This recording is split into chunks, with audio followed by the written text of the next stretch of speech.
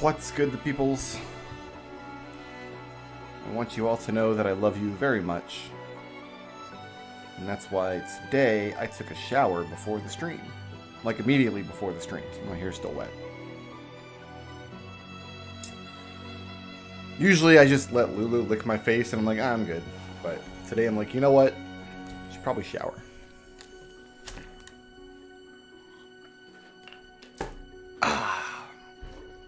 Let's do a solo run.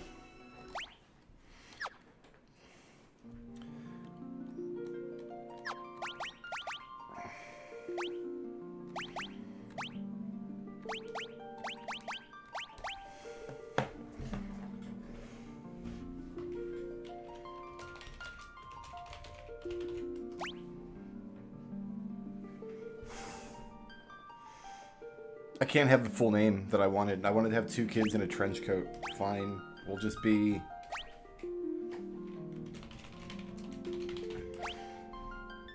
Definitely Y. I feel like we got more letters in Final Fantasy V. There. That fits. Alright. So you're gonna be a black mage, and you're gonna be a black mage, and we're done. Just name all characters. Why do I have to name all the characters?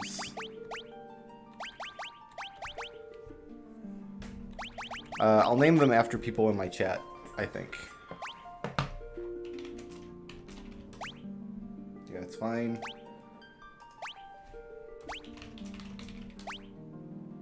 The other goo, that's okay.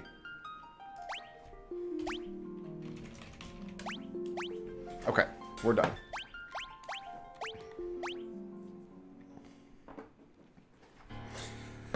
Gonna do a white mage solo run. I have not done a solo run. Well, I guess it's just been a few months. We did a black belt solo. Can't skip this cutscene. The world lies shrouded in darkness.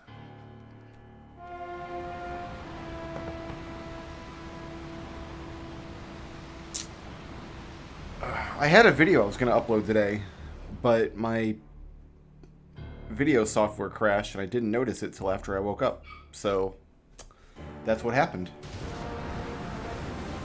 I definitely have a video for tomorrow. It's already rendered out, but I recorded it and I was gonna put it online and I'm like, people are gonna think this is an April Fool's video, and the last thing in the world that I want is for people to think that I participate in the nonsense that is April Fool's. So I gotta put it up tomorrow. So I'll probably upload it tonight, and then tomorrow morning it'll be live, and you guys can enjoy it. I recommend not watching it, because it's a terrible video. I kind of wish I hadn't made it, but it's already done, so...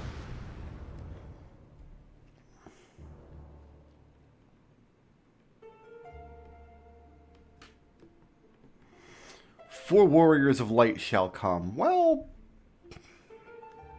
debatable. Well, one young traveler did at last appear.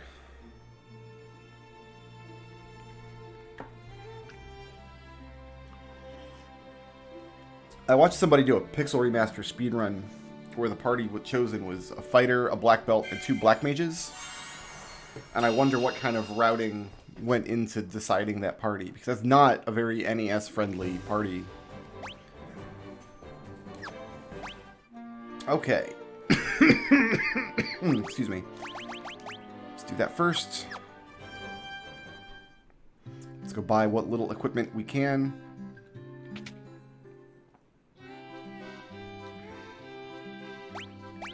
So we're gonna get clothes. Oh, we've already got clothes equipped. I forgot, you start with equipment in this version. Oh, well then, we'll just remove some stuff. Let's strip all the clothes off of these mages.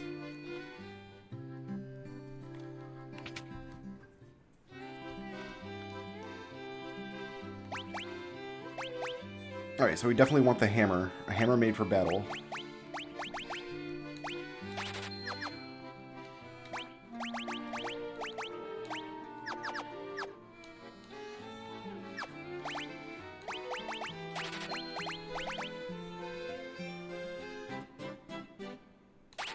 Cool.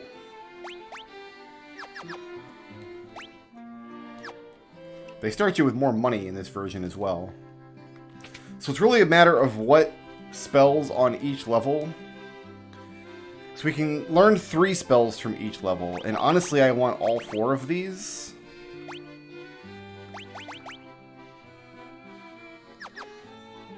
Can you forget spells in this? You can. Okay. I think what we're going to end up doing is buying Dia for now. But later we're probably going to forget Dia and pick up Protect. So we definitely want Blink.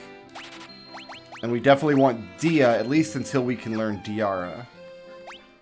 But we're probably going to forget Dia, and I think Protect is going to be the more valuable spell later in the game. We still have some gil. Move it, move it.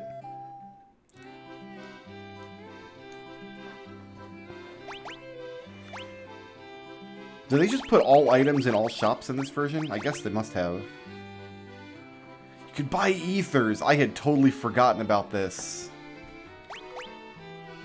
Cool.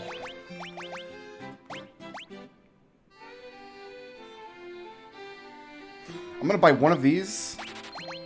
And I'm gonna buy the rest potions. That seems appropriate.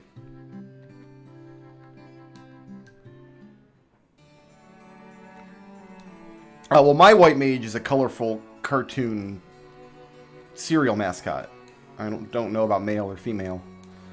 I wouldn't want to presume their gender, but white mages are girls, yes.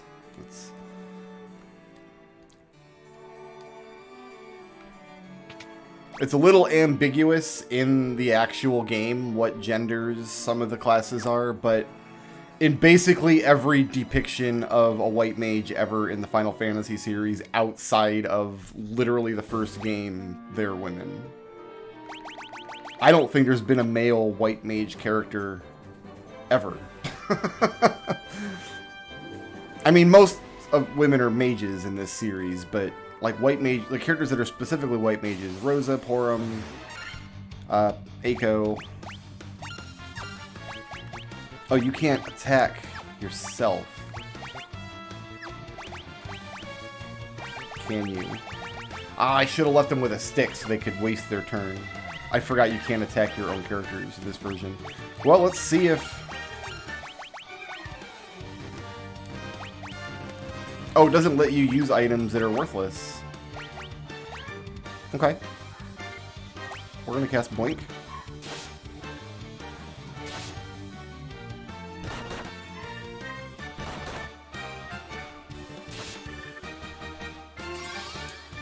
I don't know that Minwu is a male. Also, Final Fantasy II doesn't count. Don't be ridiculous. Obviously, Final Fantasy II does not count. Like that, I thought that went without saying.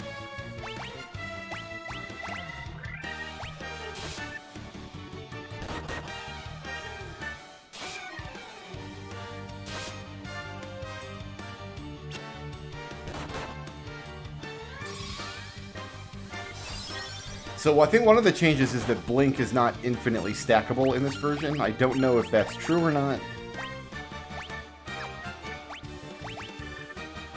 I can't waste any more turns with Toucan Sam here. So in the original game, you could just waste a turn by using an item that doesn't have a use. But I guess you can't just pass your turn in this version. Oh, I can defend. Totally passed my turn. Nice.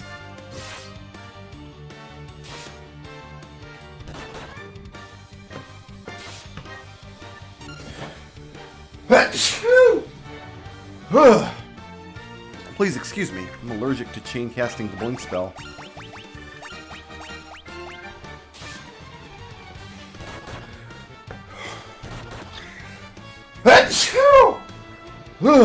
Man, that Blink spell, that's hard. Harsh on the sinuses, I gotta say.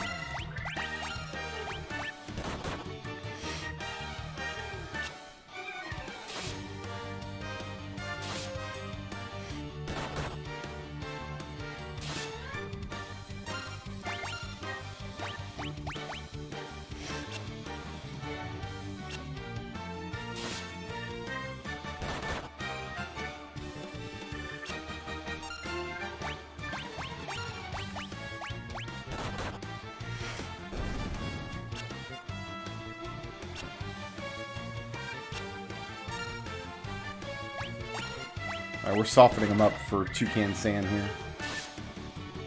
Dead!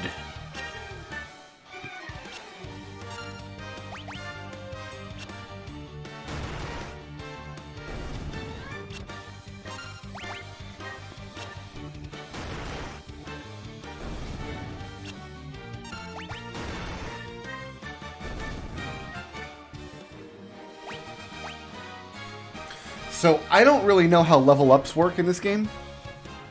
In the NES version, there was variants, and you could get like a big level up or a small level up. And in some solo runs, you wanted to save scum your levels to ensure you were getting the best stats. I don't know if that's the case in this game or not.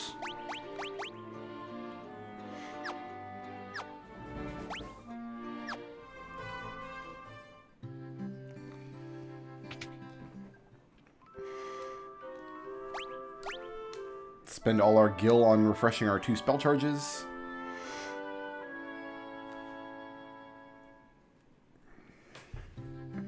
Alright, so I think the first order of business is we're going to try to get up there and get the equipment out of the Chaos Shrine.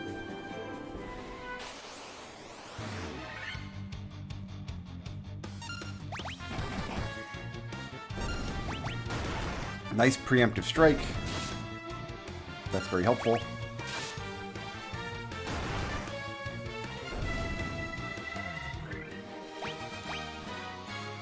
Gonna spend a lot of time swinging this hammer, man. For show. Did not get an extra spell charge at level 3. Ooh, wait. What spells do we have here? Or what parties do we have here? Not Hubert. Oh, I'm funny. Okay. Wait, why was not Hubert's Black Mage's back alive, I wonder? So this is why we bought Dia. For this exact encounter.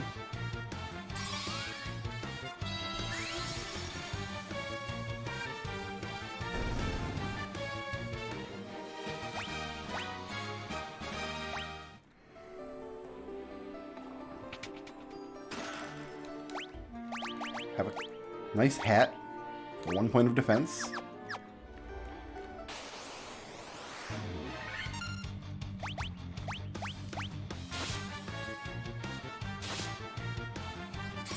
I think I'm going to blink in this fight and then cast Cure and then use my Ether.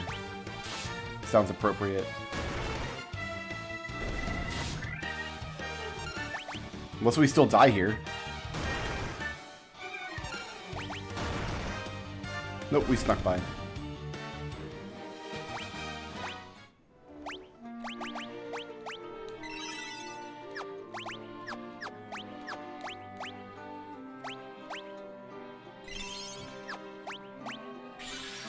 So now I can either blink or Dia one more time, and then we can run for the door. I don't think this fight's actually worth using any spell charges on. I think we can just win this.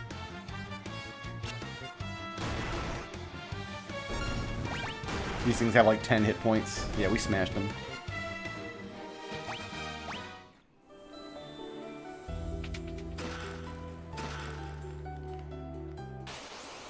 I thought there were gloves in there.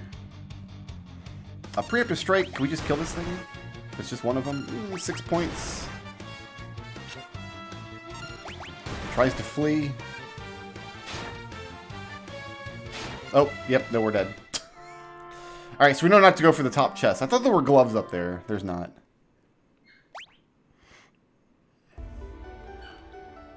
This time we'll see if we can preserve the ether, but we do want that hat.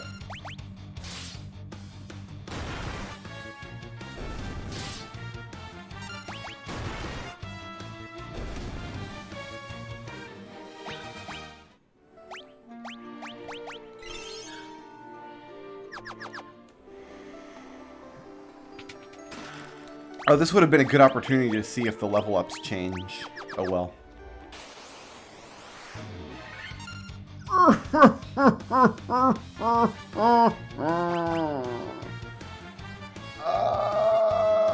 We'll try it. We're already dead because we're poisoned. That's a rough encounter, my dudes.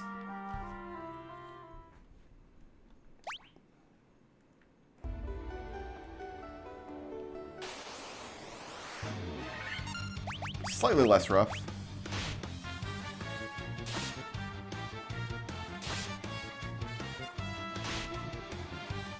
Would have been nice if I had cast Blink earlier in the round, though.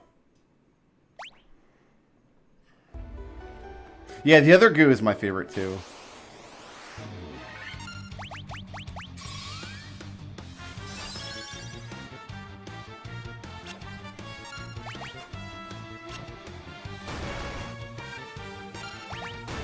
Welcome to the White Mage solo. You blink, you hit something with your hammer, and you do that for many, many rounds in a row.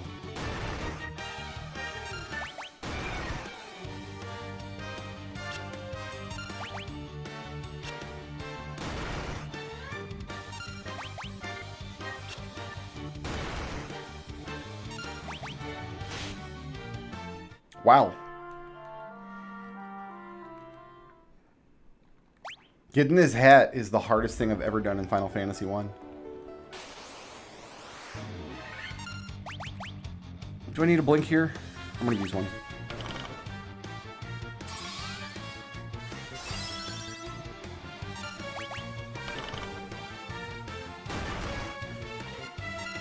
Problem is with blink, you really have to stack it to get its benefits. But we don't have the spell charges yet to reliably stack it up.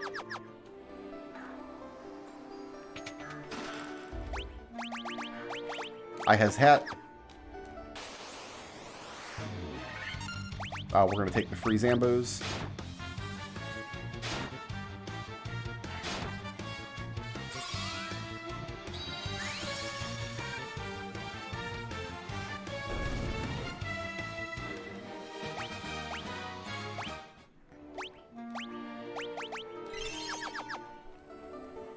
And we're going to peace out. Do you guys count as undead? We're about to find out. I mean, they're skeletons, right? They're corporeal undead. Yeah, they're undead.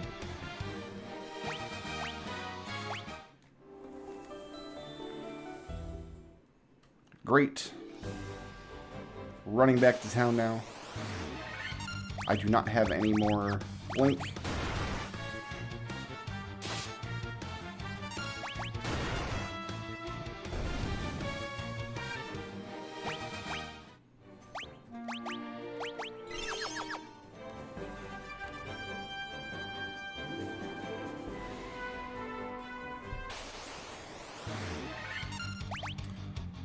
Wolves.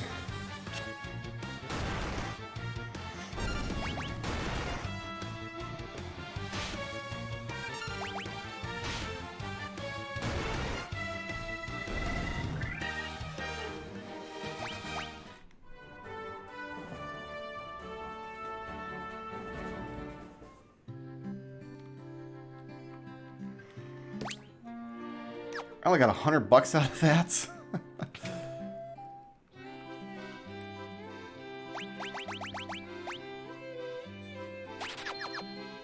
Need enough money to stay at the inn here.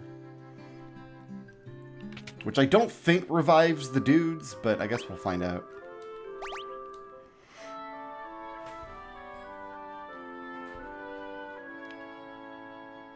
No, because there's a clinic in town that you need to use to revive the dudes, or a church, or whatever. Alright, we now have 4 spells. And we're going to go beat Garland. Goblos.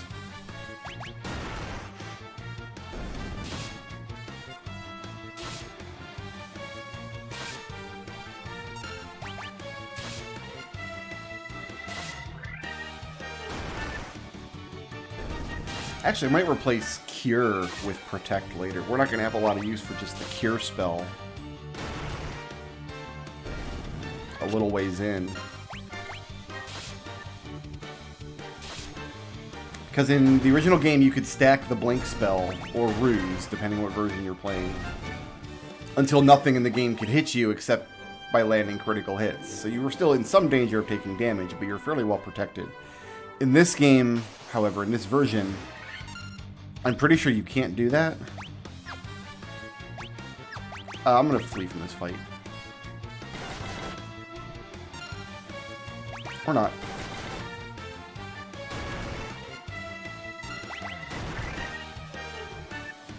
I was hoping to flee from this fight.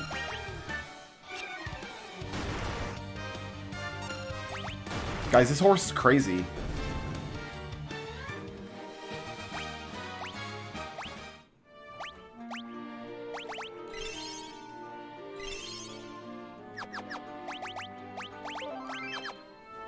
I'm trying to save all my spell charges for Garland. I wonder what he's here for.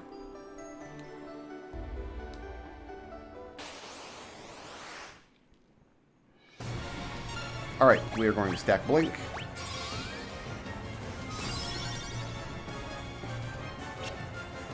And we're going to stack Blink. Now I've got 2 cure spells for when he damages us.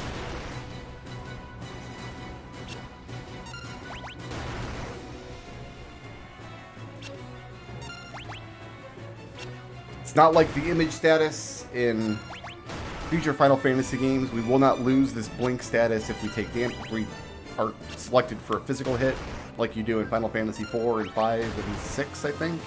No, 6 has Vanish, which kind of works separately. So even though the animation looks like the image status from Final Fantasy V, what's actually happening is it's just increased our accuracy quite a bit.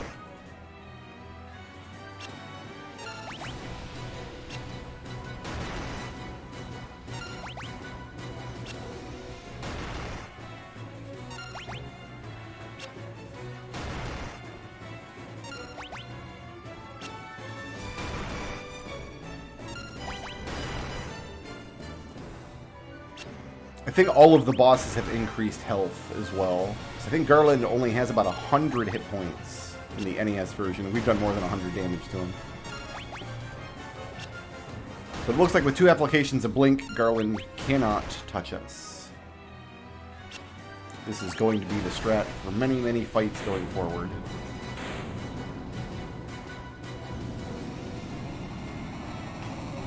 Cornelia's finest indeed.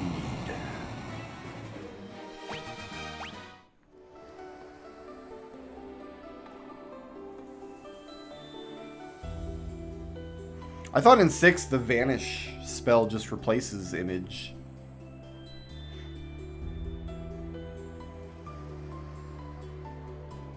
I didn't know that 6 had Image at all.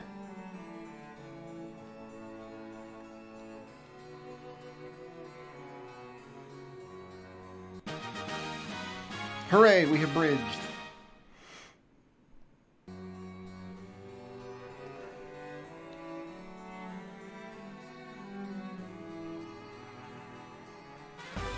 Hooray, we have looted.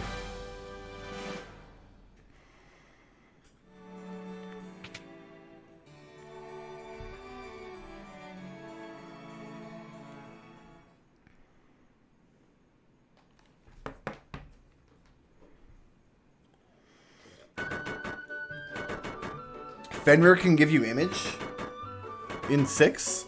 There are some boss fights, like that tentacle boss fight. We might have gotten some use out of that if I had known. Well, because Vanish doesn't work like Image. Vanish makes you permanently immune to physical attacks, but it gives magic attacks a 100% hit rate against you, and when you're hit with magic, the Vanish status gets erased. Is my recollection.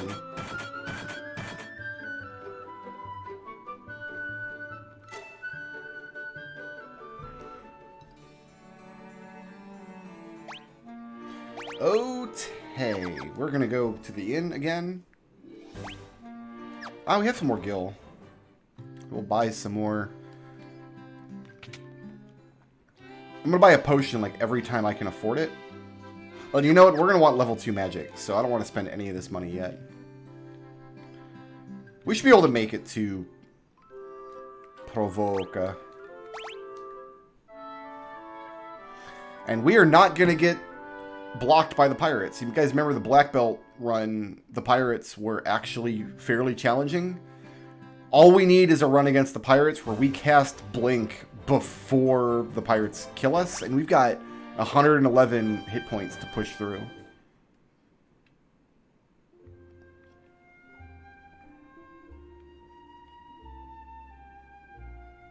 I love this image. I should set this image as like my phone home screen or something. It's not at the moment. It's... Oh, you know what? I couldn't. No, my home screen is the animated campfire from the Outer Wilds, which is... Final Fantasy's a great game, but Outer Wilds is a unique game, like a once-in-a-lifetime game. Like, Final Fantasy is one of my favorite games ever, but there's a lot of these kind of games. Like, even on the NES back in the 90s, you had a lot of RPG options. While there is nothing else quite like Outer Wilds.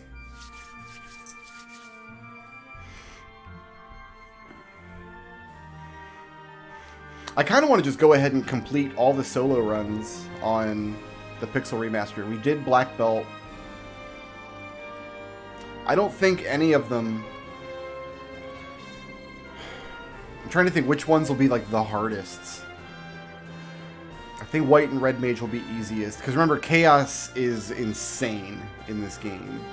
I'm pretty sure they just brought the version of Chaos from Dawn of Souls, and he does not have any of his drawbacks or predictability from the NES version. But I'm pretty sure if Black Belt can do it, any class can do it.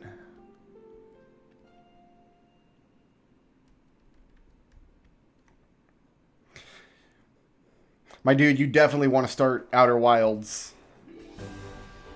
And I'm not really like a big spoiler monkey myself. Like, I usually don't get all worked up if like people spoil games or talk about games I haven't played. But Outer Wilds, for sure, I think your experience is going to be better the less you know about it going in. A lot of people say that about like every game that comes out, but I never say that about any game, and the fact that I'm saying it about Outer Wilds, because it's such a unique game. You've never played anything else like it. It doesn't click with everybody. It wasn't a smash hit. It didn't sell 3 trillion copies, but like it might not click. Doesn't click with everybody, but man, it clicked hard with me.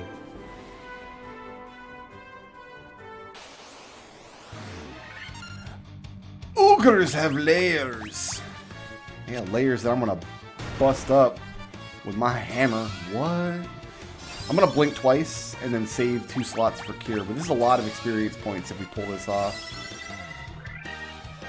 And I don't see any reason why we shouldn't. These ogres...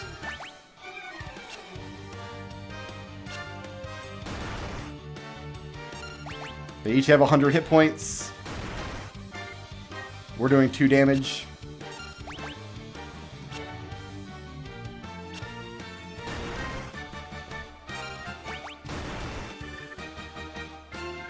No, it's not Outer Worlds. A lot of people get the 2 titles confused. I want to play Outer Worlds, actually. I was going to, back when it came out. I was going to grab a copy and play through it, because it did look cool. I watched a friend of mine play Outer Worlds a little bit. But I'm, like, open-worlded out right now, having just played Pokemon and have gone through Horizon. I haven't finished Horizon. I think I've got, like, 1 or 2 story missions left. I want to get back and complete it, but... I haven't felt the hankering to go back and revisit or pick up the Outer Worlds since my initial recollection.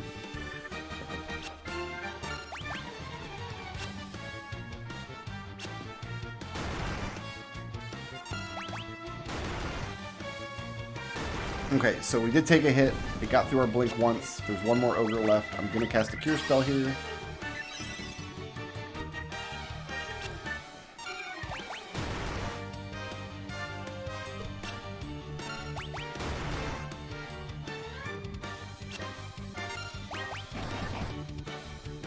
Wow, 26 damage. That's a large attack.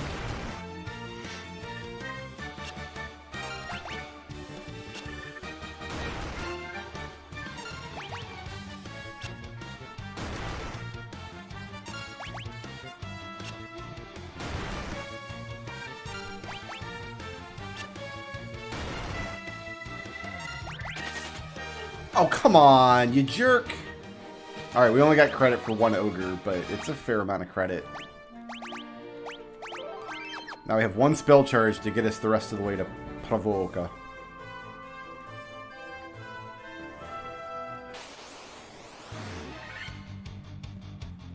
We'll try to blink this.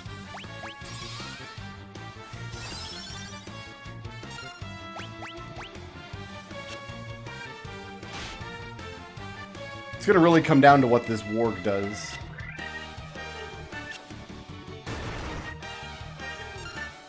Wow, that one attack was not enough to kill a wolf? We're gonna be here for a minute. I'm ride or die on these wolves, though. Like, I don't have any more I have a potion I can throw, I guess. We have 2 potions, actually. I'm gonna throw one.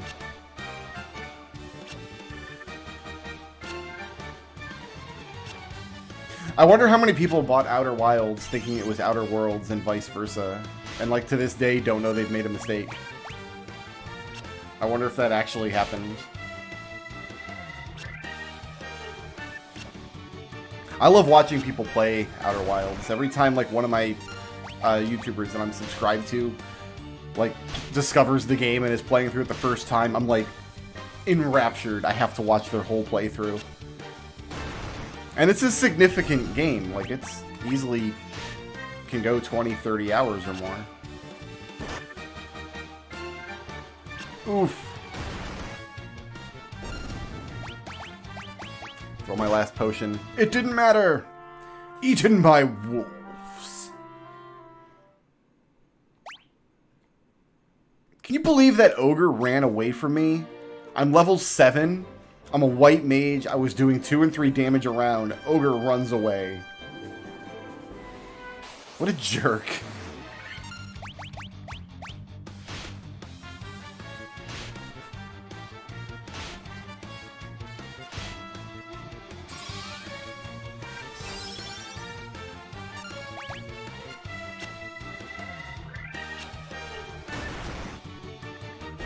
Okay, I was expecting to one-hit these wolves, but I guess we have to roll pretty high damage for that to happen.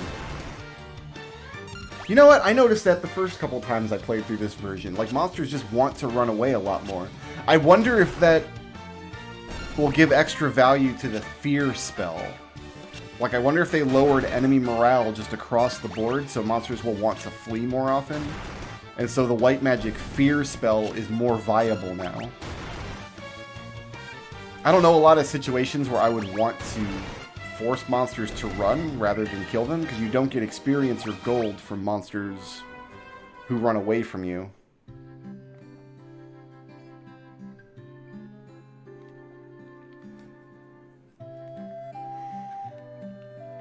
I mean, functionally a low-level run would just be the regular speed run. In a lot of ways. Oh, there's gloves here. I'm gonna buy gloves. I'm gonna equip gloves.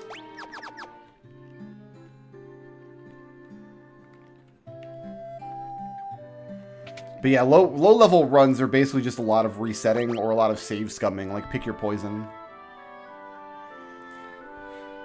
I think a solo... Like, I had to be max level to complete the solo black belt. And I suspect I'll be max level with the solo white mage as well.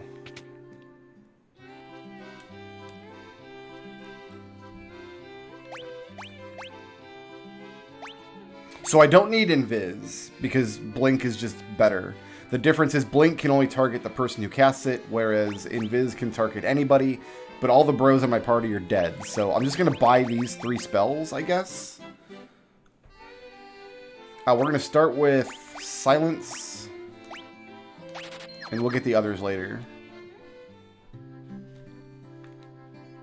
And there's not a weapon here for me. I'm stuck with his hammer for a hot minute. Yeah.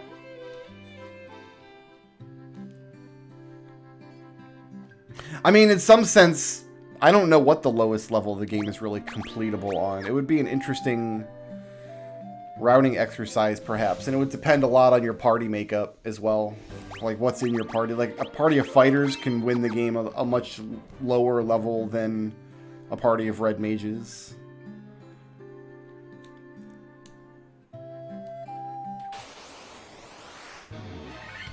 Alright, we just have to get this blink spell off.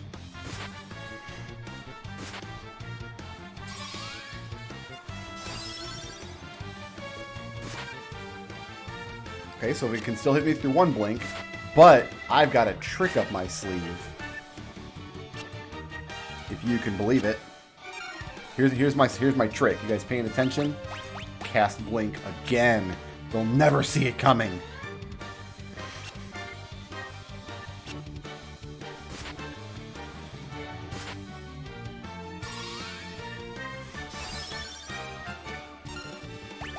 Now let's cure.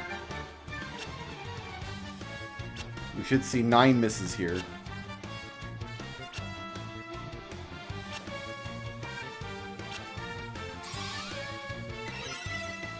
Mm-hmm.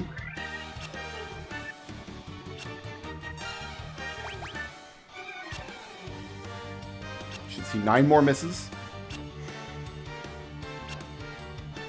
So I've completed a solo white mage on console, on NES, and I've completed it. Oh, they have increased hit points. All the bosses have increased hit points, of course. And I've completed it on Dawn of Souls. I've completed all the solos on Dawn of Souls. So I wonder if I just want to complete them all on the Pixel Remaster. Of course, in Dawn of Souls, you have a lot of extra equipment and stuff you can get your hands on.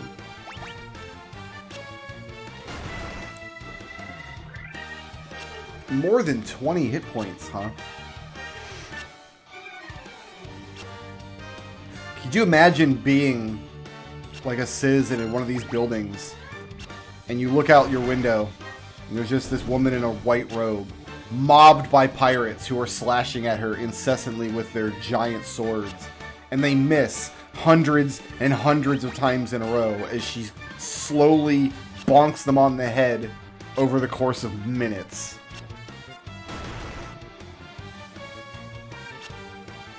And then you post the whole video to the Facepalm subreddit.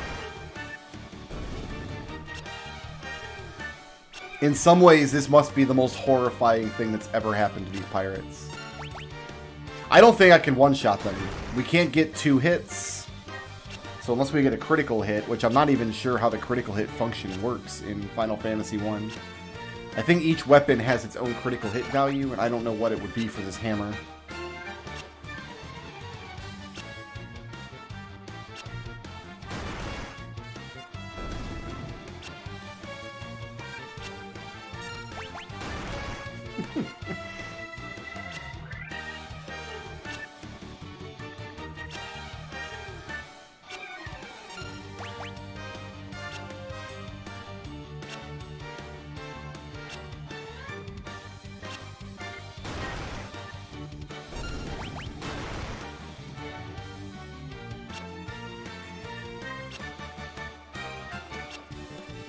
But yeah, we were stuck here for a minute as Black Belt, if you recall, because Black Belt just has to take all the damage.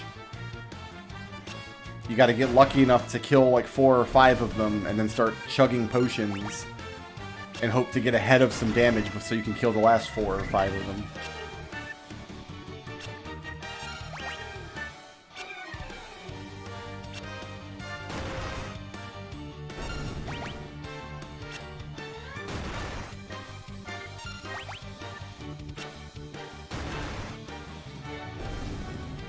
Excellent.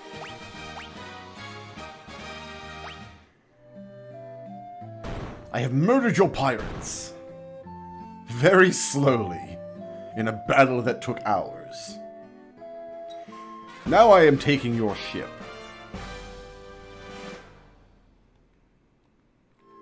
Thank you for your patronage. Now I'm going to buy more spells.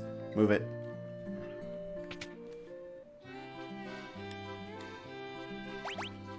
Where would I cast this? Lich, maybe. Yeah, Lich and maybe Astos.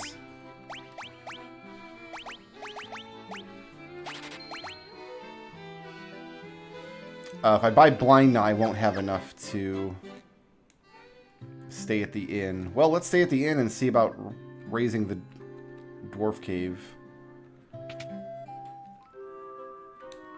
Hi, I want my spell charges back, please.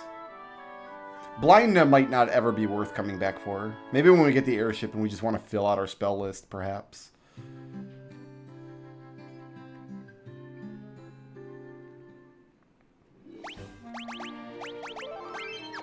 Oh, I better buy some antidotes, actually, before I move on. We could get poisoned.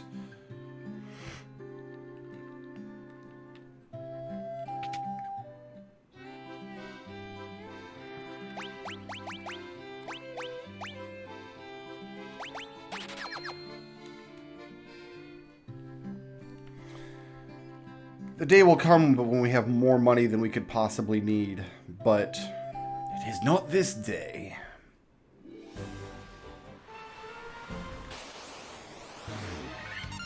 Yeah, we're gonna blink here. I'll kill some sharks very slowly.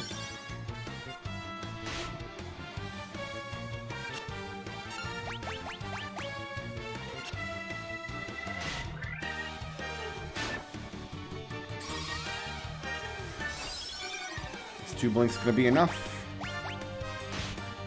Nope, we need a 3rd blink.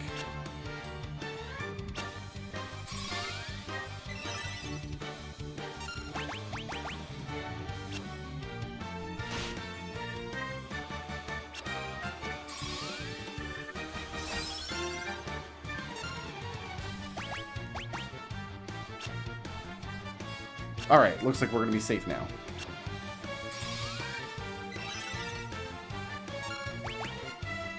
Sharks have what, like 120 hit points?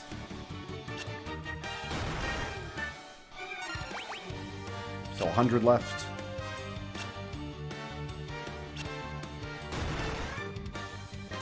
$75.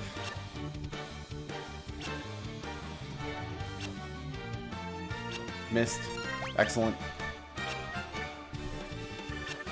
Part of my ship is broken back there. Like, I guess that's where the monsters broke onto the ship.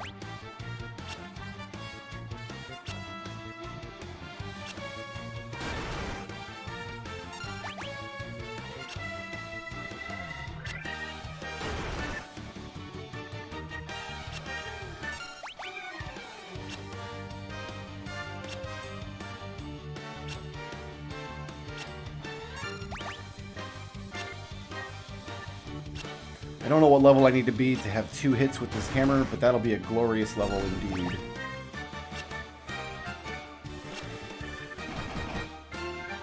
Ooh, 46. Where'd that come from?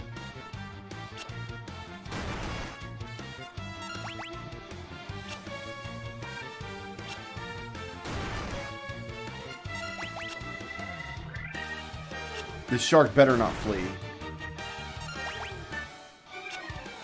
I've invested too much time into this shark to watch it flee.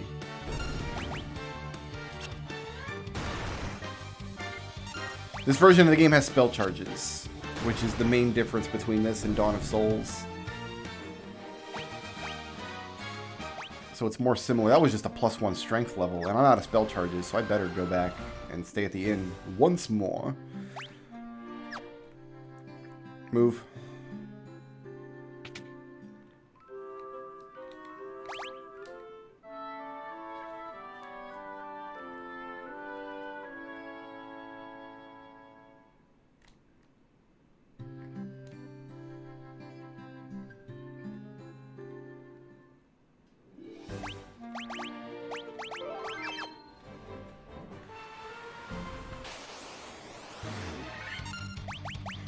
Do it again.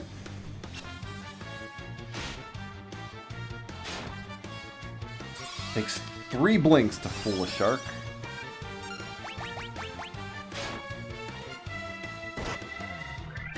Oh, that was a rough scene, man. That Sahagin chief. I guess the Sahagin we killed in the previous battle was a friend of the chief. It's like, oh, it's this fight again. Alright, we'll do this fight again.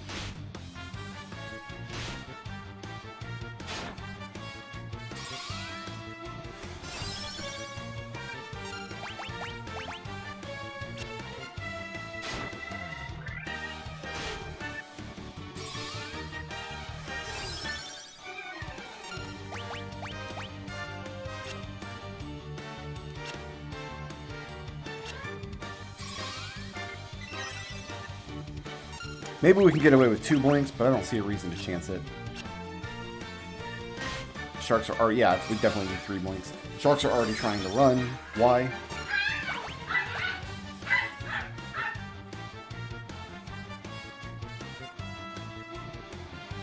We have a dog situation in the house. I'm gonna let my wife handle it. So yeah, Blink does stack. In the NES version, you can keep casting the Blink spell, which is called Ruse in that version, until you have maximum evasion. And then the only thing that can hit you is a critical hit. In this version, I've read that Blink does not stack all the way to the max, but it does stack at least a little bit, we can tell. I don't know what the actual rules are. We're going to find out as we go, I guess. We'll see when we get to Kraken and I can't blink enough to defeat Kraken or something.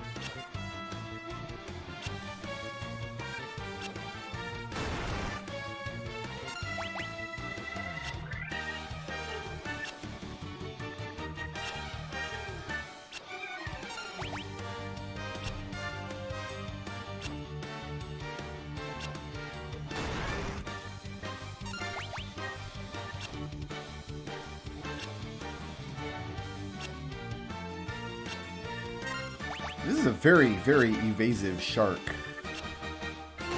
Hard to draw a bead on.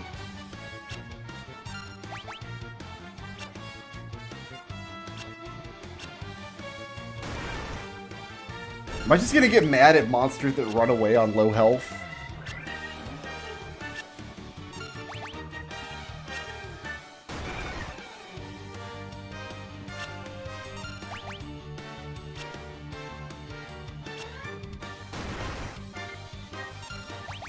In the NES version, you could get Fear to stick on certain bosses.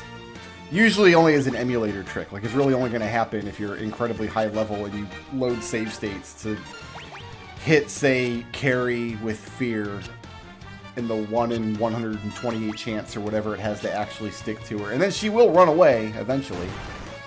It's pretty funny to do once. That Sahagin is out of here. You know, this crazy lady got a hammer. I don't want to be around to see how this ends. The whole deck is just covered with smashed shark fat and blood and cracked bones.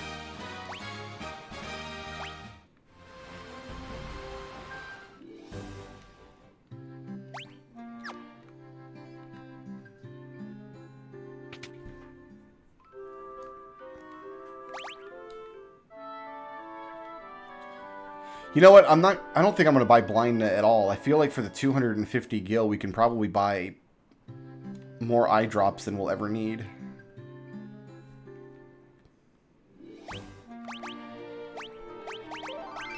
Alright, we've already got level 4 spell charges. We should probably try to get down to Elfland at some point. 6 Sahagins.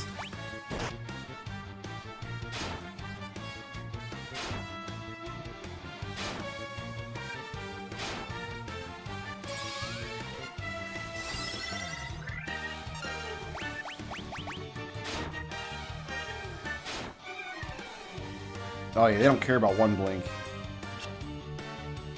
Because I'm punching through that. 2 blinks.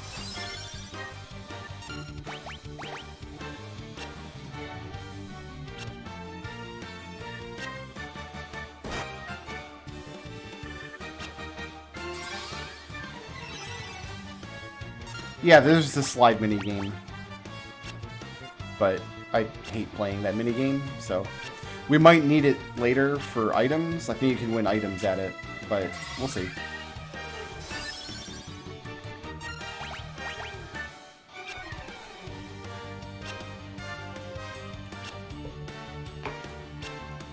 Are the items in this version? I can't remember now.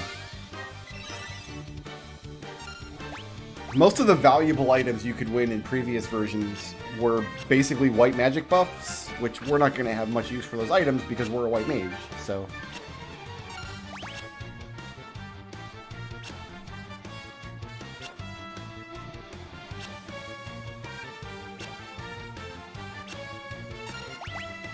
Eventually I'm going to hit one of these guys.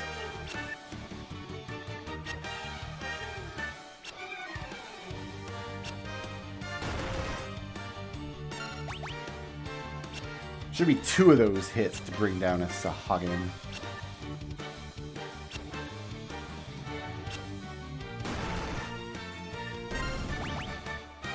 Looks about correct.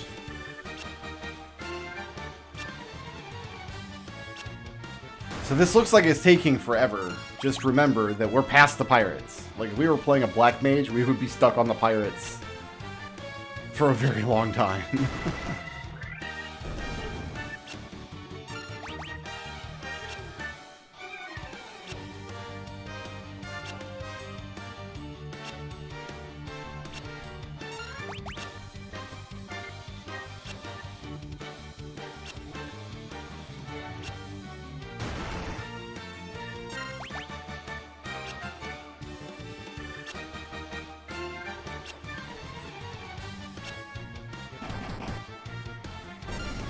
Halfway done. That 48 damage might have killed one from full HP.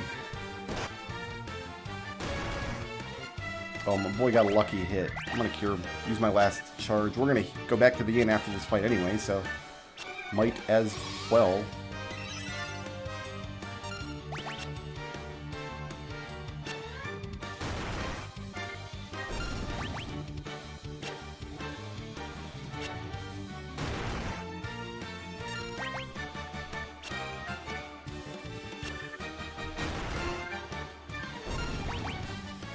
Alright, I think we got all 6 of these guys. None of them decided to... Well, one of them tried to flee and failed. Failed his gut check there, buddy. Oh, this one wants to take 3 hits. He wants to get 3 bonks.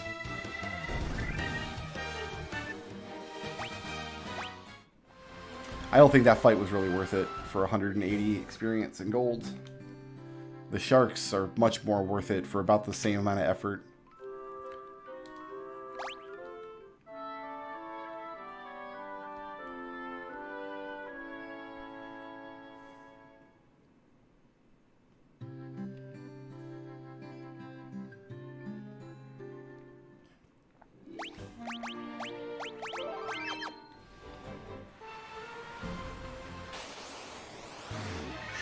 Nope, we're not doing this again.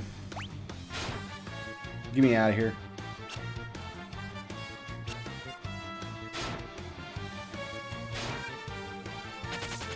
Great.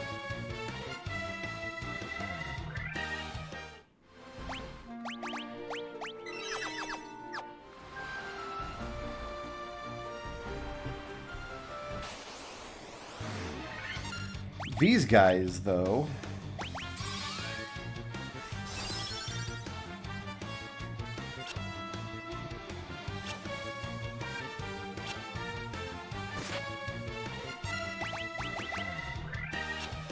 Looks like 2 blinks might be the business here.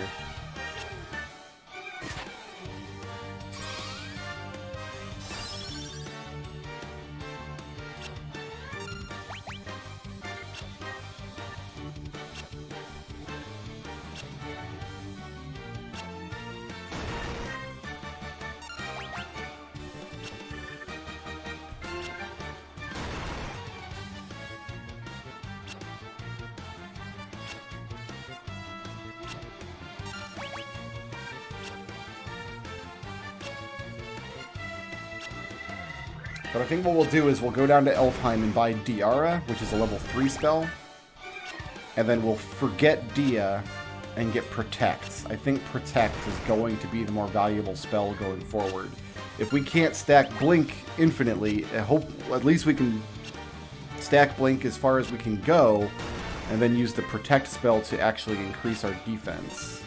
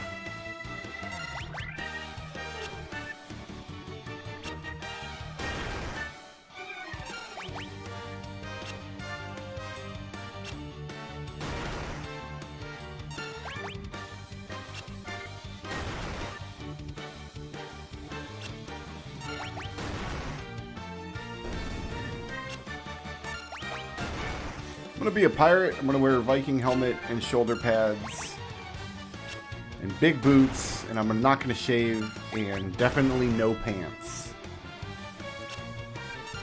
Cannot stress that enough. No pants. Ever. 600 gil. I've got 3 spell charges left in case I get attacked by sharks before making it up here. I did not! Nice.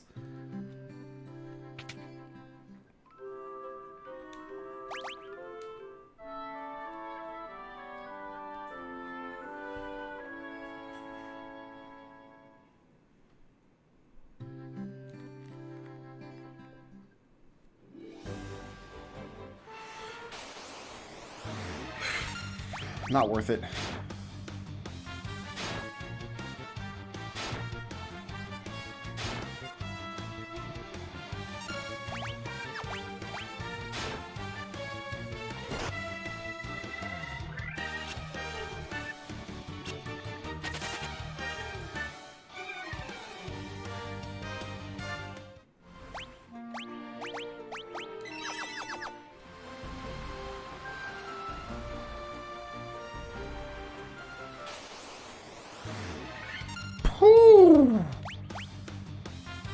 We're probably dead here.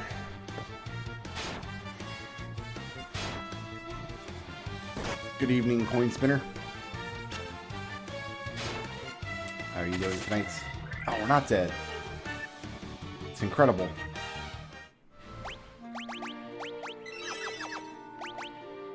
I don't know if I want to save here, though, necessarily. We'll get an autosave if we make it to the cave. I think we'll just rely on that. Yeah, this is another fight we just gotta get rid of.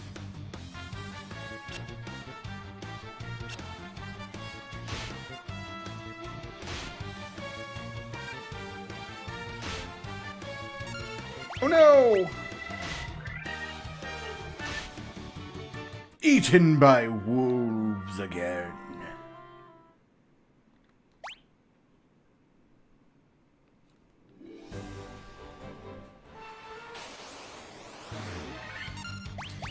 You know, I'm not feeling this one either.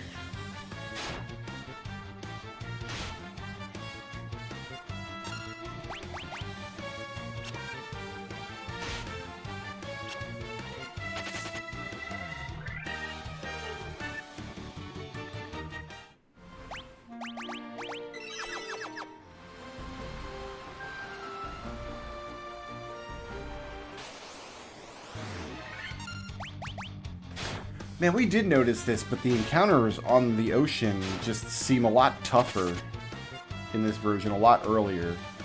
Like seeing those red Sahagins more often than I usually recall.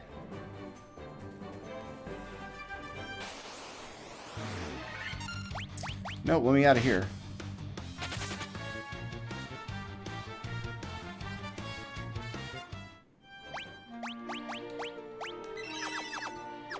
So half of my cure spells to get to the cave. If it takes half to get back home,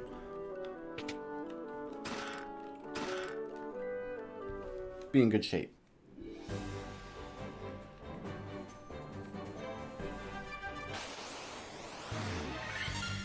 Oh, I want this fight though. We'll try it. What's the worst that can happen? We get a game over and have to take 6 steps again?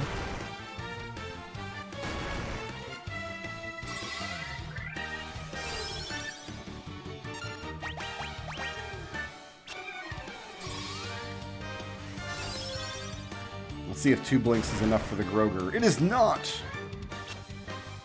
Oh, we're living dangerously.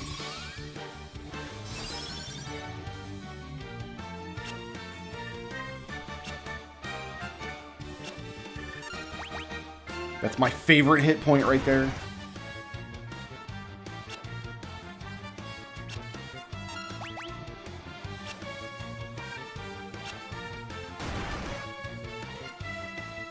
Putting out them big numbers. Popping them single digits. What up?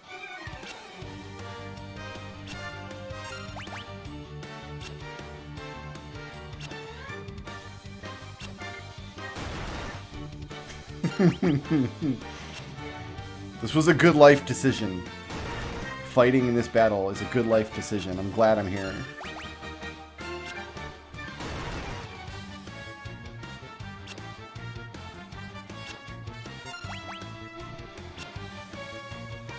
All it's going to take is for one of them to land a critical hit and ignore my evasion and...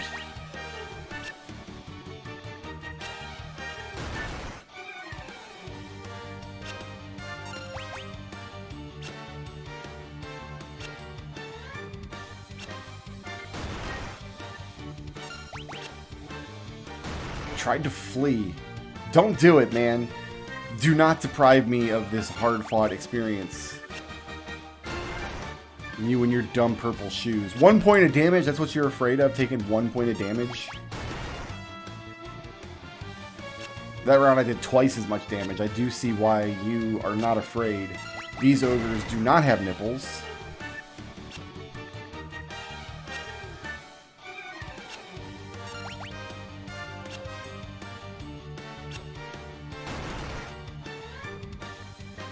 Nah. See, these ogres are the ones that are going to get hospital bills. I'm bonking them repeatedly. Like, it says 1 point of damage, but, like, hit yourself in the head with a hammer as softly as you possibly can. And then do it over and over and over and over again.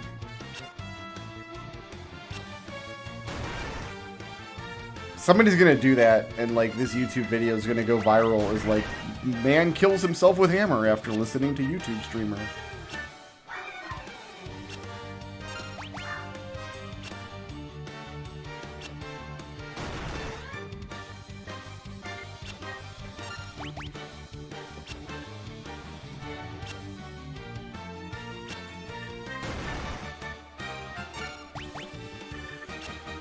I don't know how many hit points Groger has. Oh, I guess that's it. He had that many.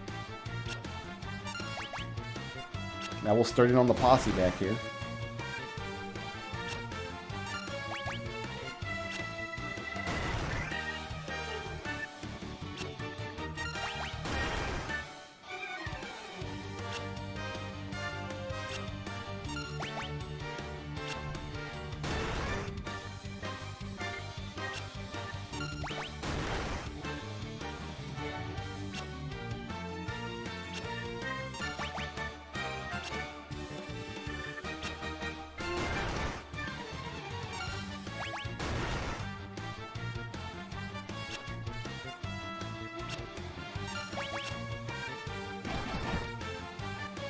Got him.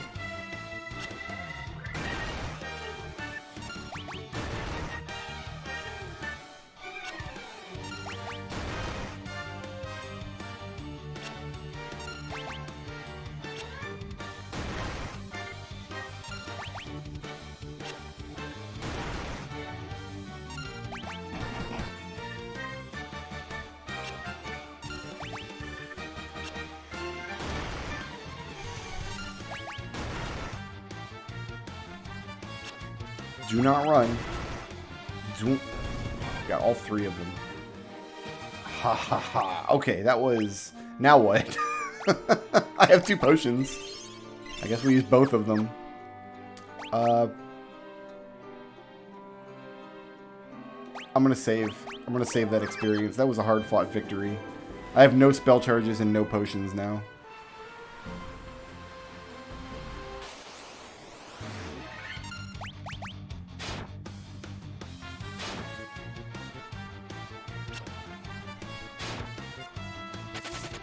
Good.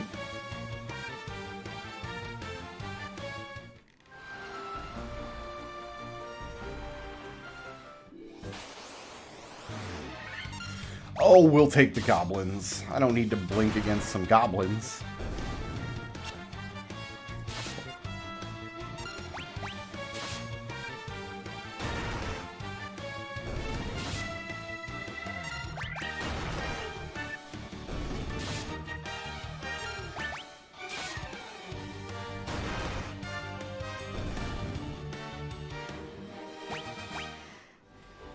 I appreciate the offer, but I'm not going to need any help, my dude.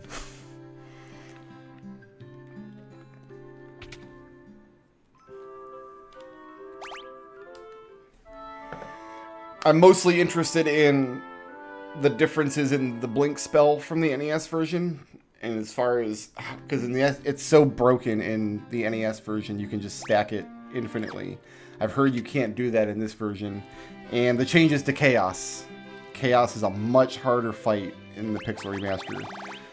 I'm just going to buy 4 potions. That should be enough to get me downtown.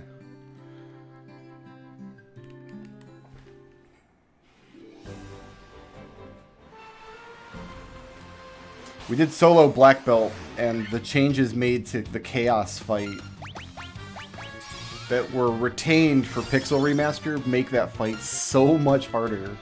Did I want 1 blink or 2 against these guys? Let's try 1. And if I take damage, I'll cast another one.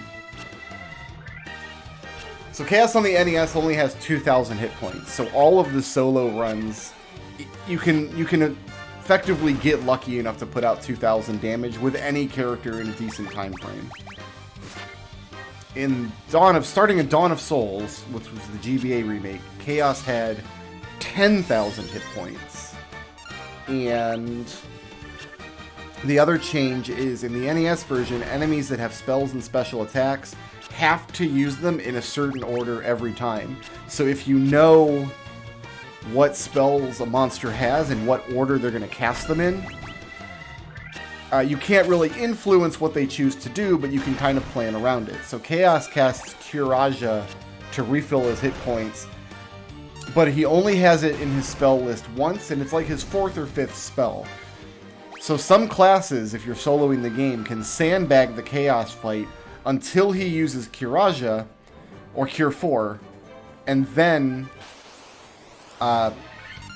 you know that they've got 8 spells before he's going to cast Cure Raja again. And that time, like you spend, okay, I'm going to buff myself until I see Cure Raja, then I'm going to go in for the kill.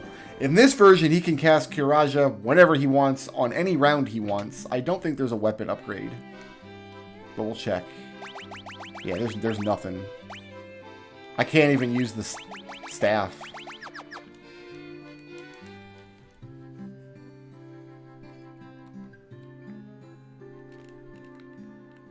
I tried playing the MSX version once. I was using like a really kind of janky MSX emulator that I'm not sure was configured properly. But, oh, we're not going to need heal. We're going to buy Diara. And we're going to buy Kira. And we're going to buy Null Blaze eventually. But right now I'm going to go back and I'm going to sack the Dia spell for Protect.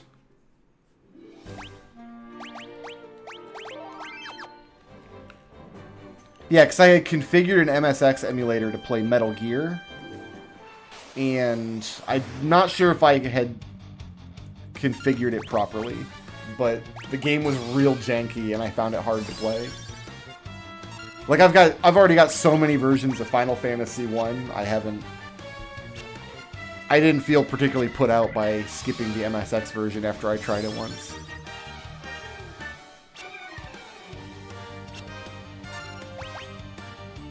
Now, when you say you know how this game works very well, do you mean you know how Final Fantasy 1 works very well, or you know how the Pixel Remaster specifically works very well?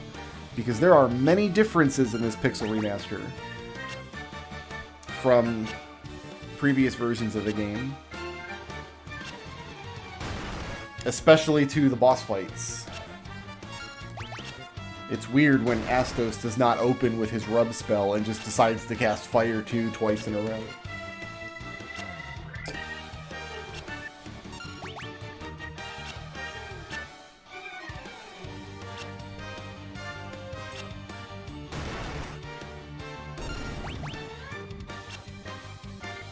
Also, a version of the Black Belt that doesn't have, like, the Black Belt damage formula sounds miserable.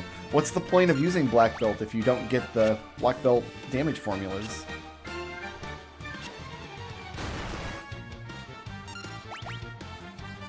That sounds like a weird bug.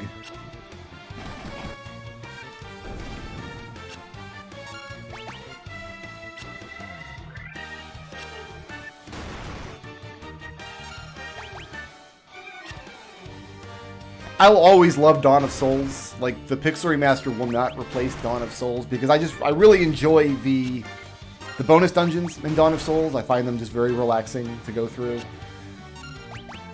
And it's a version of the game where you have magic points instead of spell charges, which I don't think is better or worse. It just makes for a very different experience. Like, mage teams are a lot more viable in Dawn of Souls. Like, this solo white mage challenge would be a little, well, quite a bit easier on Dawn of Souls, actually. Oh, I don't want to fight 6 Sahagins, though. We'll be in this fight forever. I'm gonna run.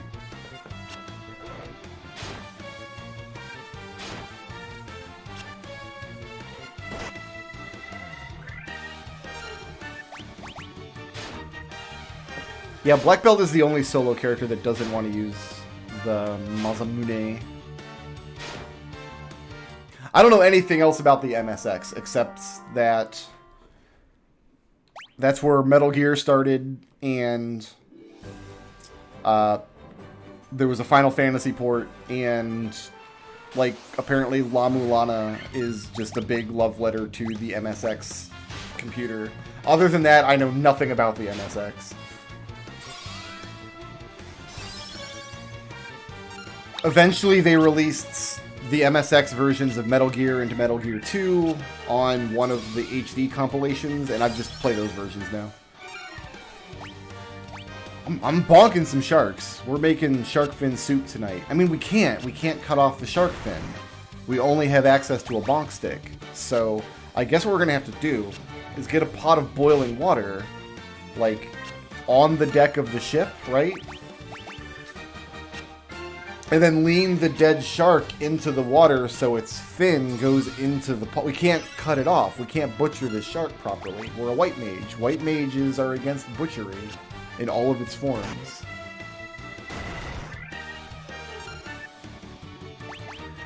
I think the MSX graphics look nice. Like, I've seen the screenshots and stuff of it. And I know that the Final Fantasy 1 randomizer community... I need one more cure spell, I think. Somebody has done like ROM hacks or ROM patches or something of the NES ROM that import the 3-color sprites for like 3-color character sprites.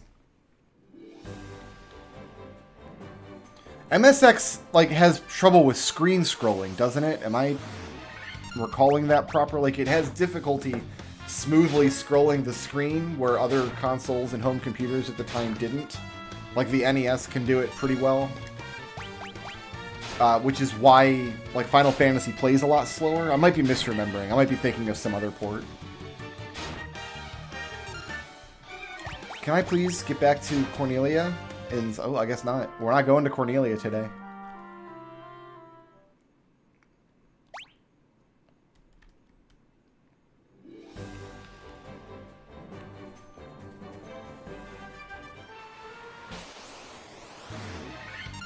These Sahagins are just blocking me at every turn. This is what solo runs turn into sometimes, gang. You just reset a lot. Although in this version you can save on any tile. You can quick save anywhere in the game on any tile you want, so... The 2 hardest spots in the game for me in the Pixel Remaster with the solo Black Belts, which is the only other solo I've completed so far, was the Undead tile in the Ice Cave, and then Chaos.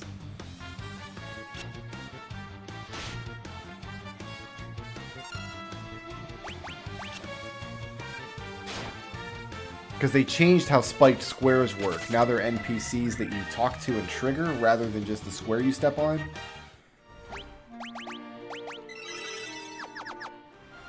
I've also got Kira now. So we can focus on using slightly less of our...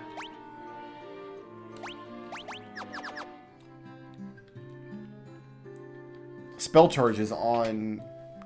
healing, and we can focus them on Blink and now Protect.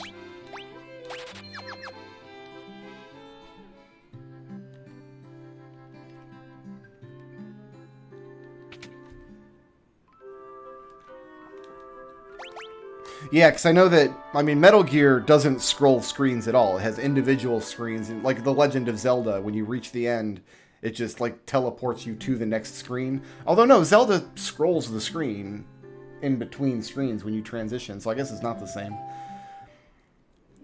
But yeah, my conception of the MSX is that it has a lot of those, like, single-screen games where each screen is an entity unto itself. Kind of like La Mulana pastiched later on. This is all we get, gang, until the Marsh Cave. So I think what I might want to do is we can go into the Marsh Cave and try to loot. No, we can buy a copper ring, a copper bracelet in Ilfheim. Yeah, we're going to want to do that before going further.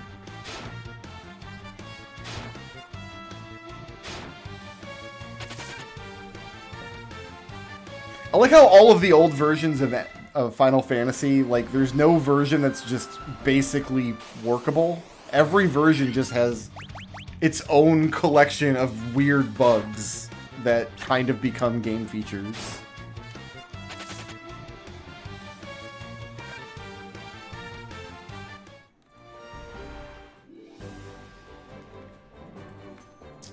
How much is a Copair bracelet?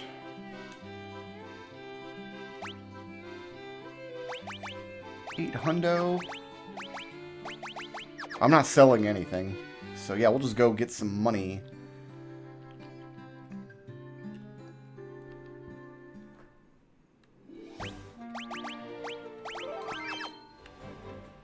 In Das Woods.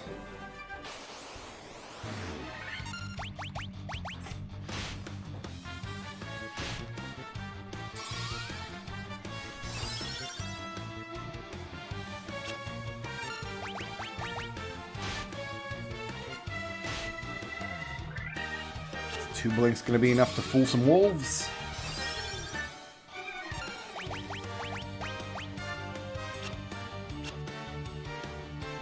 That wolf wasn't even bonked once and he decided to... Maybe he got bored and wanted to run away.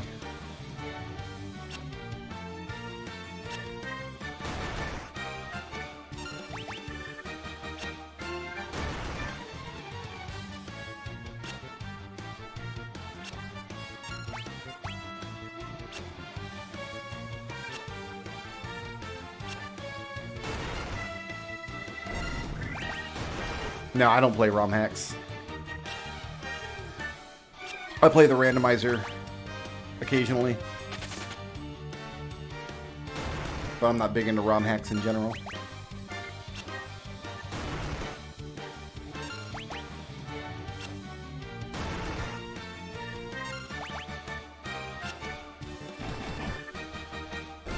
$50 damage? Where did that come from?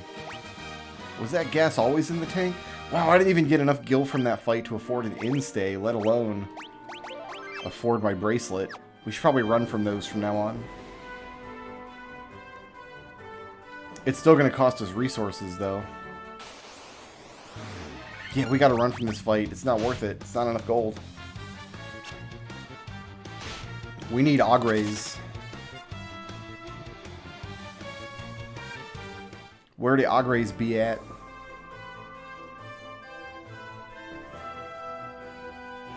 Are they up here?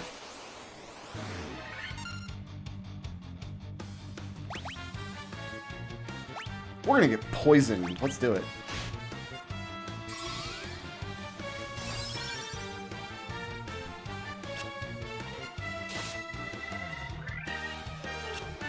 This fight's really not gonna be worth it. Like, not even a little bit. Shoot.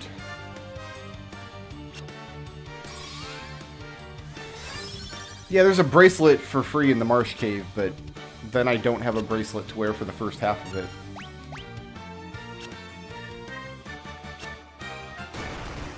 I'm so close to affording one. If I can just bonk this green dog.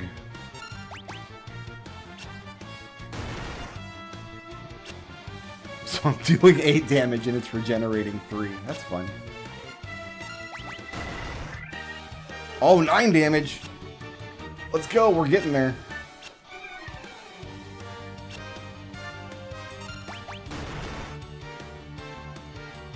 That's 17. That's the biggest number there is.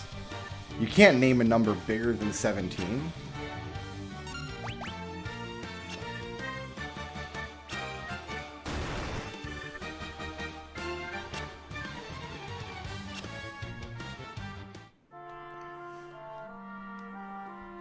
Yeah. I know that they've tweaked a lot of the encounter lists in this game.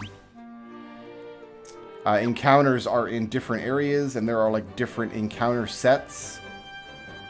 So ogres might just not be as common in these woods as they once were. Like, yeah, these warg wolves are pointless.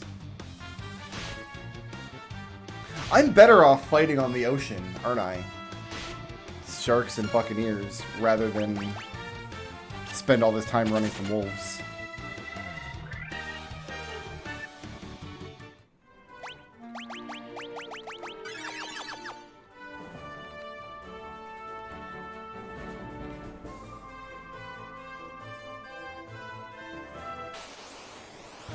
Here we go. This is the fight we're looking for.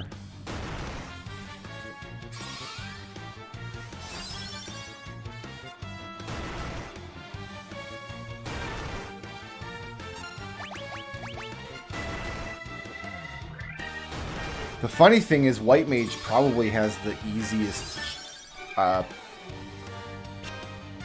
War Mech fight. I've done War Mech with a solo White Mage. I've done it with a solo Black Mage too, and lots of resetting. Do I need one more blink here? I feel like I must have casted 2.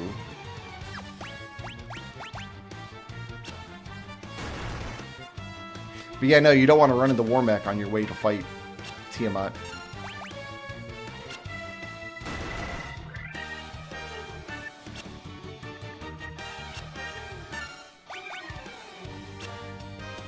So on the MSX version, can you not Bane Tiamat? Because I don't remember. I don't think Tiamat was Baneable on this version.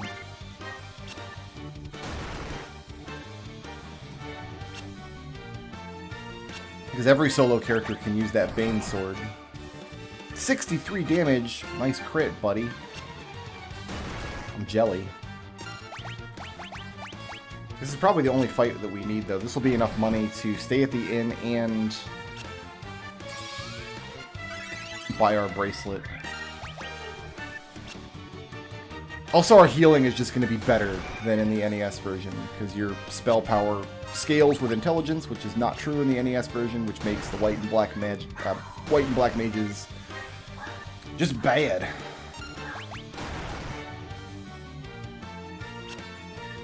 Doggos are upset. I don't know why. Lulu even went on a walk today.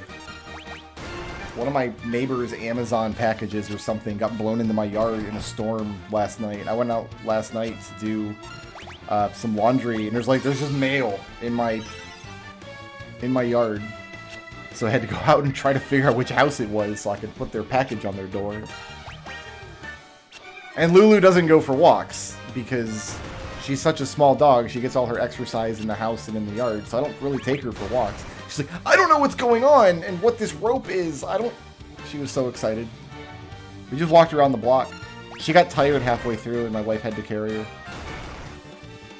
I probably needed 3 blinks here.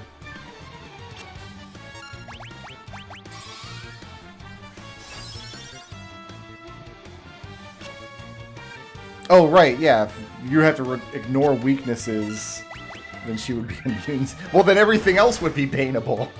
Except for Tiamat. It's so weird. So you want to cast, like, fire magic against Agamas? Weird. I got so used to the, like, speed up quality of life stuff in the randomizer that, like, going back and playing Final Fantasy 1 on cartridge was it felt just very slow and sluggish. We were at a, like, video game themed bar a couple years ago before the pandemic, and for some reason they had an NES with Final Fantasy 1 plugged into a TV. So all my friends were, like, doing karaoke and, like, other bar stuff. I was just sitting there playing Final Fantasy. Like, man, where's my run button? This is weird.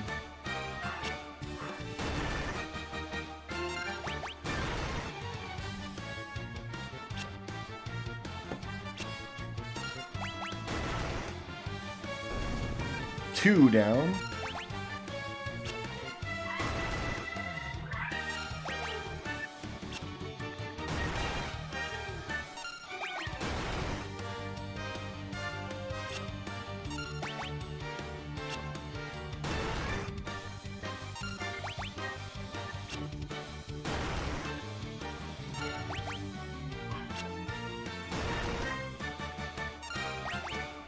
Hoping we kill this thing before it runs away.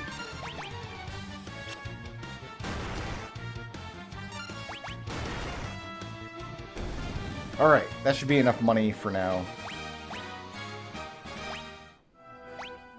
Definitely going to save the game here. So I got 11 hit points to walk back to town. Excellent. Okay.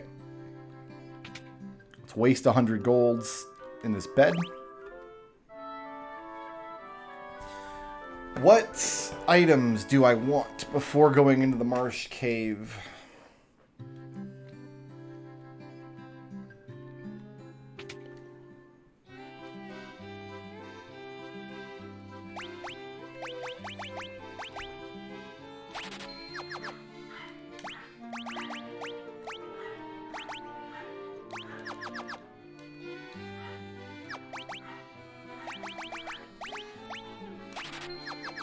I'll be back in 1 minute. I'm gonna go see what my dog is barking at. Make sure we don't have like a burglar in the house or something.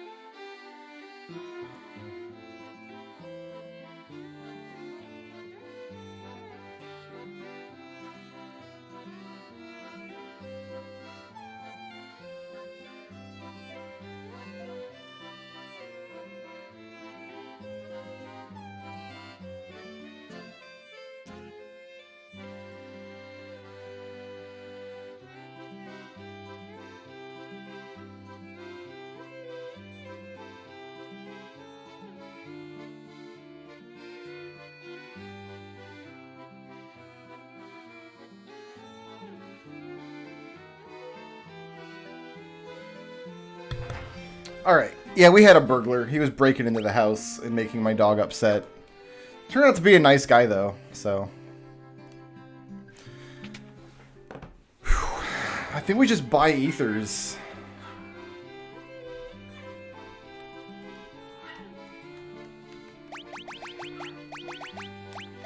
I think it's the best possible thing we can buy, because with an ether we can cast Cura. And Cure. Or Blink, or whatever we need. Is there any level 4 magic we want before moving on?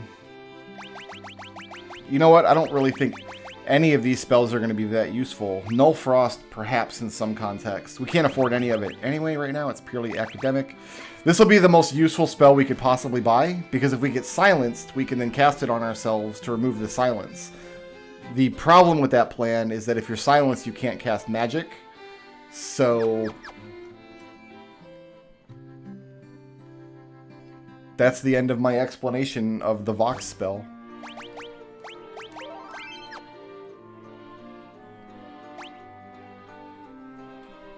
Two antidotes, 4 potions, 4 ethers. If we could fight the Pisco demons right now, I would say this probably would work. The problem is getting to the Pisco demons. Like, look at these scorpions. Where are there scorpions out here? I should probably try to kill them, though. We'll try to kill them. Oh, they get 2 hits. They're going to poison us. It's not good time.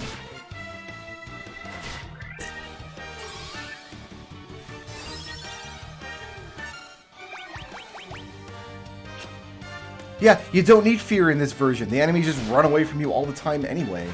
All of the enemies in this game are cowards.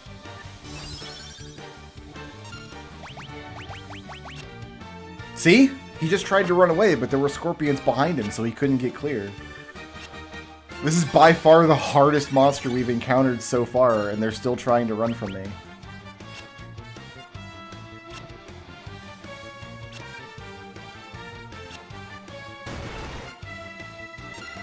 I think I'll turn whatever gold I get into this fight into potions. Tents don't matter because they don't restore magic points. I think you got to go all the way up to the house level for tents to matter at all.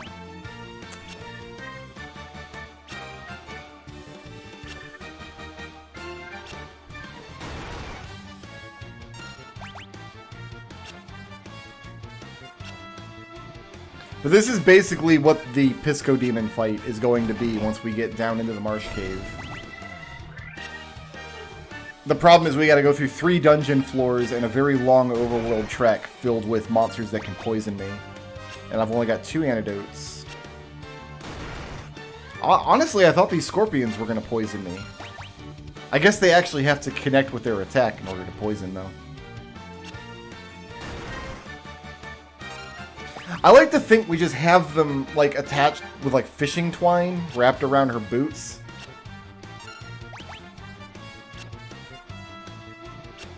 But yeah, you can imagine, like, the ogres forming up at the edge of this clearing and see the white mage come through the trees, and they'll be like, oh, this is gonna be easy. And then she drags 3 corpses behind her. And they're like, what did she do to those guys?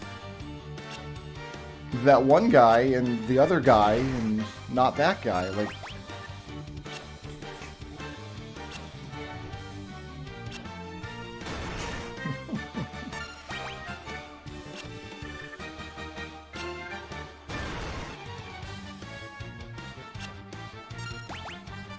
but she is going to slowly bonk her way through the whole game. What's funny is the white mage completing the point of the game up through, I would say, Lich, maybe, probably takes about the same amount of time as a solo black mage doing the same game content. The difference is the white mage never gets, like, hard locked. Like, the white mage can always progress on whatever she's doing. It just takes her forever to do any individual step. Whereas the black mage would spend 80% of that time trying to defeat the pirates and then having no difficulty whatsoever for the next, like, 8 stages of the game. So, like, the white mage is slow and steady, whereas the black mage makes progress in, like, fits and starts.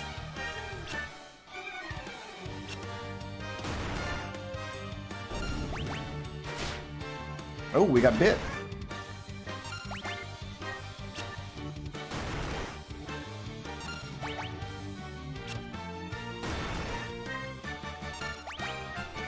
You know what? I am going to turn this gold into potions and stuff, so we're going to want to do one more encounter after this, I think. Scorpions are pretty out of depth here, so I'm feeling like this should be pretty good golds.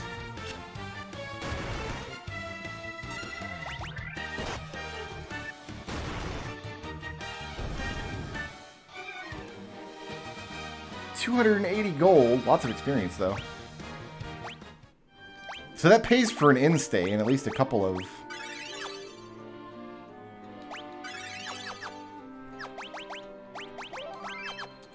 potions. Yeah, you know, let's see if we can get another fight like that. Or some ogres or something.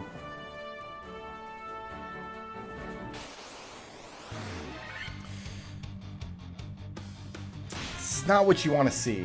Wolves are pointless.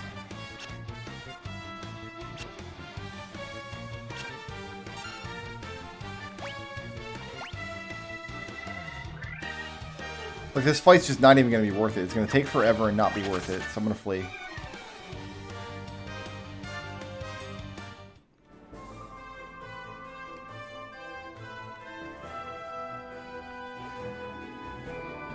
By holy? Yeah, I'll get right on that. I don't have a no auto battle policy, but auto battle is there for me to accidentally hit the button when I don't mean to, and then input a bunch of commands that I didn't want to input. That's what my experience with auto battle has been in the Pixel remasters.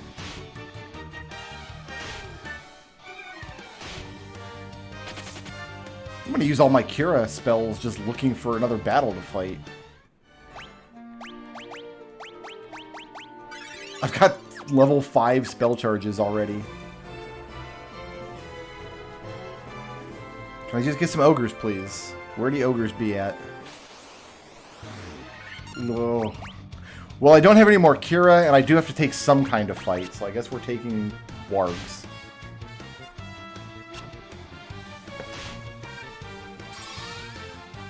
I've had runs in the randomizer where I was able to get Fade in, like, the first or second town. That's always fun. I think I've got a 4 Black Mages randomizer run on YouTube from a couple years ago.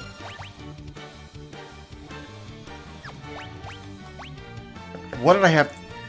I'm trying to think now. I think I had like the Zap spell starting out, so I had to try to leverage the Zap spell as level 1 magic to make any progress anywhere.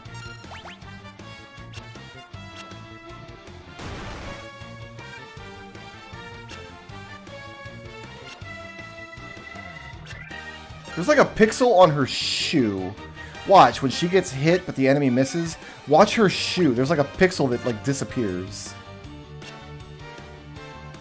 after she attacks, because in her readied sprite you don't see it, but like when she's just standing there.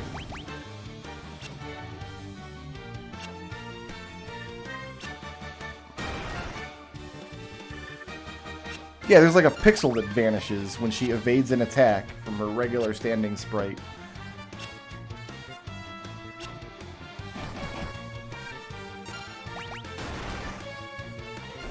I mean, it's auto battle, but it also does speed up animations a little bit. It is a little faster to use the auto battle, but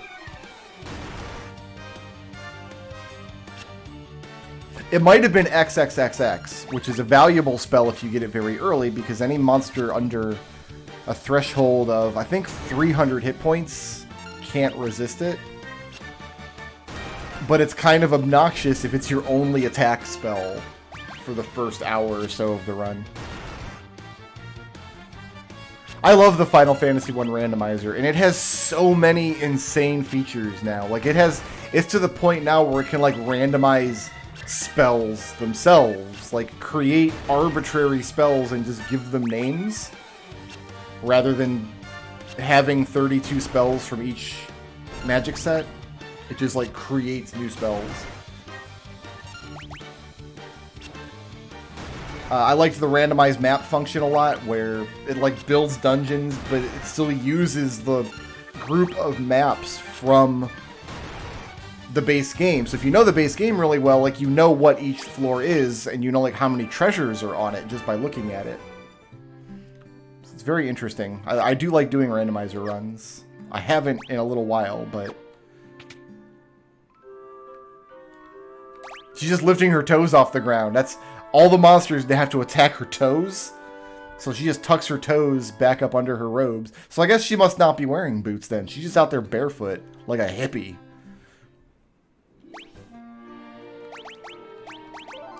Alright, are we going to defeat these Pisco demons before I get a level 6 spell charge? I didn't buy any potions. Oh well, whatever. I was going to, but I didn't. I lied. I lied to all of you. I'm so sorry.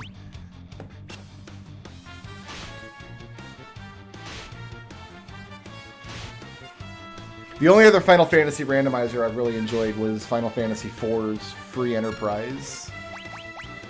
There are randomizers for Final Fantasy VI and Final Fantasy V and for Chrono Trigger, but none of them...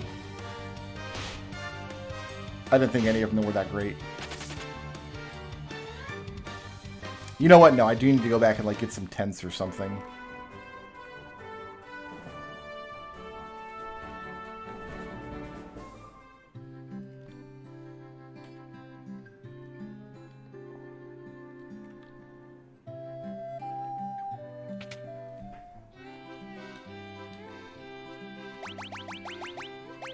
Oh, I'm sorry. Sleeping bags.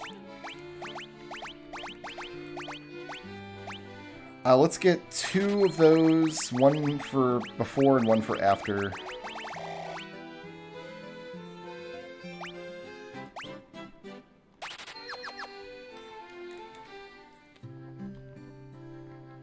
We've got a couple of ethers. Each ether is good for another charge of Kira as we go.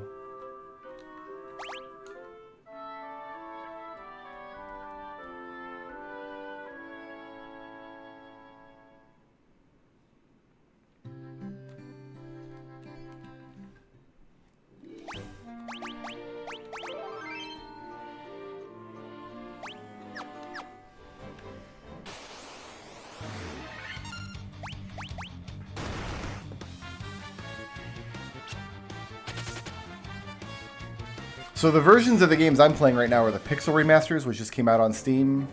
These are all official releases. So they're remakes of older games. All 6 of the games that are in the Pixel Remaster collection have been released in North America in some form or fashion, and some of them have been released multiple times. The only caveat to that is that Final Fantasy III was never released originally in North America, and then it never got a release in North America until they made a 3D version. This is a profitable fight, but I can't waste the time on it right now. They made a 3D version for the Nintendo DS in, I don't know, 2005, 6-ish, whatever it was. That is a good game, but it's very, very different from the Famicom version of Final Fantasy III. So until this Pixel Remaster, we didn't have a 2D version of that game officially released. Which, for my part, made it one of my favorites in the Pixel Remaster collection. I really like having a version of that game. I mean, we have 4 of these. I'm going to use one. I'm going to take the easy fights where I can get them. But yeah, Final Fantasy 1, 2, 4, 5, and 6 had already been released in North America, some of them multiple times. Nope. We're not oozing. Sleeping bags just heal more than a regular potion for about the same price. And they heal everybody in the party. They're just a little more cost efficient. But you've got a quick save that you can use absolutely anywhere. I'm going to use up my potions first, I think.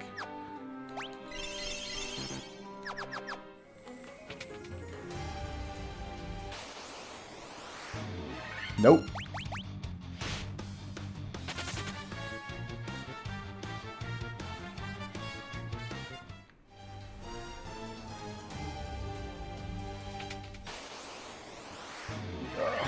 Gotta take the easy fights. I can eat my elixir and get the level 3 charge back if I want.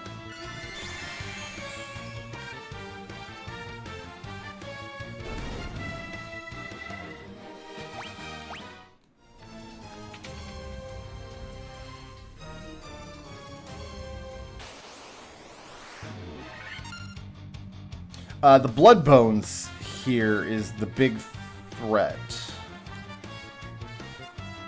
No, it's not. The crawler is the big threat, because the crawler can paralyze me.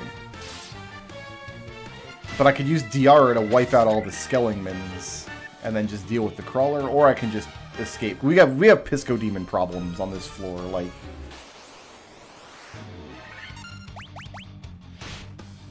We have no shortage of challenge to worry about.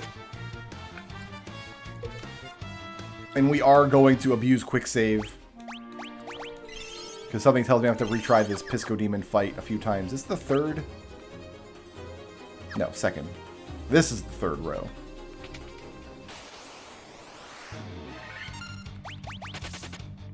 Alright, we're going to quick save right here. Now, on the NES version of the game, you can get 2, 3, or 4 Pisco Demons, or Wizards, depending on which version you're playing. In this version, you always get 4. So we were stuck here on the Black Belt Challenge for a minute. Preemptive Strike, that's excellent. That's just a free round to blink. I'm going to say we're in 3 blinks before we're safe. I'm going to cast Blink again.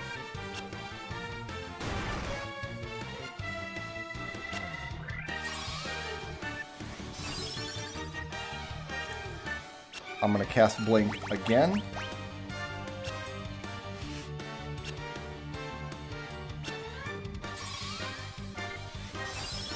And then I'm going to cast Protect. Because probably a couple of their attacks will get through my evasion, and I want to reduce the damage on them.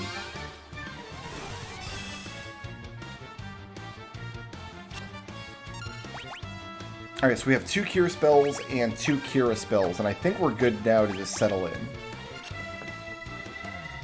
You know what? I'm going to push the fast forward button, and we're just going to sit and watch this happen.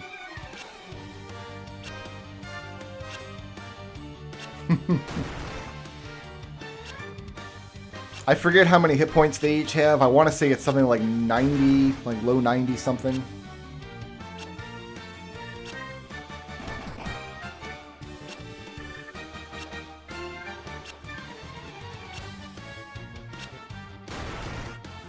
Yeah, Cecil has a darkness command in the Pixel Remaster version. In fact, I think the only version I'm aware of where they did dummy out some of the commands is the original SNES release. I think every subsequent version of 4 has the darkness command in it.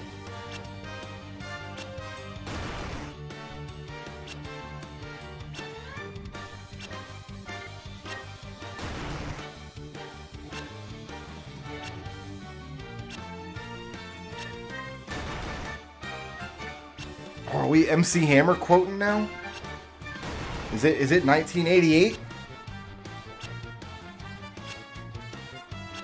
It's been years since I've heard that song, but I just listened to the Weird Al parody, You Can't Watch This. I've been binging a lot of Weird Al songs lately. We have tickets to see him in concert in October, and I'm looking forward to it a lot. So, see, that's why we use Protect. That would have probably killed us. Actually, their critical hits might ignore Protect, for all I know.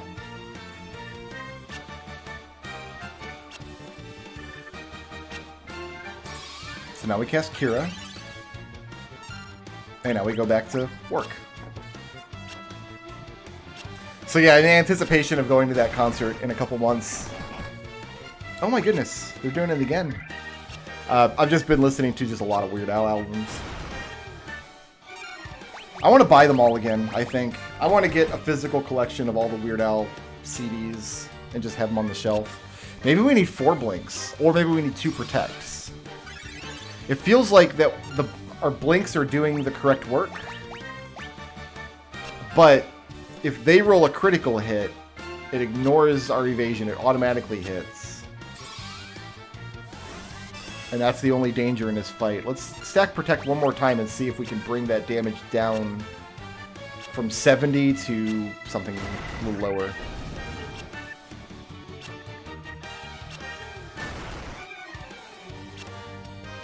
Thanks for dropping by, my dude. It was nice talking to you. Good luck with your hack.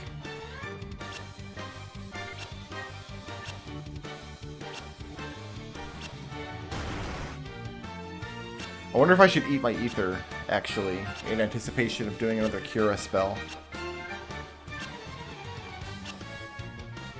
Nah, I'm not going to need to. We're going to win this fight 1 damage at a time. The good news is after this we've got a boss fight, which should not be very challenging. I believe the boss can just be silenced, which more or less neuters him. If not, we're going to be able to put up Null Blaze and Null Shock to reduce some damage. And then, after that, we get a new weapon. We get the Silver Hammer. Mithril Hammer, one of the two. I think it's Mithril Hammer in this version. But yeah, in the NES version, on a solo run, you would rerun the cave until you only got 2 of these monsters. But in this version, you always fight 4. The boss fight's always the same.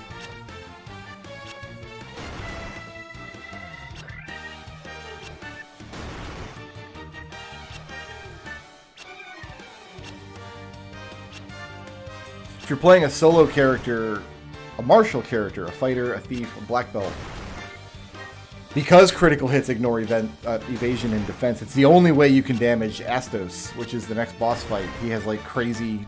It's supposed to be like a magic fight. If he's a magician, they want you to use spells against him. So like in a solo black belt run, you really have to roll critical hits against him to even damage him. And a solo thief is just miserable against Astos. Solo thief against Astos has to be so high level. We're talking like level 20 to 30 or so to even have a chance at getting a good RNG seed that will get the fight done. And just leveling up that high on these monsters in this area itself is difficult because battles that you're having difficulty winning, the monsters will run from you before you win the fight. I'm not doing that challenge again. Solo Thief is just too bad, too miserable on the NES version. Hey! Look at all that loot. Level up, but we got no stats. Cool. I obtained the crown. I'm gonna cast Cure. Then I'm gonna use an Ether. Then I'm gonna quick save. Okay.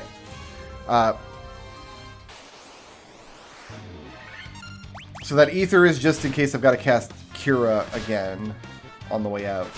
Or we'll just get destroyed by scorpions. Woo! Yeah, they never rolled another crit after I cast that second Protect. Go figure. Anyway, first try Pisco Demons. My black belt, I was here for hours and hours fighting Pisco Demons.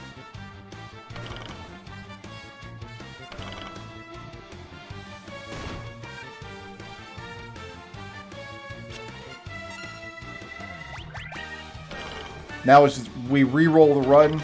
Thankfully, we can save after the Pisco Demon fight. On the NES version, you can't do that. So you can win that fight, and then you get killed on the way out of the cave. Although, I would, if that was true in this version, I would have planned for it. I would not have come in with so few resources. I would have made sure that I had enough goodies on the back half of the excursion. I have some more potions. And the game auto-saves at every map transition, so if we make it to the stairs and then die on the next floor, we don't have to replay this floor. All the pixel remasters are pretty lenient about that. Alright, last potion, and I'm going to use my Cure spell here. And I've got Cura to get me out. Or if we run into Undead, I'll use Diara.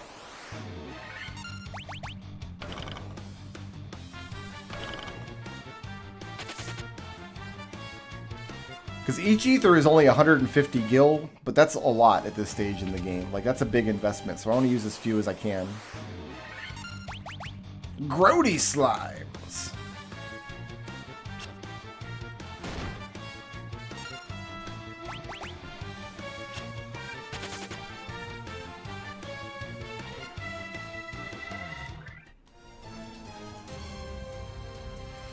There is treasure in here that we want, but not yet. We'll come back for the treasure later. I think there's a silver bracelet in one of the... oh, you know, it's in the locked room. We can't get into the locked room yet anyway. We might just buy a silver bracelet, though, honestly. It's a lot of trouble getting all the way down here. I'll see how I feel about it.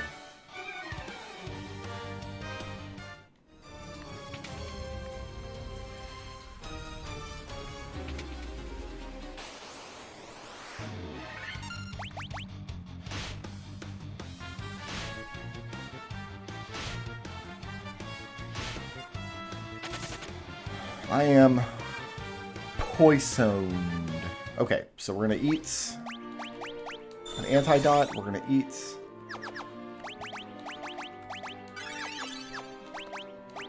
an ether. I don't want to be without my Cura charge if I can help it.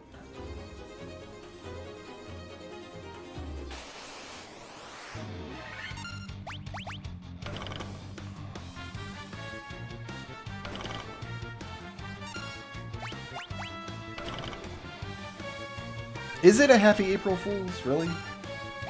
I mean, we got a new Homestar Runner video.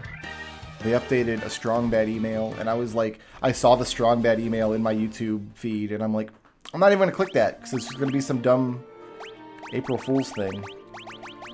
Let's not save over...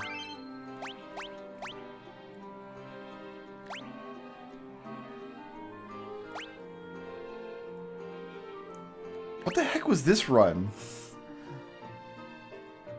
This must have been the first run that I did. That looks like a party that I would have picked at first. I don't remember doing this run.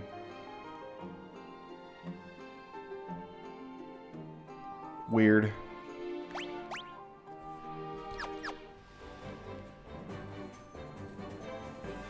Do you guys remember like a 3-fighter run? Why would I do that?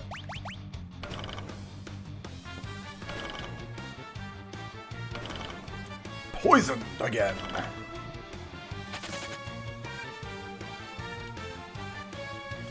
Yeah, I didn't know it was a real Strong Bad email until somebody on Discord was like, oh yeah, it's a real one. It's like, I guess it's a fake out for April Fools.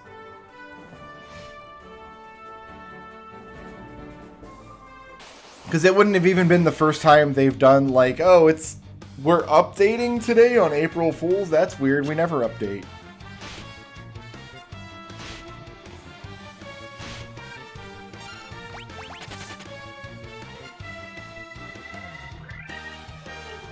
My Twitter feed was filled up with just dumb April Fool jokes. Alrighty then. I think we still don't want to spend any money. We have to spend some money to replenish those potions and antidotes.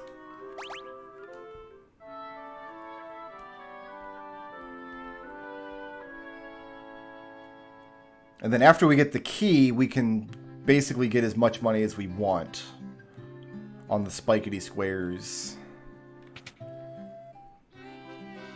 No, we can't, because they're not spiked squares anymore in this version. They're monster boxes.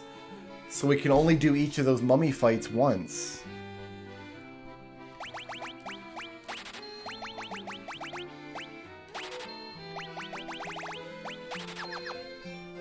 That's right. Alright, well, we'll take them each once, I guess.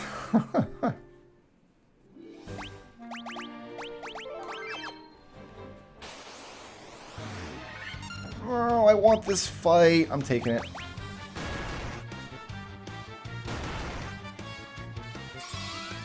I just love bonking the Groger, dude. You gotta bonk the Groger.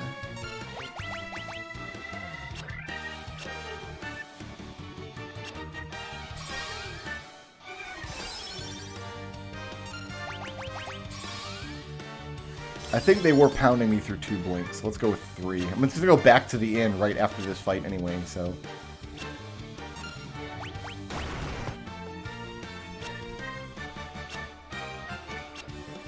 Posture check. I just realized I was slouching. Let's put them shoulder blades together. Stretch it out. For those of you who don't know, around Christmas, I mean, all through the past year or so, I've had shoulder pain. And around Christmas, it turned into like a full-blown injury in my shoulder that I had to do a bunch of physical therapy for. And I was on painkillers for a while. And the source of the injury was just slouching at my computer with my mouse, editing the videos and playing the games. Which sucks, because I always thought that like if you got an injury that required medical attention, at the very least you would get a cool story out of it, and I don't think it's a very cool story. Dude, I messed up my rotator cuff. How'd you do that, brah? Just moving the mouse at the computer a lot. Bruh, do you even mouse pad? Anyway, so now I'm like hyper aware sometimes that I'm sitting there slouching. And one of the exercises they taught me at therapy was to push your shoulder blades back and then bring your arms up and reach as far back behind you as you can at a 90-degree angle. And you can feel the stretch in your shoulders and in your chests. And I've been doing posture checks. I've been doing them at the computer, I've been doing them in the car.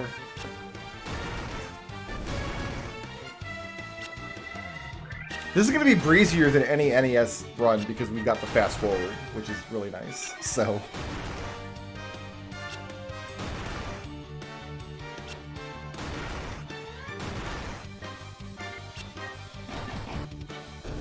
cool.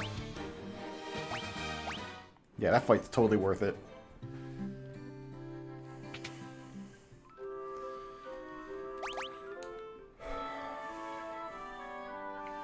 Also, because I know we got some new peoples in the chat, if you like the Final Fantasy content, I did a Final Fantasy V job tier list video the other day that people seem to be either enjoying or getting very mad at me about. I've been getting a lot of comments like, mine doesn't suck, dude.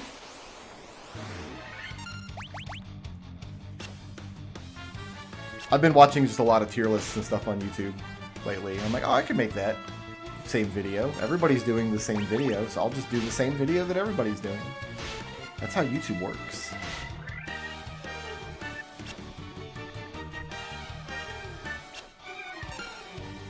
I'm probably done now with Final Fantasy V until the Fiesta this summer.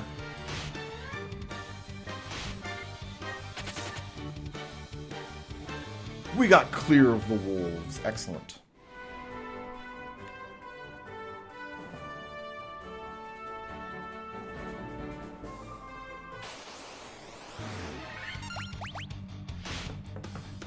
Now get clear of these wolves.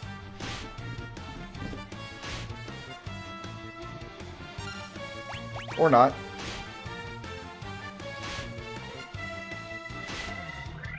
It's fine. I deserved that. That's like the 4th or 5th time I've been eaten by wolves. Blue dogs.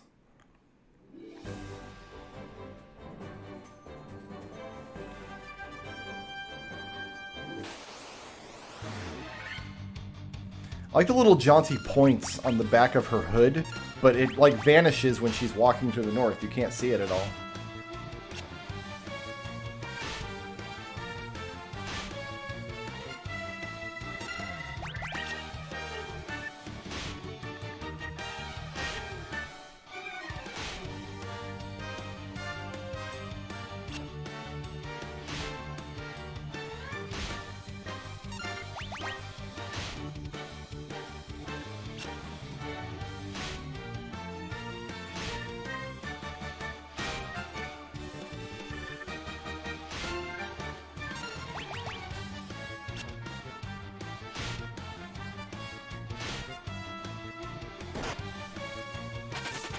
It wasn't my intention to just do a whole series where I just get eaten by wolves repeatedly, but, you know, it happens.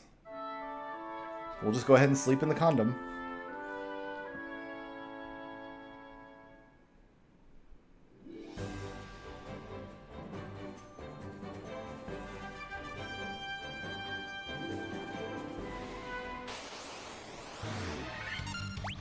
I'm not messing with no poisonous snakes.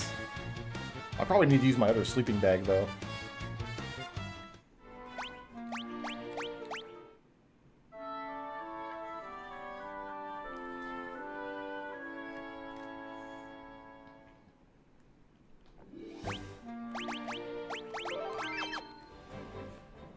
Alright, if we can silence this boss, we're on easy street.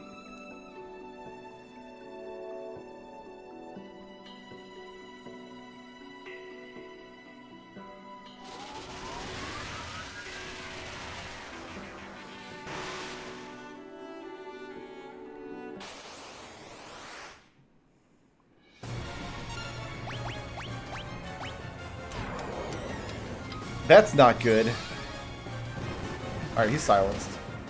I would have liked to do that before we slowed him, but...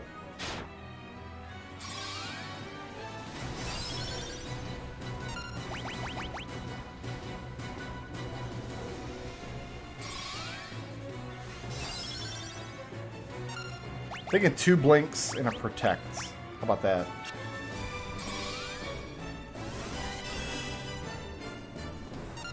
And we're slow, so... You know, we were only doing 1 hit anyway. I don't think the slow spell actually has an effect.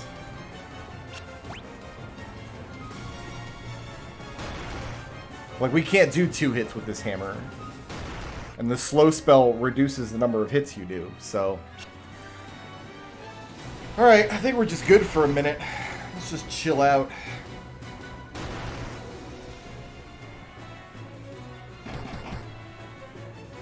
Don't worry, guys. Toucan Sam's got this. I believe in her.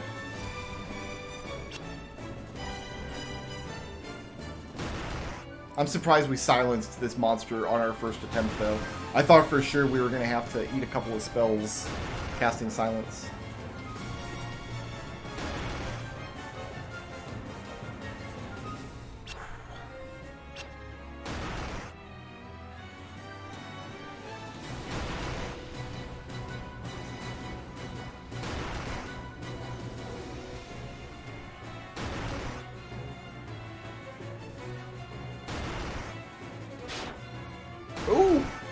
got me. That must have been his critical hit, though. 28 damage, I'm not worried.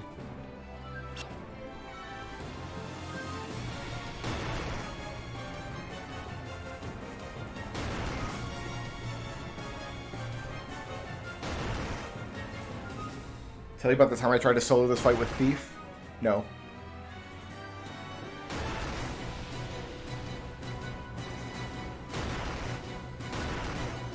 Oh, 2 digits! Woo! Big numbers popping out of Sam right now. Give me the vapors.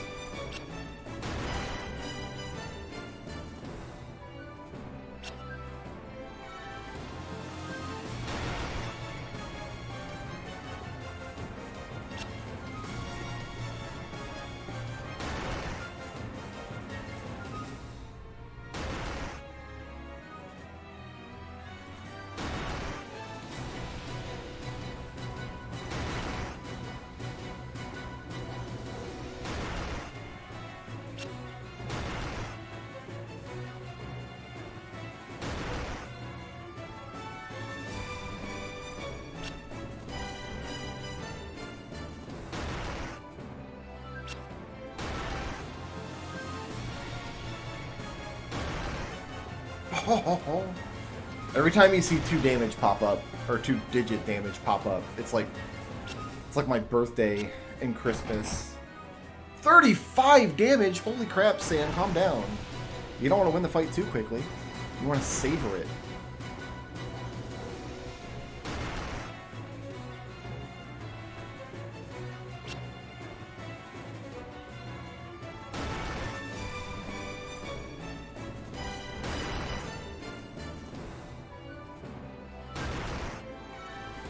Good. Good.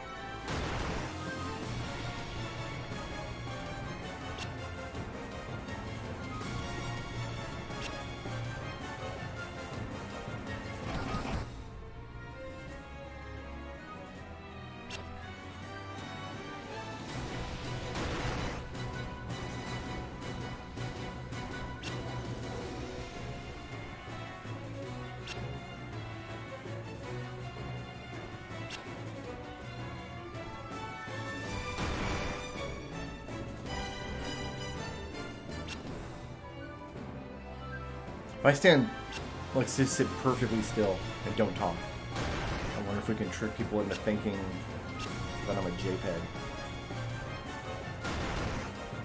I have to blink, though, and JPEGs can't blink usually.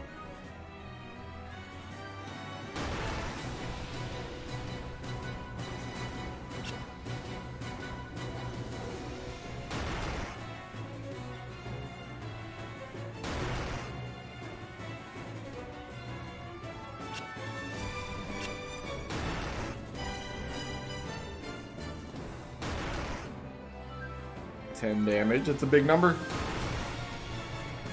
It's the biggest number.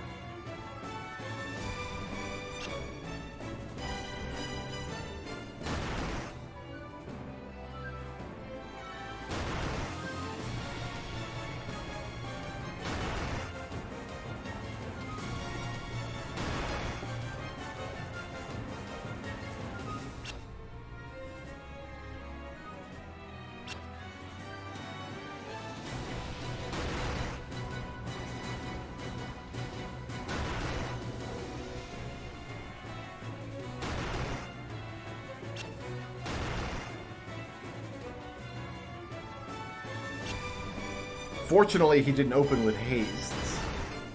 Haste was increase his number of hits and make it a lot easier to get through evasion. Alright, so that only took an hour. Fun battle.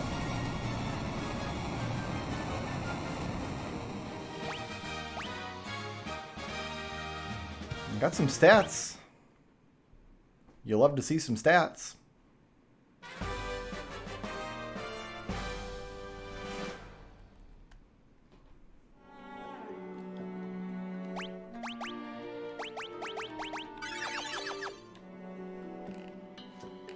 No, Chaos is definitely the final boss of challenge runs now, because Chaos is stupid in this version.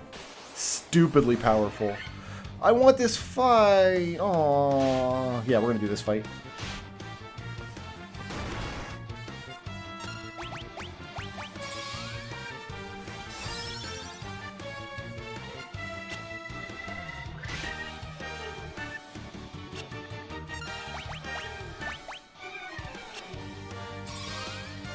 Eventually we'll be able to cast the Blink spell for free once we get the proper sword.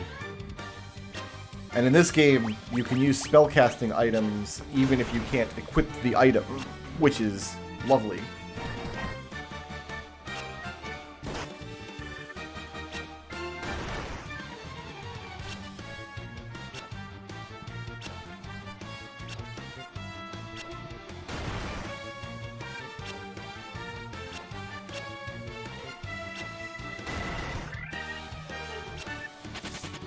Okay.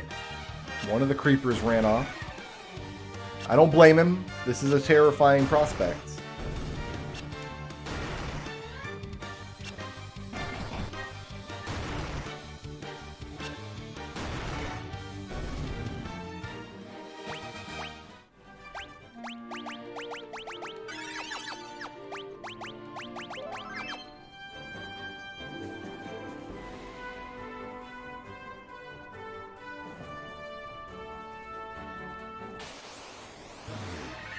This fight's definitely not worth it. Oh, I've been poisoned again! Woo!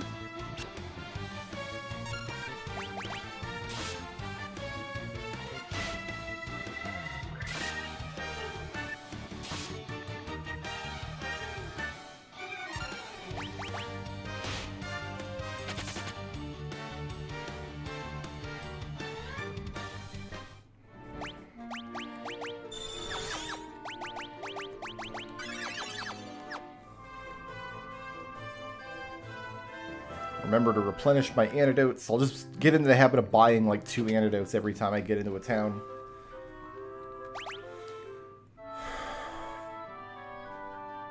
But I'm gonna want level 5 magic before long. What's in levels? Oh, I can't learn exit in level 6 yet.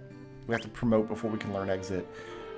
What else is in level 6? Soft, the soft or Stona or whatever that's not gonna be worth anything in this run, obviously.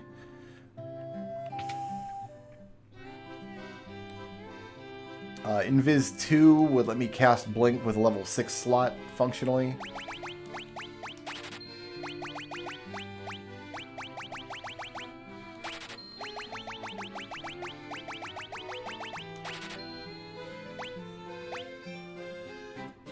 I'm not going to start stockpiling the big potions just yet.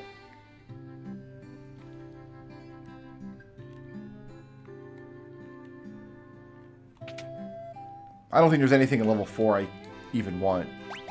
No, not really. Level 5 is a big level for white mages. They get, like, all 4 level 5 white magic spells are good. You get Curaga, Healara, Raise, and Diaga. But Healara is not good for us, and neither is Raise. We don't care. So in a regular party, you kind of want to get all 4 spells, but you can only learn 3 per level.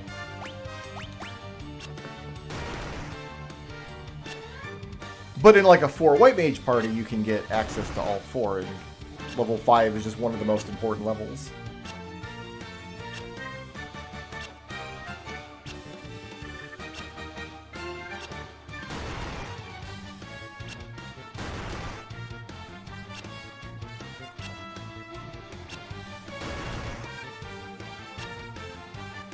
She is. She's evading attacks just by, like, lifting her toe off the ground. That is pretty funny.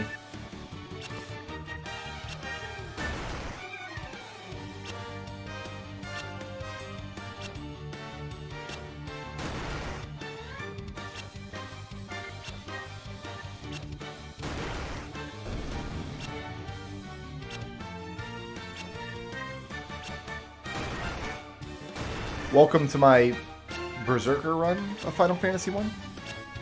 Glad y'all can make it.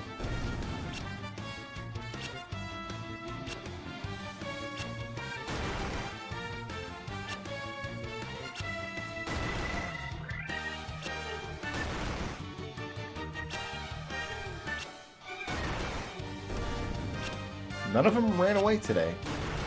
They all wanted to stay and get bonked. You know what? I don't king shame. Whatever they got going on.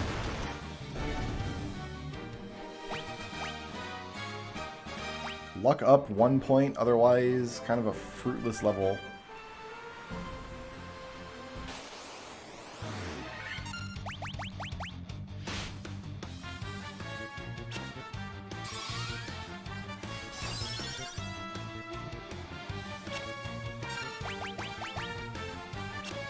I mean, you're supposed to aim for the heel, right?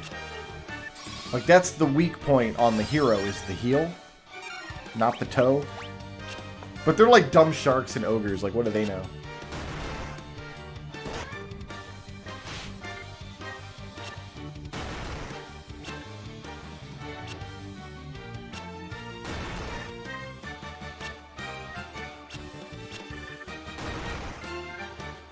Yeah, she is even using a hammer, which is one of the Berserker weapons of choice. Well, hammers and axes are the same thing, right? Like, if you've got to pound a nail, but you don't have a hammer, like, you can just grab a hatchet, and it's fine.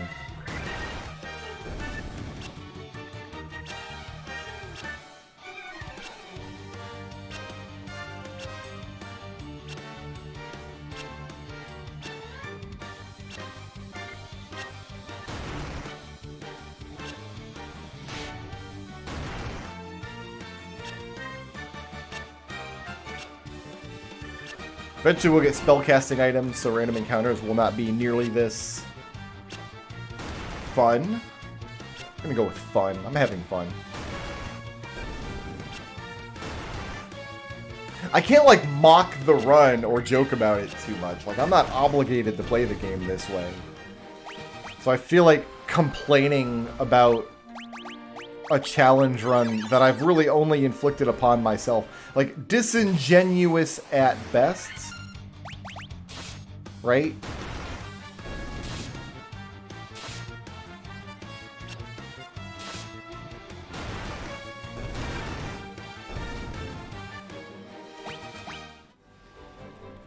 Those goblins had it coming.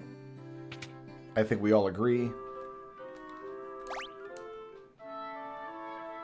Let's get my blink spells back for the journey to the Witch's Coven. Land of Brooms.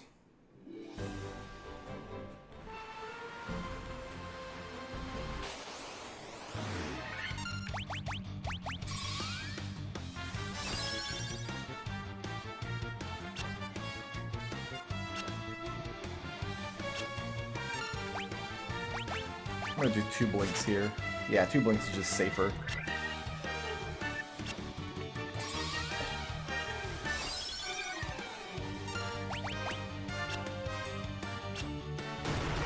People have been yelling at me to use the auto battle through all of the Pixel remasters, and I think I'm finally having to start to take their advice.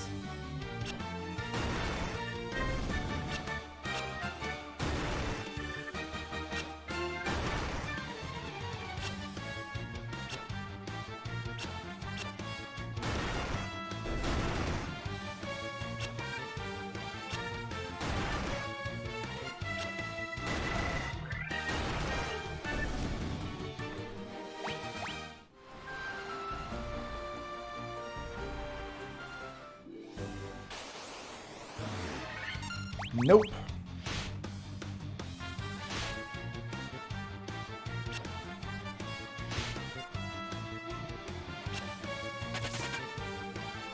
Run through the trees. Somebody already made the hammer time joke. Trouble, sorry. You can't make that joke anymore. I'm gonna need you to retract that joke, if you don't mind. Oh yeah, the little cutscene where the blind witch is stumbling around, falling on her stupid face repeatedly.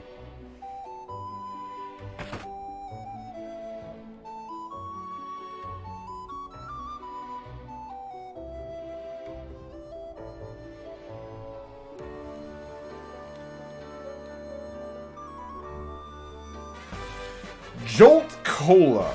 Y'all remember Jolt Cola? It was this soda that they don't think they make it anymore because it's illegal. But it was like regular soda, but it had like twice the standard amount of caffeine that like would be in a can of Coke. It was called Jolt Cola, and if you drank it, you immediately died.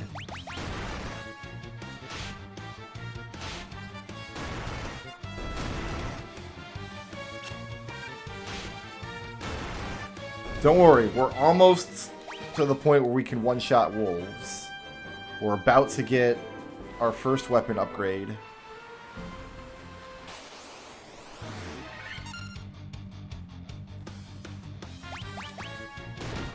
Unless I get paralyzed here and torn apart by gremlins.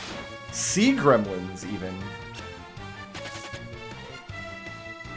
They still make Jolt Cola? No, the company went under because it's illegal to make ridiculous soda with too much caffeine. Do they really still make Jolt Cola? I thought that was like a relic of the 90s.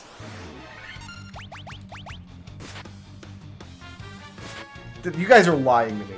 Cannot be.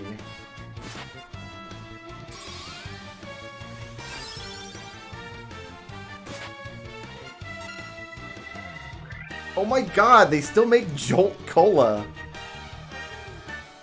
They sell it at Dollar General? No way. I have a Dollar General right up. I'm gonna go up to the Dollar General tomorrow. It's within walking distance of my house. If they have Jolt Cola, I am going to buy Jolt Cola. And I will consume one on stream, and you can all watch me die in real time. How does that sound?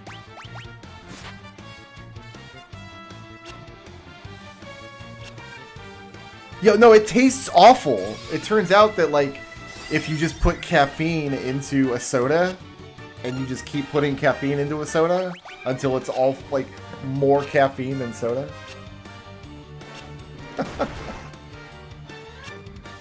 I feel like I have to make that, like a Kupo Chat incentive or something, because I'm doing physical harm to my body for your entertainment.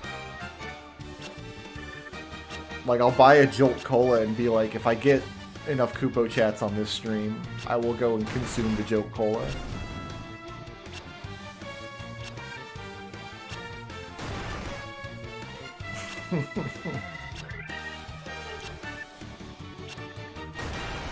I had no idea Jolt Cola was still in business. Okay, no, it says the return of Jolt Cola on their website. Which isn't loading properly?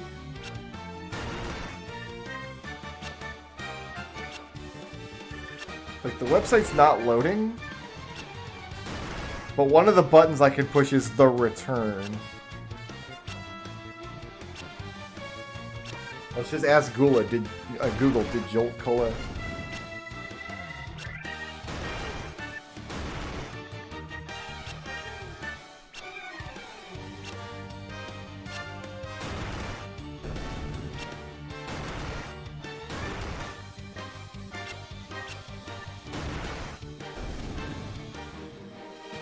Apparently there was like some litigation and like a bankruptcy and stuff. But yeah, they started making it again in like 2017. Oh my god. You know what? I'm going to say that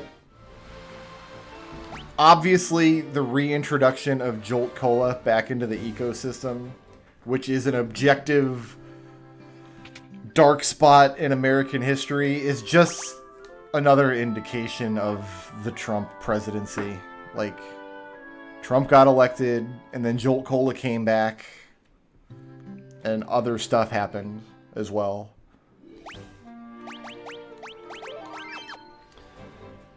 So, like, Red Bull's not marketed as soda, though. Like, Red Bull is, like, if you drink a Red Bull, you know you're about to have a disgusting energy drink, right? Or you're about to, like, mix it with alcohol and kill yourself. Jolt Cola was just like, oh, it's on the shelf next to the Pepsi and the Coke. It's just Jolt Cola.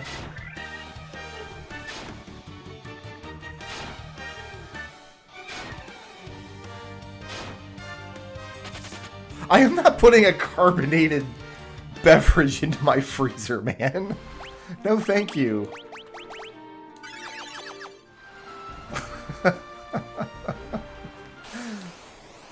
But I hate energy drinks. Like, I can't drink Red Bull. I can't drink Monster. I can't drink anything that tastes gross.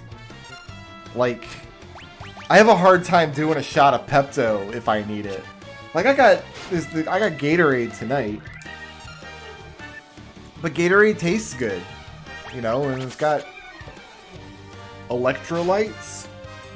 Is this electrolyte flavored? I don't know.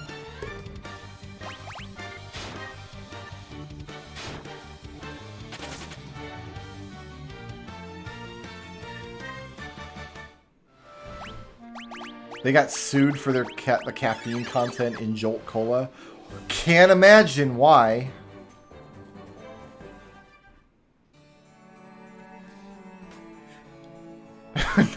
Not suitable for pregnant women? You don't say!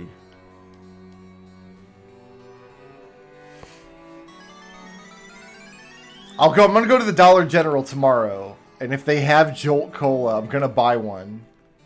If I have to sign a release or something. I legitimately thought that it was out of business.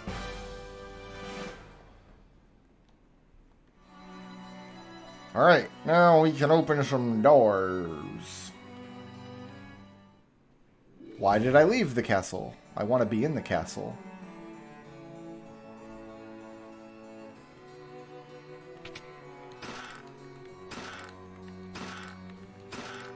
Alright, so now our attack goes from 15-11 to 18-13.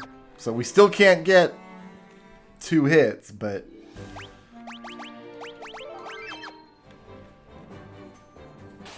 we are climbing that ladder.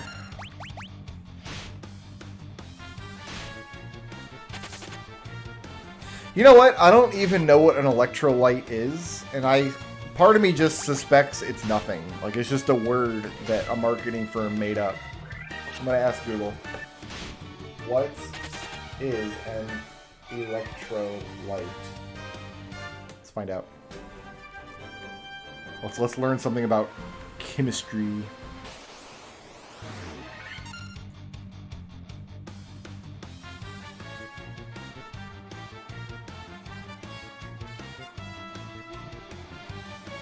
A compound which produces ions when dissolved in a solution such as water. Sure. What is this battle? So this is an example of an enemy formation that would be impossible on the NES. But... whatever.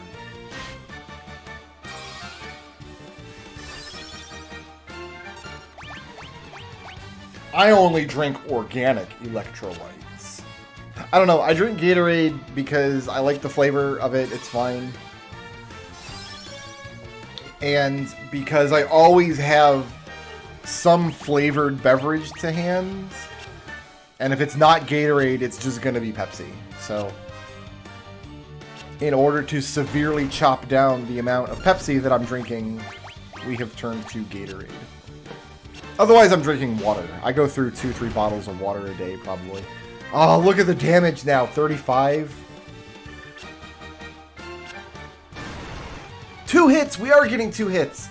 Oh, so excited. Oh, we're so much better now. Yeah, you better run, you Sahagin fool. We're the strongest character that's ever been. We're like insano strong. 80 damage? What?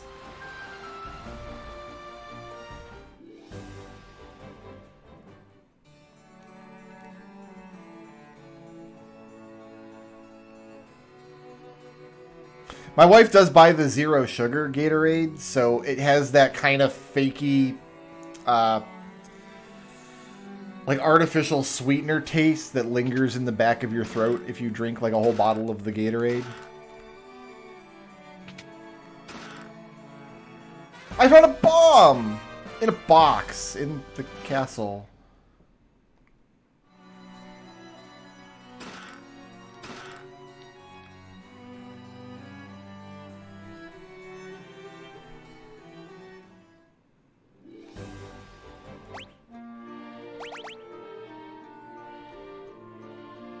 Yeah, I'm gonna get my 2 blinks back here real quick.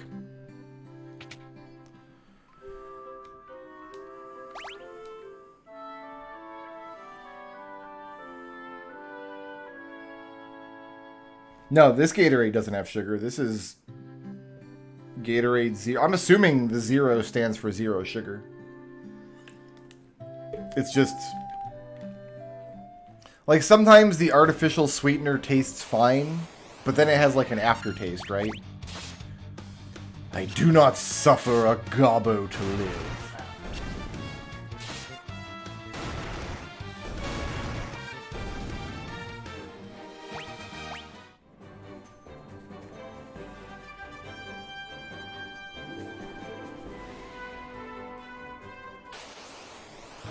Get the kind with I'm drinking the Gatorade with zero sugar.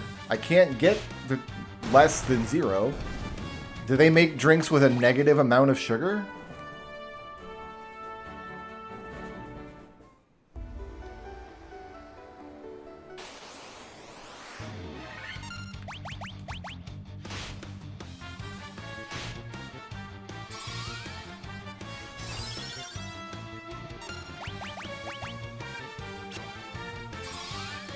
Might stand for 0 calories. Don't most of the calories come from sugar anyway? No, it says right on it, 0 sugar. I'm looking at it. You know what, Solitaire?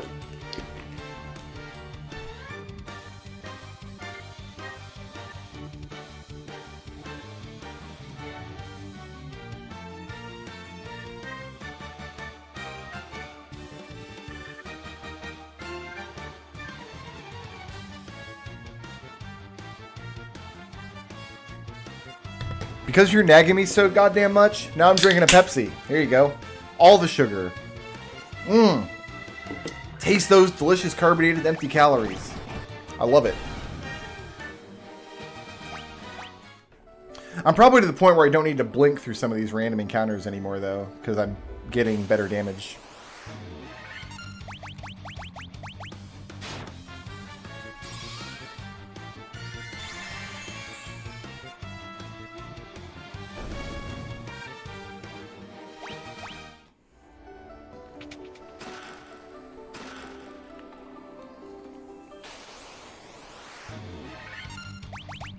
Can we one-shot wolves?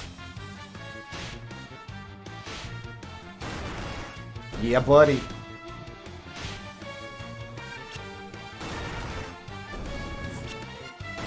Pepsi is still the finest drink on earth. I still drink probably 2 or 3 of these cans a day on a usual day. I have cut way back in the past 5 or 6 years, though, for sure. I used to kill a 12-pack of Pepsi every 2 days, easily. Like, more than that, sometimes.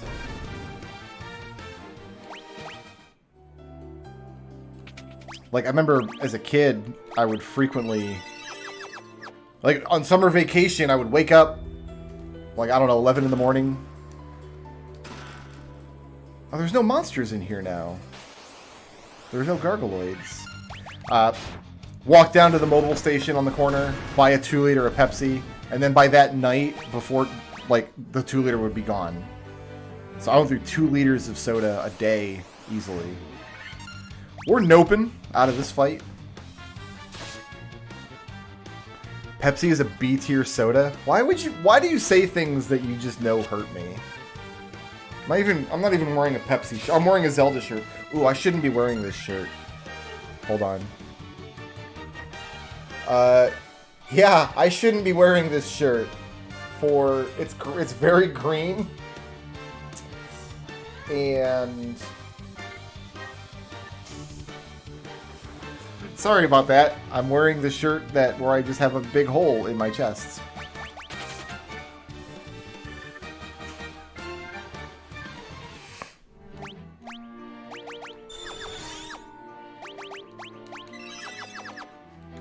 I wasn't paying attention to what clothes I put on. So you just get the Rune Blade and the Werebuster for free in this version. I guess I had forgotten that. What's an A-tier soda, Treble? Oh, you're Texas, so you're gonna say Dr. Pepper. And you know what? I'm not gonna disagree with you. Dr. Pepper is really good. I love me some Dr. Pepper.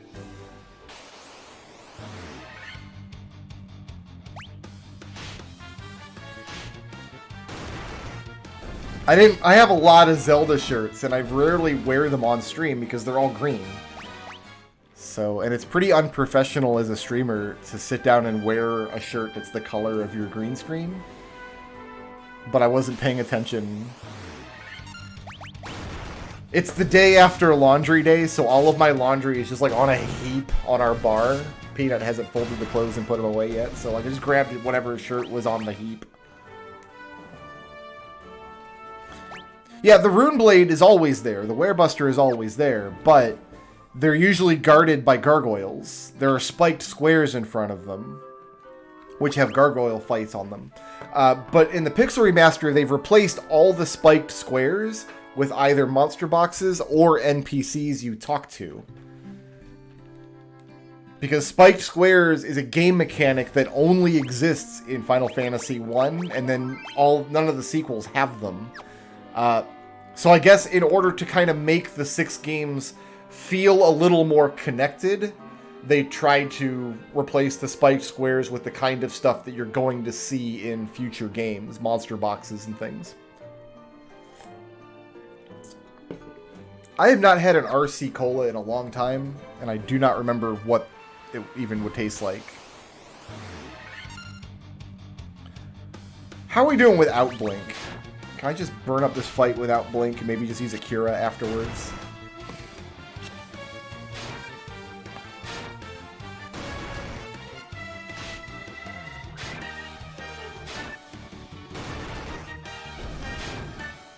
I'm gonna die. I thought I was the strongest warrior of light in existence with my new hammer, but I'm not. That shark and his Red Sahagin buddies, man, they taught me a lesson about hubris. I'm a wiser man now. I'm a man who knows to cast Blink twice.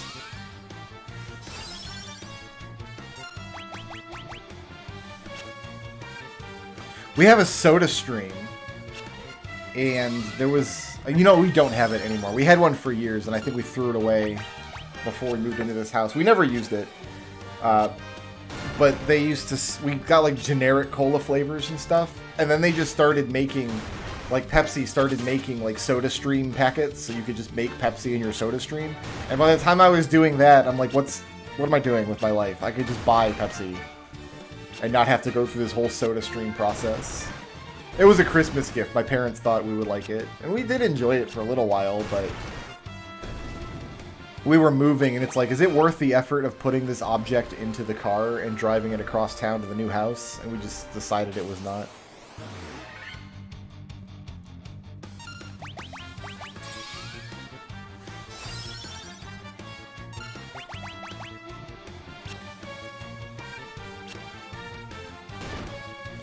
Her name is Toucan Sam, thank you. Not just Sam.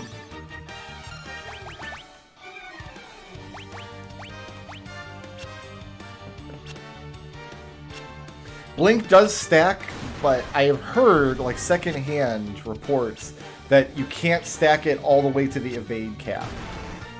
But we are getting noticeable returns on casting it more than once, for sure.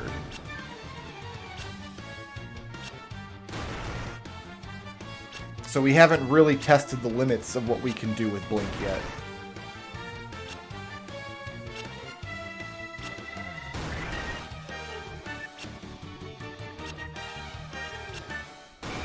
Like, if I had only cast Blink once in this fight, these sharks and Sahagins would be hitting me at least a couple of times.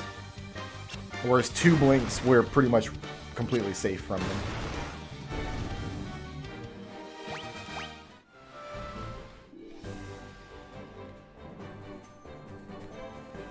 No, Toucan Sam is her full name. I'll fight some Cobras, why not? What's gonna happen? They're gonna poison me? Whatever.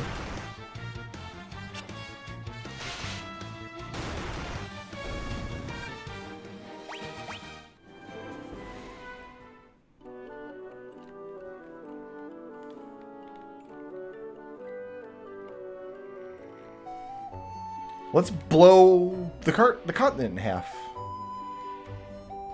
Seems like a good idea.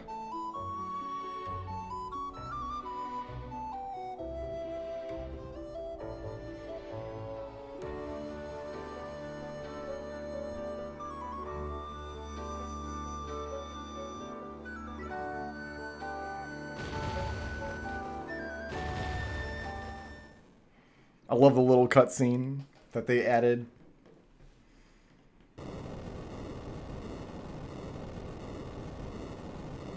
A common, well, not a Cornelian name, because the Warriors of Light are not from Cornelia. Remember, they're travelers from foreign lands. And they're here to kill chaos.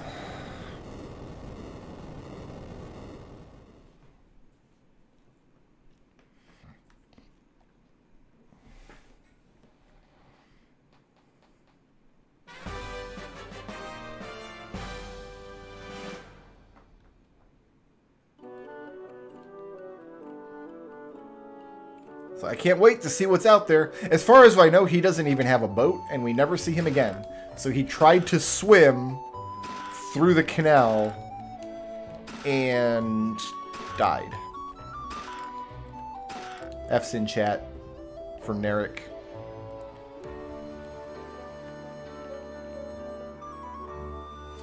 I do think we try to go get that silver armlet now, rather than buy one, because our money's still going to be at a premium for a little bit. Yeah, 6,000. Maybe we're okay. You know what? I'm not going to go delving for the silver armlet. I am just going to buy one, because that's a lot of work to go all the way down into the marsh cave again for... I don't even know. We're going to get a bunch of money selling all this equipment we can't use anyway.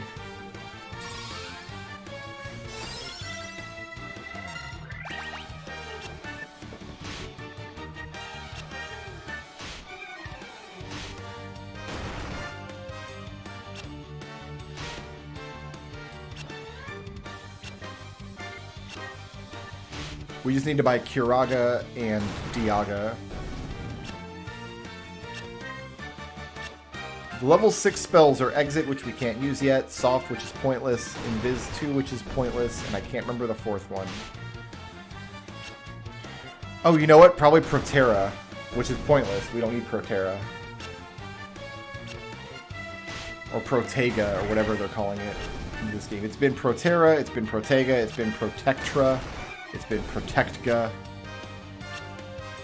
They cannot keep their story straight.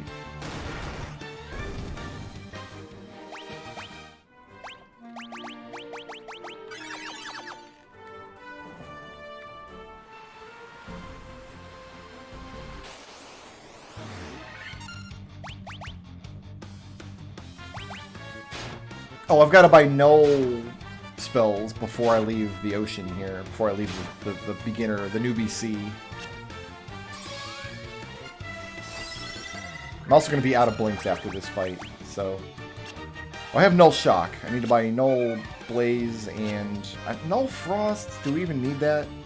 It might come in handy in the Ice Cave, actually, against Frost Wolves. Well, we can silence them, though.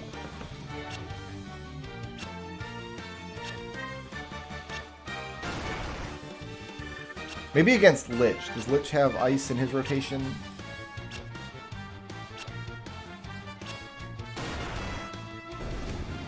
Guys, I'm going to step away for 2 minutes. Go hit the head. I'll be right back.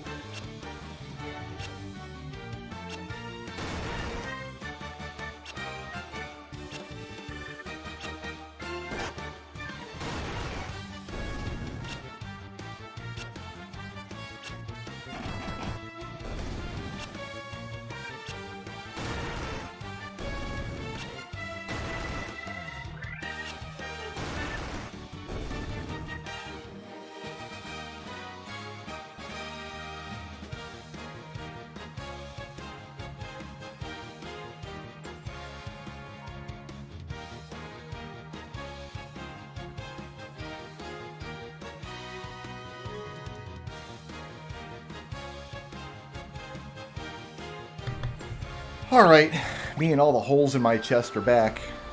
Where was I going? I was going this way.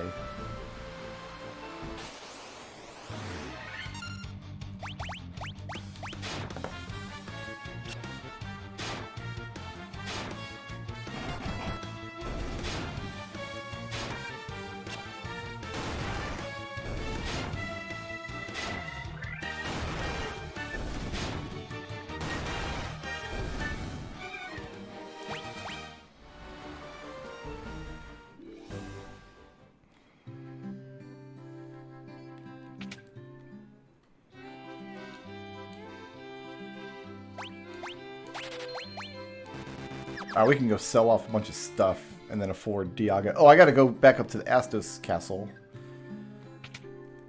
There's stuff to get there. We're not done looting yet. We can sell a hammer. Don't need these. Don't need this. Don't need this. Don't need that. Don't need that. Don't need that. Don't need that. Don't need that. Don't need that. Don't need that.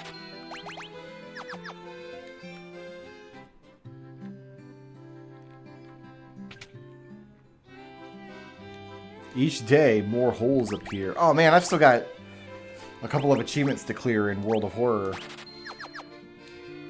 I quit playing World of Horror because of my shoulder. It was hard to play mouse and keyboard games. In fact, just the other day, I finished up Disco Elysium finally. Yeah, this thing's pretty cheap anyway.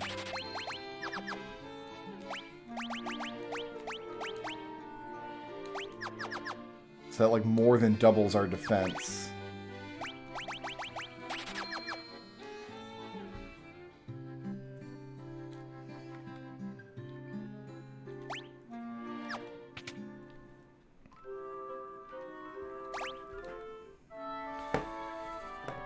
Okay, yeah, I think I do want to get the null spells. I'd rather have them and not need them than need them and not have them.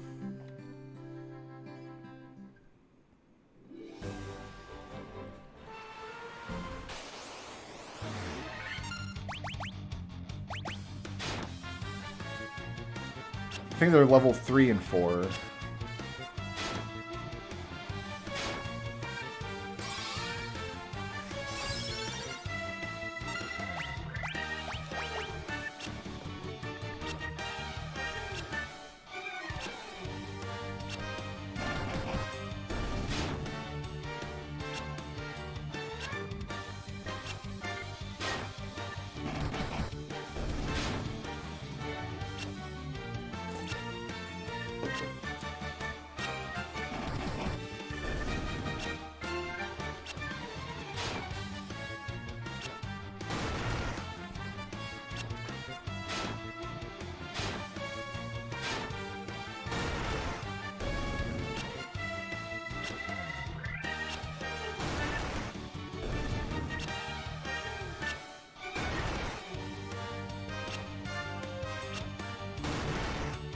There is a chance of failure in World of Horror. You can fail skill checks.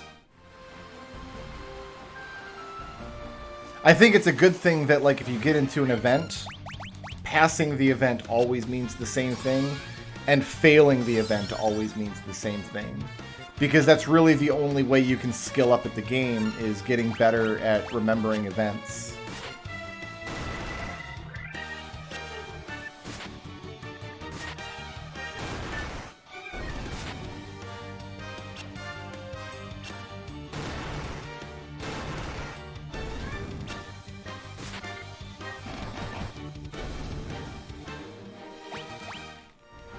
We're starting to clear battles pretty quickly, actually. This is a real breezy run so far.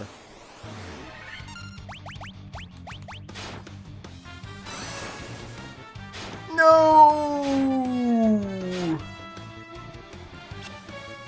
Welcome to being stun-locked. Population Toucan Sam.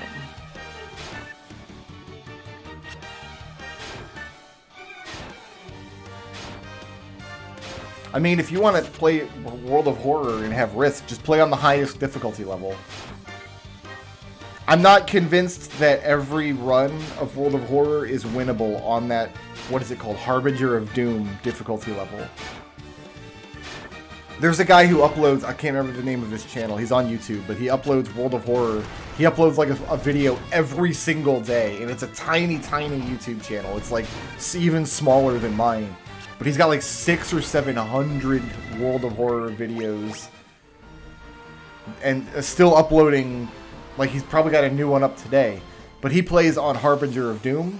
And I don't think there's anybody alive that knows more about the game than this guy as far as an active player.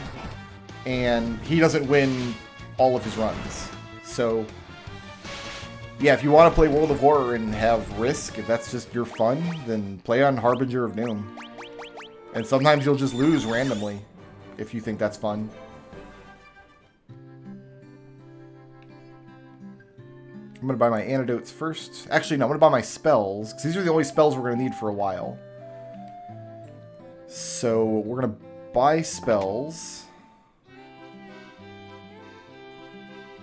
Oh, maybe it's level 2, actually. No, you know what? Null Blaze might be level 2. Well, you know what we'll do then? We'll buy Null Frosts. And then we'll go loot. What am I doing in here? I shouldn't even be allowed in there.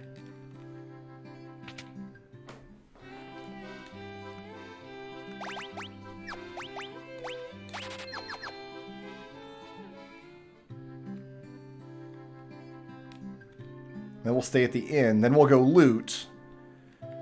And we'll see what kind of items we can afford when we get back to Provoca.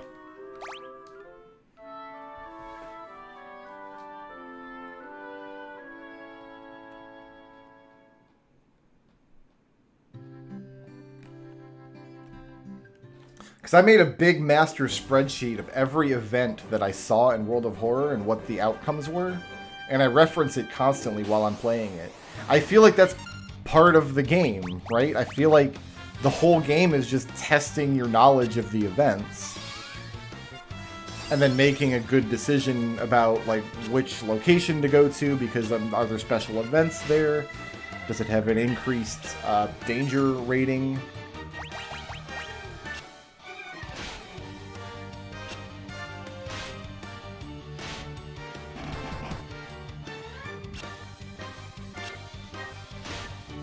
Each character also has special events.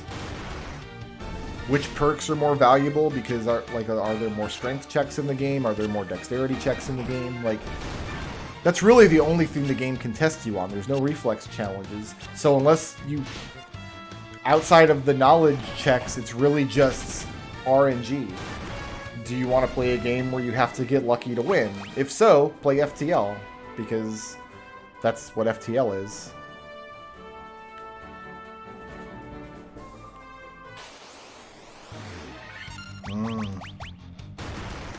Gutters have layers. Am I strong enough now that they're always just going to do 1 damage to me? I might not even have to blink anymore.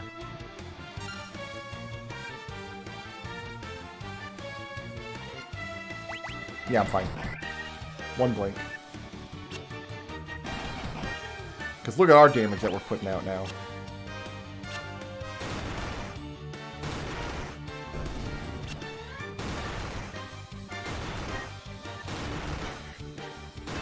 Bang, bang, toucan, Sam's mithril hammer came down upon his head. He has no nipples.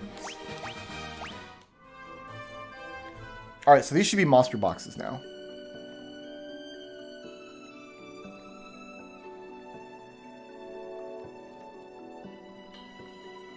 Going the wrong way into the room. Yeah, these are all going to be monster boxes. So unfortunately, I can only fight each of these fights once instead of being able to farm them because they're on spiked squares, which is too bad.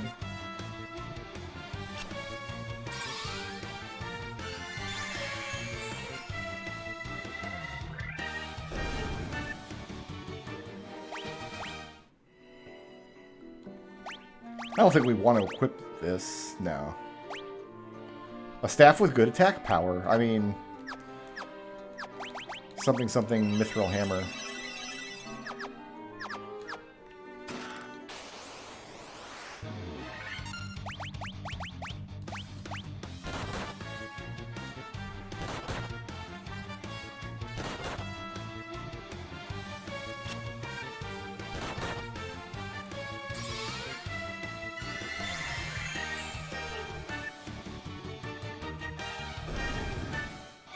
So you can see why this would be an excellent grinding spot if we could fight these monsters more than once.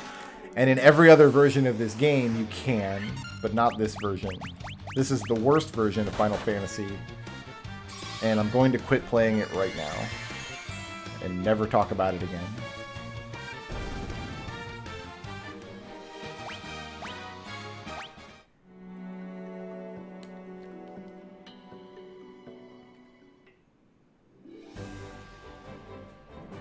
But yeah, I've got, I think, 1 or 2 more achievements to get in World of Horror, and then I've got the full hundo on it. Because I really do enjoy the game, and I want to get a more comprehensive spreadsheet, too. I'd like to put more...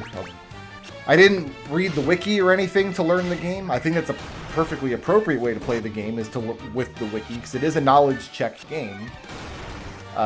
But I really enjoy just building up my own spreadsheet, just by watching what happened in certain events. I had to lose a lot in order to get that knowledge. There were a lot of events where I was like, I really shouldn't see what happens here, but I guess I will, because I'm trying to make this spreadsheet happen.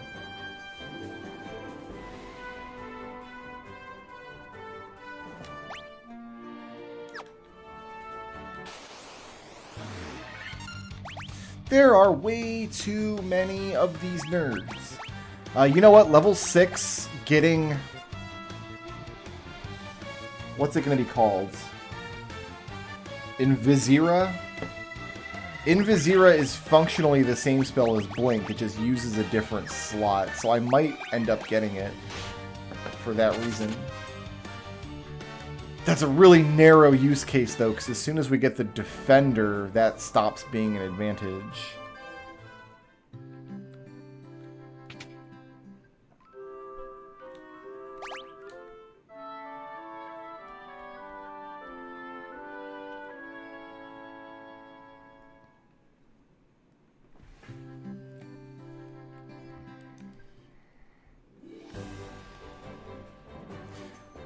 Alright, now we gotta sail all the way back to Provoca. I'm gonna take the preemptive and run here. No, I'm not. Never mind.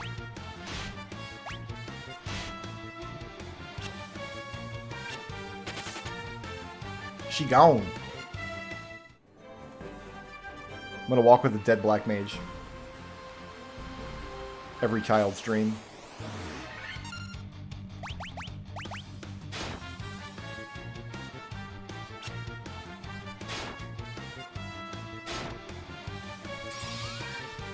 Probably Blink is no longer helpful against these mooks, because they're only doing like 3 damage anyway.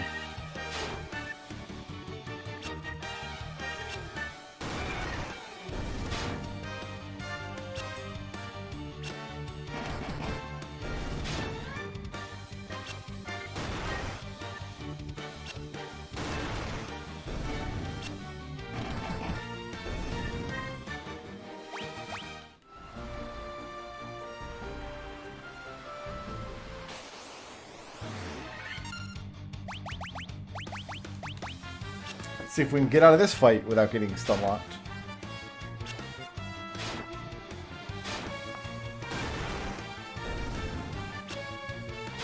Or I better make sure she's going to target the right monster here.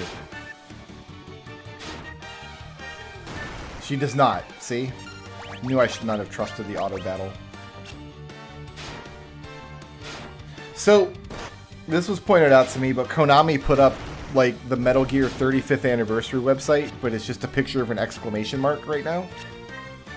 What was it, like Metal Gear 35?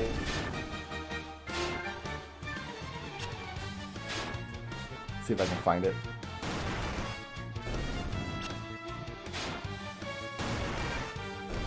God damn it!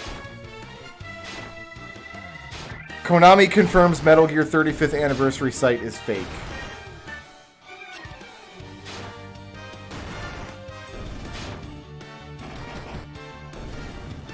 I made it to 11:04 p.m. on April Fool's Day without getting pranked by dumb internet crap.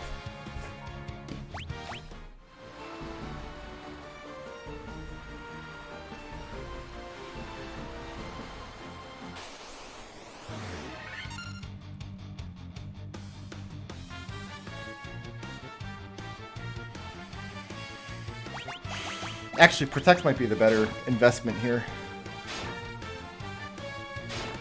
I'm so mad now.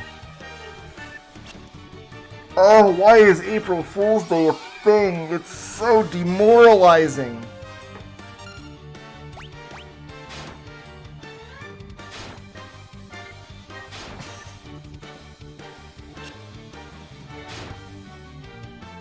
Yeah, haste exists in this game, and it's the best spell in the game. And we have no way to cast it as a white mage.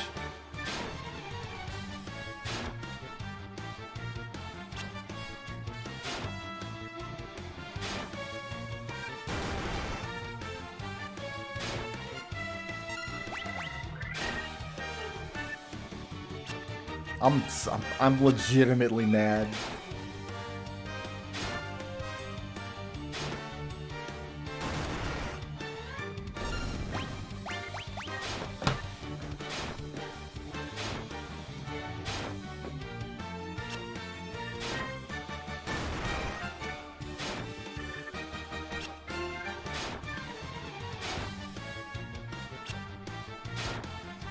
Yeah, haste is black magic in this game. Usually it's white magic. If it's not time magic, it's white magic. But in Final Fantasy I, it is black magic. God, I'm in such a bad mood now. All of a sudden.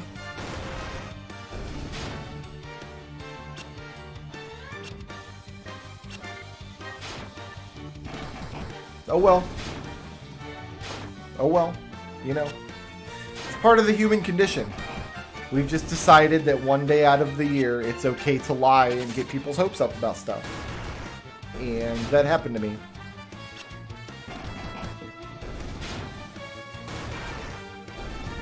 So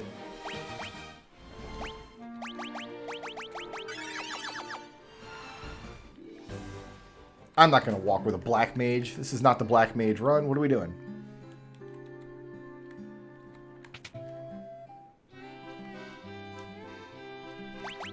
No, Null Shock is level 2.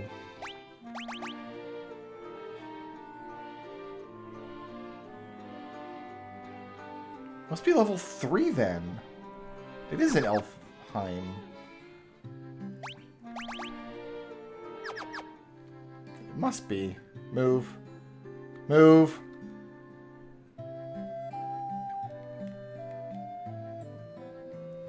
Sorry for wasting everybody's time and sailing all the way to Provoca for no reason. I just wanted to visit the Provokans again. The Provokans are my favorite.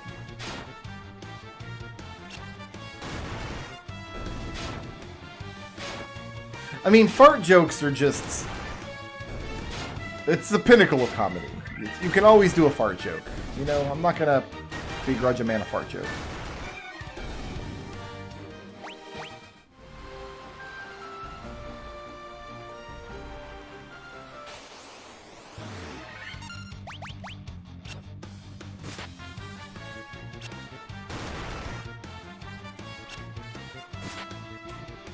I mean, okay, so to be clear, I don't want Konami to make more Metal Gear games. I don't think Konami could make another good Metal Gear game. I think part of what makes the Metal Gear games so special is just the diseased, weird brain of Hideo Kojima, and he's no longer with Konami because they fired him because they're idiots.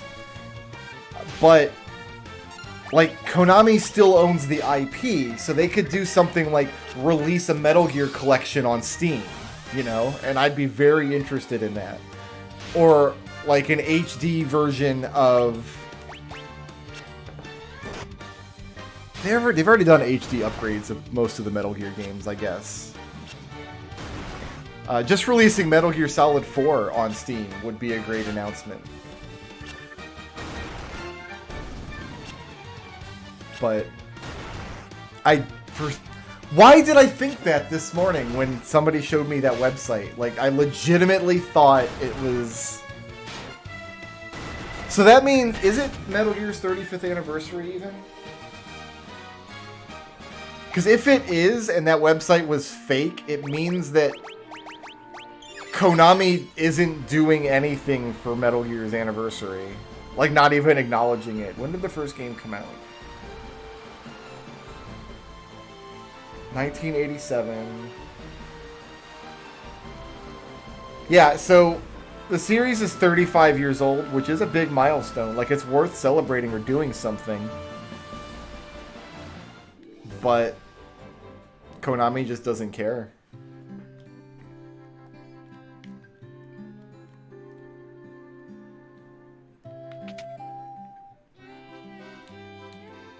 Yeah, there it is. There's the null blaze we're looking for. Alright, let's buy a bunch of items now and also sell some of these old items off that we don't need anymore.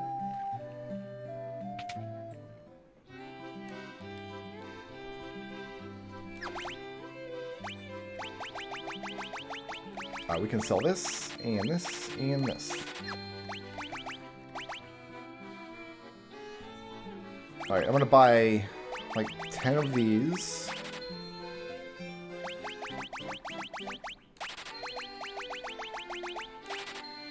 That seems reasonable.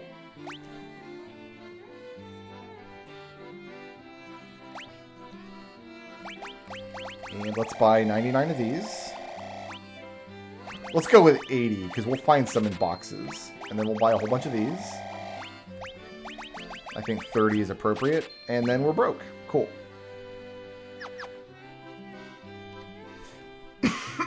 Excuse me.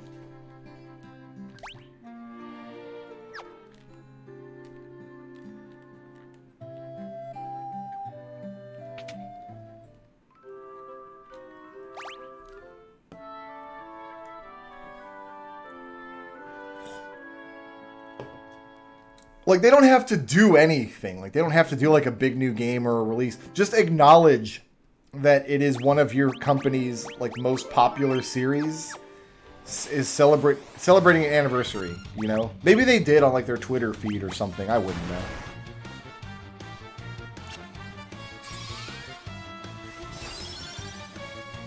But, like, your company having to release a statement that somebody else celebrating your anniversary was just a prank, like it's a fake.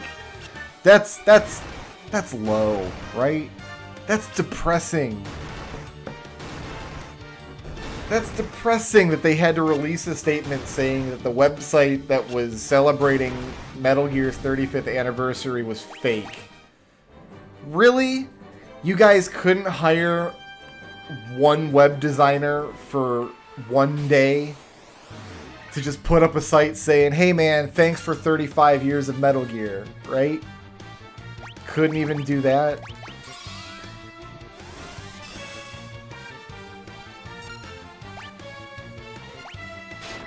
I don't care if it's about NFTs. I don't care about NFTs, man.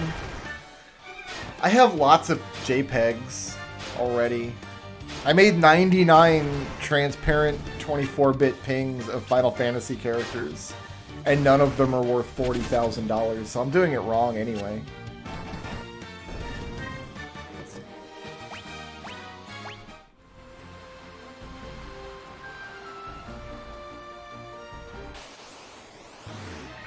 I don't know. I don't get mad about NFTs the way a lot of people do. I totally understand why every, especially content development companies, like media companies, video games, and comic books and stuff, I definitely understand why all of those types of businesses would be starting to get into that space, even though I definitely believe NFTs are just a scam, like across the board. A lot of people are making a lot of money with the tech, even though it's a pyramid scheme. Like, if I was running a media company, it would kind of be part of my job to investigate every avenue of making money for my company. And NFTs are making a lot of money for a lot of people. So, as long as the space is unregulated, like, I can't fault any of these companies for saying, oh, we're going to make Metal Gear NFTs, or Disney's going to get NFTs, or whatever. The concept of NFTs still pisses me off, and like I said, I think they're just a scam through and through. At the end of the fad, somebody's going to be left holding the bag, and it's a really big bag. And I suspect on a long enough timeline, this implementation of blockchain technology is probably going to be heavily regulated, if not outlawed, eventually. Once lawmakers kind of catch up to the tech. Like, you can imagine the news story breaking any day of, like, some congressman losing his ass in the crypto market and, like, somebody's got to do something about this, you know?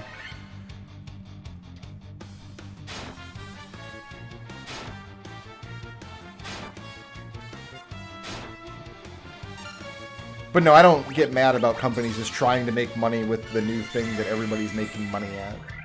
It's going to depend a lot on the implementation, though. Like, I don't want Konami or Disney or anybody to get away with scamming people. But so much of the video game industry, especially right now, is already a scam. And people seem fine with it. So maybe I'm the one who is wrong. I need to save my DRS spells. No, I don't. I bought 90 ethers. I'm fine on DRS spells.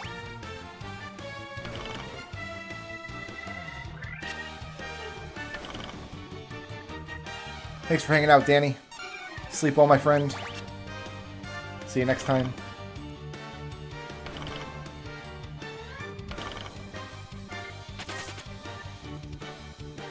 I tuned into that guy's Brick Road stream and he just ranted about NFTs for an hour.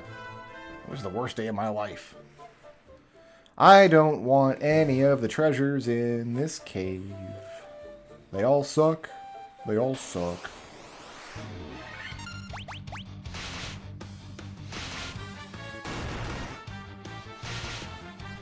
Yo, that silver armlet doing work, though. Unless there's a gold armlet to be had in one of these caves. And I don't think there is. There might be a gold armlet in the volcano. No, there's not a gold armlet in the volcano. I'm going to convince myself that there's not, so I can move on with my life.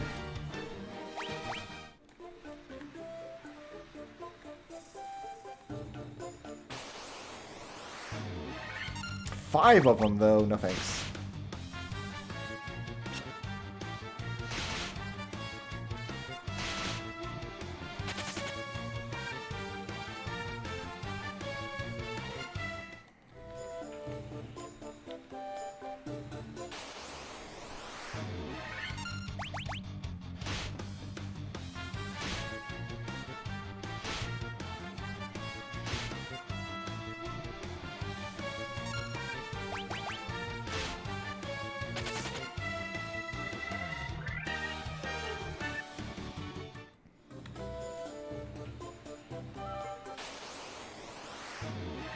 Here's some Gargaloids.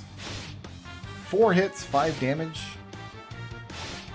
I think Protect is the better investment than Blink in some of these fights. I want to cast both in this particular fight.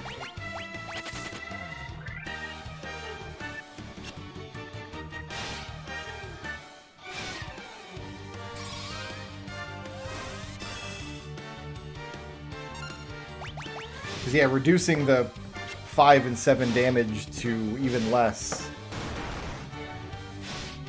They're kind of down to just 1 damage a hit after Protects. But I would have to stack Blink a couple times to take the wind out of 3 hits.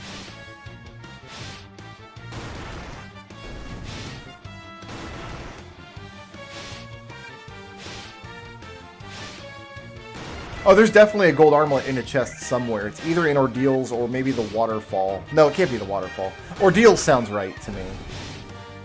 Because in the Sea Shrine, there is a diamond armlet.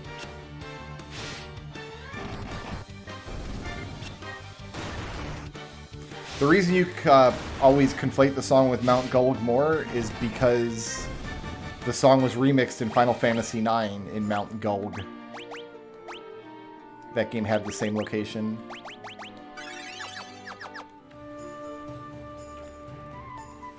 Also, the volcano is probably just the more memorable dungeon in general.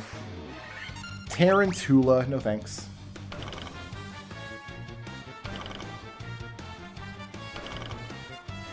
I bet we would probably either still be stuck trying to kill the pirates with a black mage at this point. We're like, what, 3 hours in or so? Or we would have like just killed the pirates and we're starting to play catch up with all of the progress the white mage has made.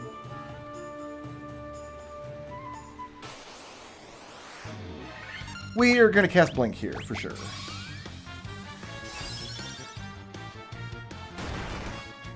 Yeah.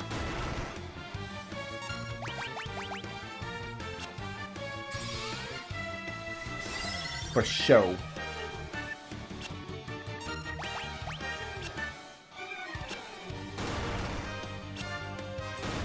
Alright, I can't run from you, you can't run from me. We're locked in this encounter for all the rest of the time. My tentacle-faced friends.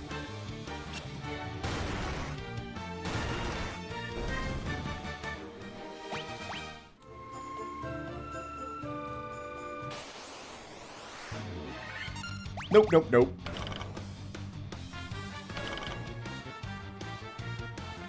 I don't need anything about this encounter.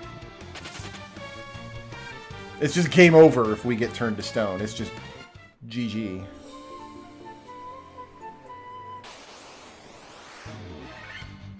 Okay, good preemptive. You like to see it.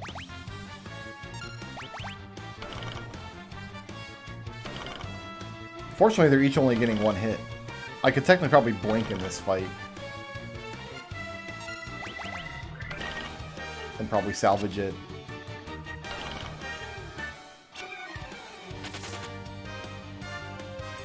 Maybe I will if I see another group of them.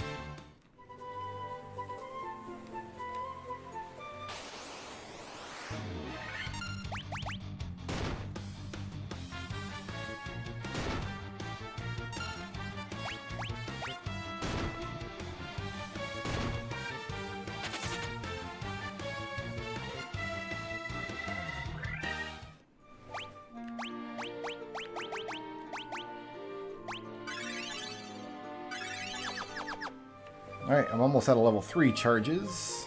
I'm saving my 5 charge for Dr. Vampire up here. Is he a doctor? I don't even know.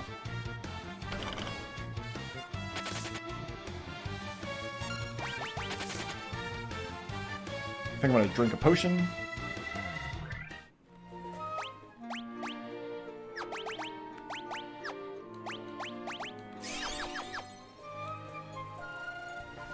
All living things are born to die.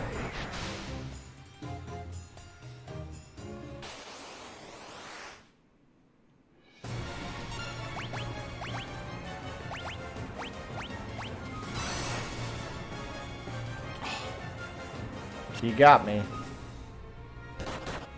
He got me, you guys.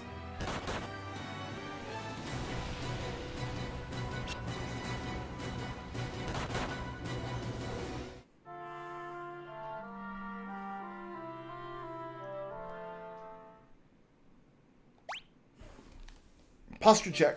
Okay. Maybe we'll fight some more Pisco demons. They were fun. Yeah, we'll kill you.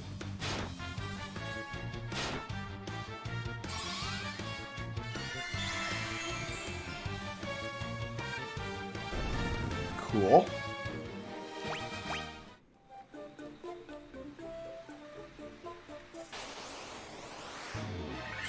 I want this fight. I'm gonna take it. I'm gonna take this fight home with me. And I'm gonna name it George, because George looks kind of like Grover, if you spell it out.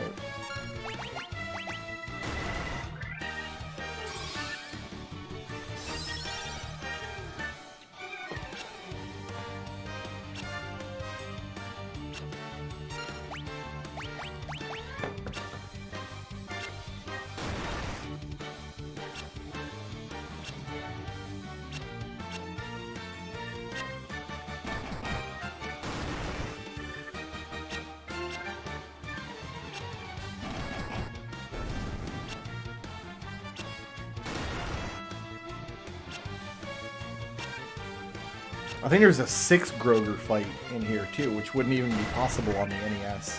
So like the game's widescreen now, and we can have as many colors as we want. Let's just have 6 Grogers together.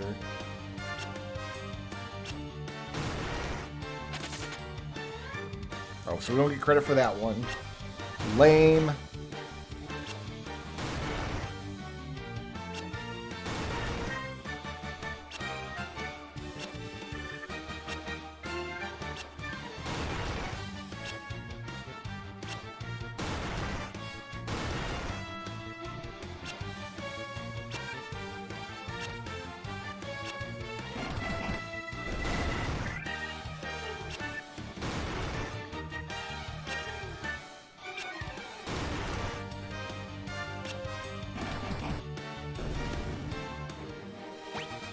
Good fight.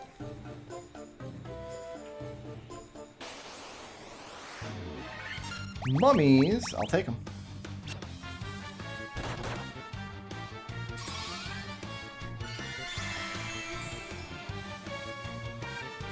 We don't actually need to use healing magic anymore outside of combat because we have all the potions we could ever want. And high potions in this game as well, which is lovely. You guys, though.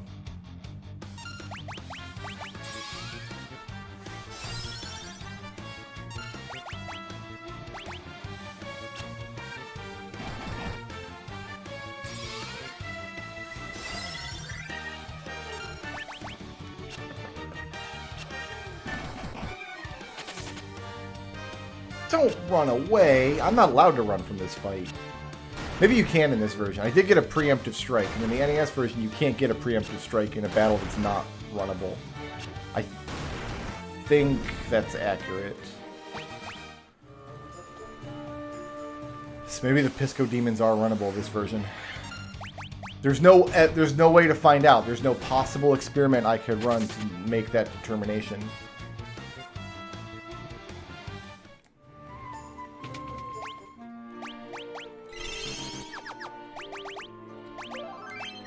Let's remember to quick save this time.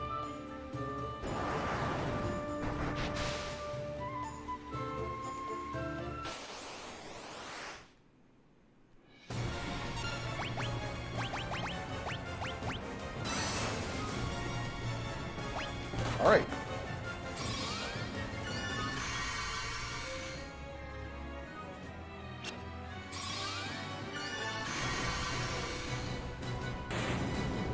Great.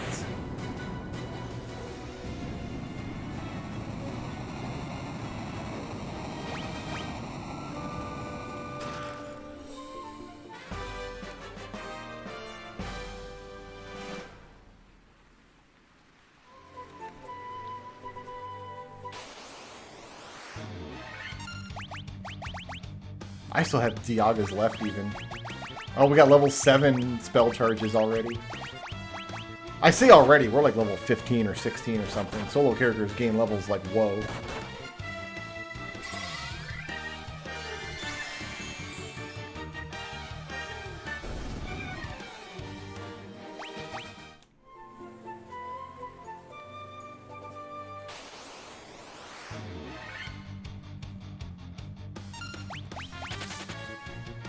Happy to run from cockatrices. For show.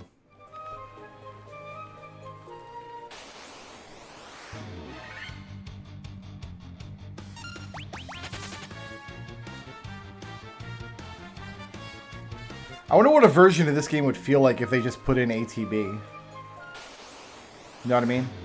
Like, that would change a bunch of stuff about how the game feels, but I think it would be interesting.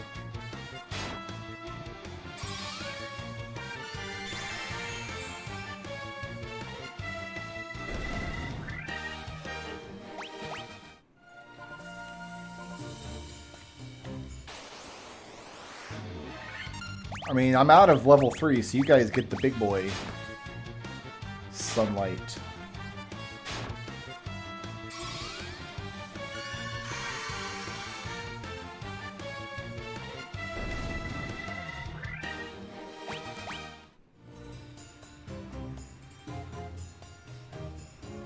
We have not stopped to level grind once in this solo run.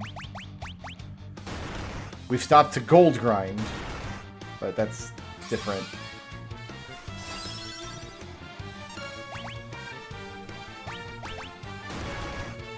I'm dead.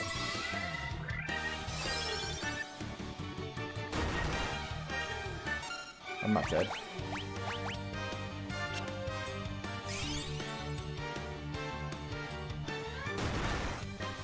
Wow. I can't even blink anymore. So yeah, I guess we're out of here.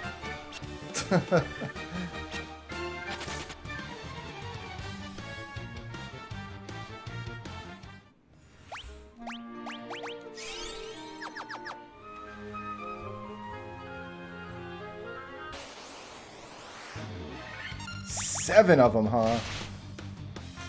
No thanks.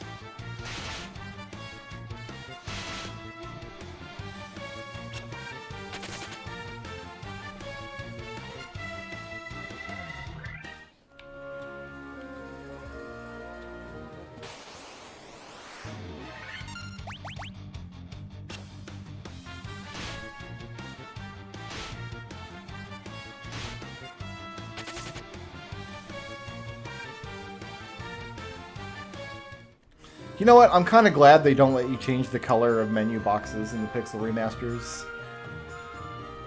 People always change it to like bright purple or something dumb, and then just all the menus look ugly instead of looking like classic Final Fantasy blue.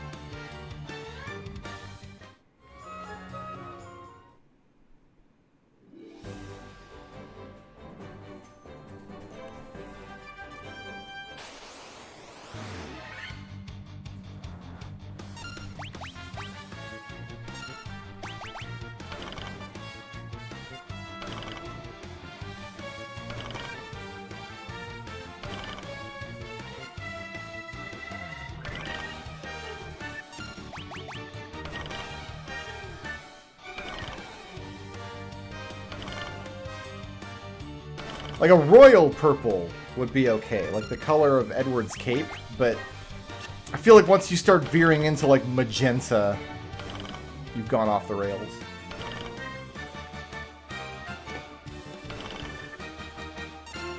I honestly couldn't tell you what possessed me to do this challenge.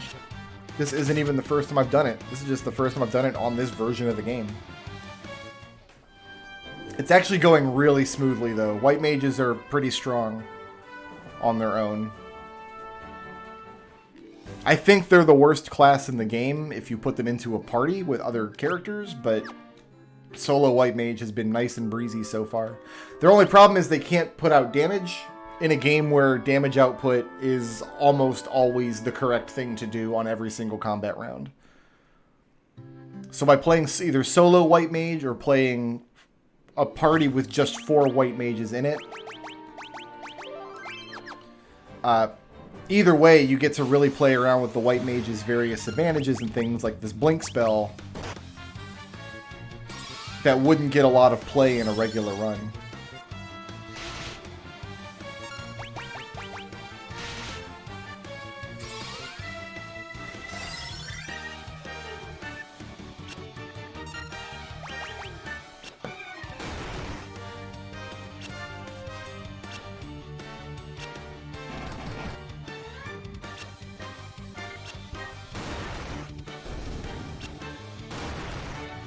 Depends on the Final Fantasy game. There are some Final Fantasy games where I think healing is devalued for exactly that reason, just because dumping a pile of damage is always the correct move. But there are other Final Fantasy games where healing is kind of a required element of the game. Like 4, healing is just necessary in 4. You're not going to win Final Fantasy 4 without doing a lot of healing.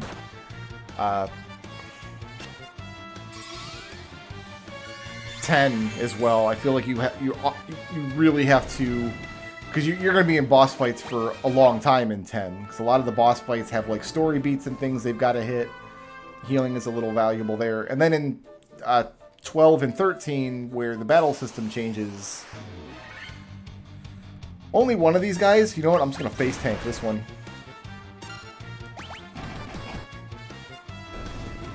But yeah, and so a lot of the earlier Final Fantasy games, it's like, don't really need to heal a lot of the time.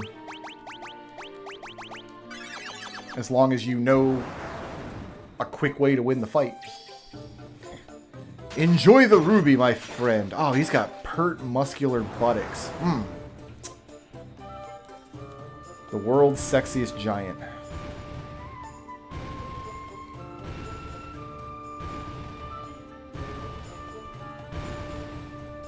Well, see, I was in high school in 1997 when Final Fantasy VII came out. The game definitely hasn't aged well. It definitely, in terms of graphics, if nothing else. No, I wanted to murder you for your delicious, delicious experience points, and now you're gone, and now I'm sad, and you're not setting a good example for your children, who I am also going to murder for their delicious, delicious experience points. For shame. For shame. What's the world coming to?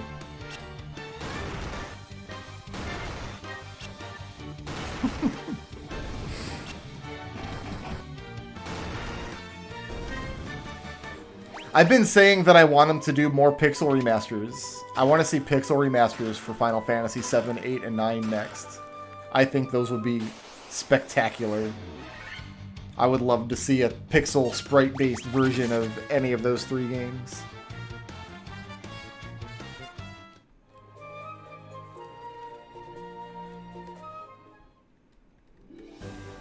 Yeah, that Grover just pieced out, yo.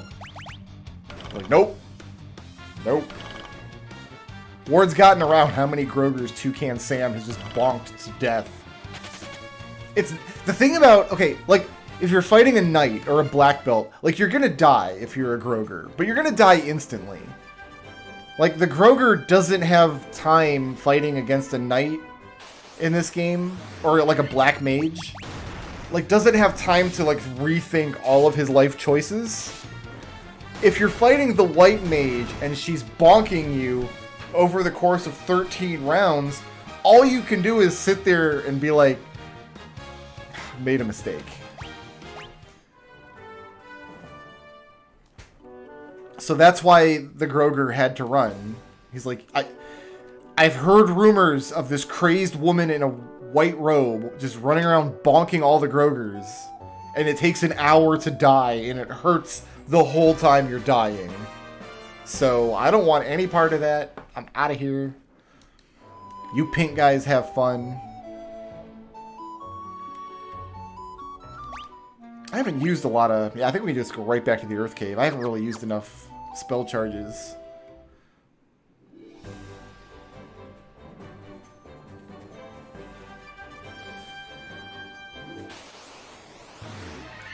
I'm not comfortable calling the Final Fantasy VII a remake, even though that's literally the title.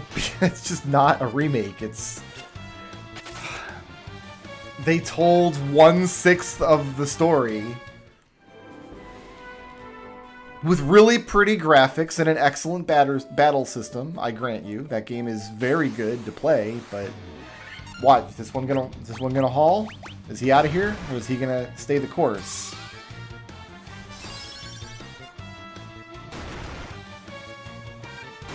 Okay, okay.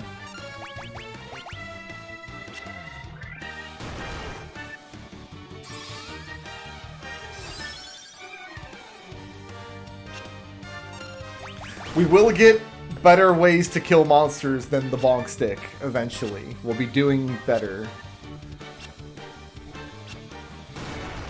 If you really want to see a soul-crushingly tedious challenge, you've got to watch the solo White Mage challenge in Final Fantasy V. If you think this damage output is bad, you should look up what has to be done to, like, defeat Atomos in Final Fantasy V with a solo White Mage. It's ridiculous what people have done.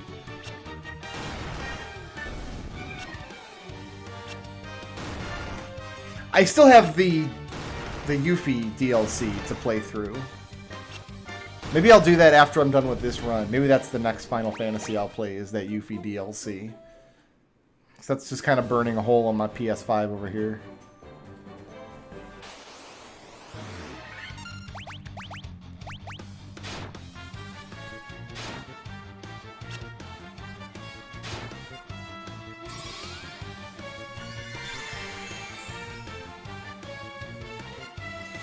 Well, the Fiesta will start... When is it going to start? Usually it's in the summer. Because it's a yearly event. Let's see. June of... Yeah, June. So, a couple months. And what you'll do is in June, you'll register on the website. You do have to have a Twitter account so the bot can tweet at you to tell you what your jobs are and stuff. I'm going to use a cottage. Whatever. And then the Twitter bot just tells you what jobs you're allowed to use at which point in the game. And there will be hundreds of people playing and streaming Final Fantasy V. You will have no difficulty finding communities to help you play the game and have fun with it. It's a really good time. I always enjoy the Fiesta.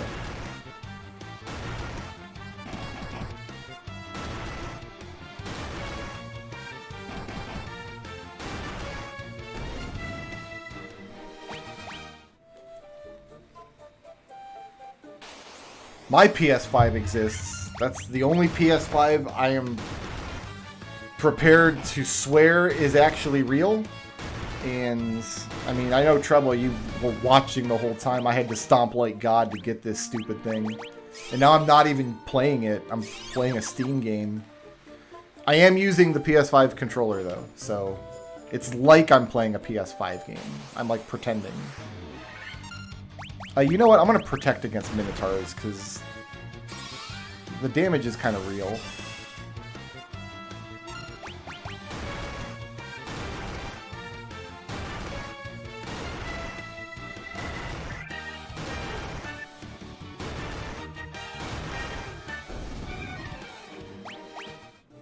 Like, I've already done 2 runs on Final Fantasy V Pixel Remaster, and I'm still looking forward to the Fiesta. That tells you how much I just enjoy playing Final Fantasy V. Just last night, we finished up the Final Fantasy V unemployed run. So I played the entire game without ever assigning a job. Played the whole game with just freelancers. It was actually fairly easy. It was just an enjoyable run. Am I dead? Even with protects? Surely not. 80 damage! No, I'm not dead.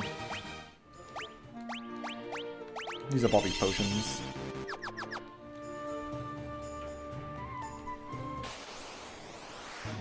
Gargaloids! Yeah, I think Protect is the better spell against Gargaloids, because they do slight amounts of damage. Like, trying to reduce their damage, it's better to reduce the damage of every individual hit they do, rather than try to reduce their number of hits. Like now, yeah, they're going to be limited to like 3 hits, 3 damage for the rest of the fight now.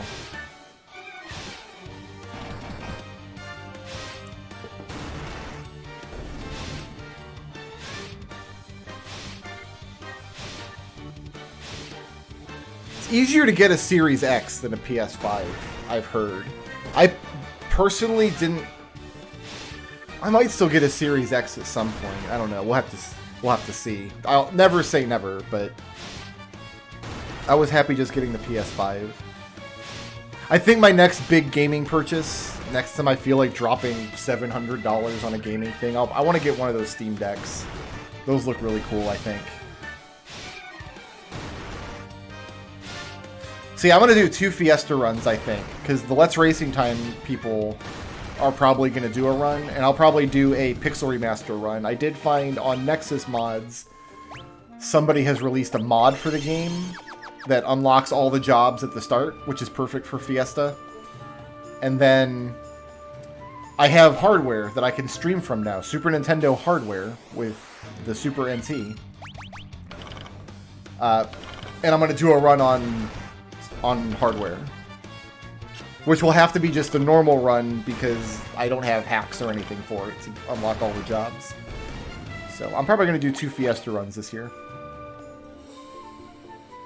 On top of the 2 runs I've already done with Pixel Remaster. I'm going to try once to flee. Okay. You can flee from Pisco Demons in this version of the game. At least the random encounter Pisco Demons. Good to know. It's like a treasure trove of Grogers. Be still my heart. Alright. Let's get cracking. I'm gonna blink one more time.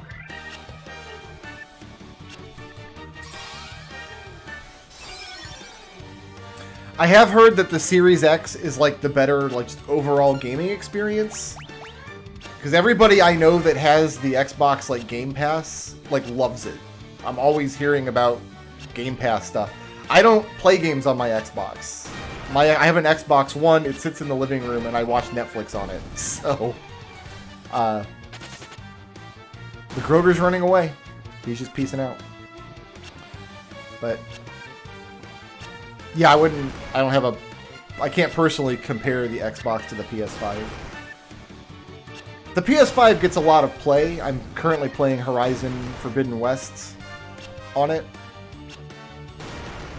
And I've got a couple other games. Like, it's not just taking up space in my house, but compared to the amount of time and energy I had to expend actually getting my hands on one last year, I don't feel like I have yet gotten my gaming quota out of it. Peninsula Power is a scam, man. Don't do it. Peninsula Power is something people discovered back in the 1990s and wrote in Nintendo Power and thought they found a cool glitch. First of all, there is no Peninsula Power in this version.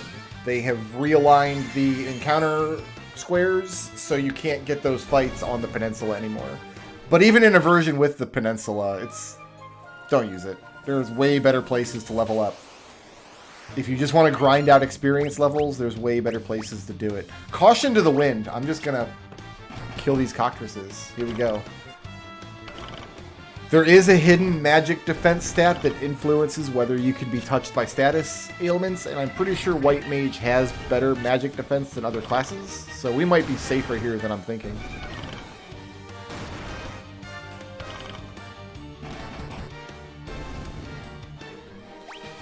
Yeah, I've read that Sony is launching their Game Pass thing, and I might check it out since I am a Sony gamer, technically.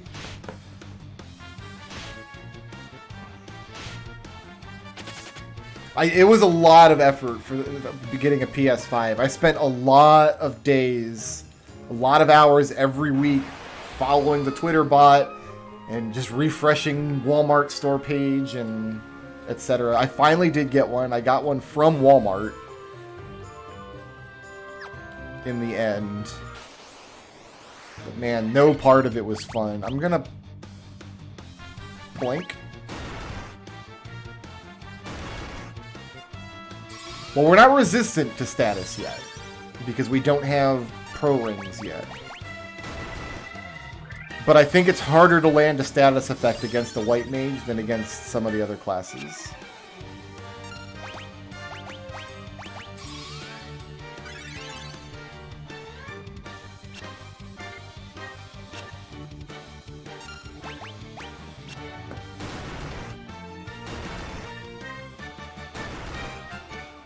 Yeah, I haven't even looked into PS Now. I don't feel like I ever get a lot of value over like game subscription services like that. Especially ones that I have to pay for. I always feel like I feel like obligated to go in and find something to play to justify the subscription price. And like I would get suckered into playing mediocre games because there's nothing else for me to play on the service this month or whatever. And then the opposite is also true. Like, it'll sometimes take me 6 or 8 months to finish a game. I don't always binge a game until I'm done with it, you know? Like, I've put Horizon on the shelf for about a week. I haven't touched it in about a week. I love the game, it's just I pumped 50 hours into it. I'm not done with it yet. I wanted to play other stuff for a little while. And the problem, if I'm doing that on a subscription service, it's like, oh, well, it's not on subscription this month. That was October's game. And you didn't finish it in October, so now it's November, so good job, forehead. So, I don't know, I might check it out, but I personally, the way I play games, I prefer to just buy games that I want and then play them. But it might be worth checking out, who knows. What was the one called from years and years ago? Gamefly? No, not Gamefly, that was like the one where they would mail you a game, like the early Netflix of games. What was the one that was like a subscription service? I played like some Sam and Max stuff on it. And, like, just a lot of crap, though. Like, a lot of just mediocre crap. I don't want to fight this troll, do I? I don't have enough to blink him. So, you know, I'm just going to do this. He's gone!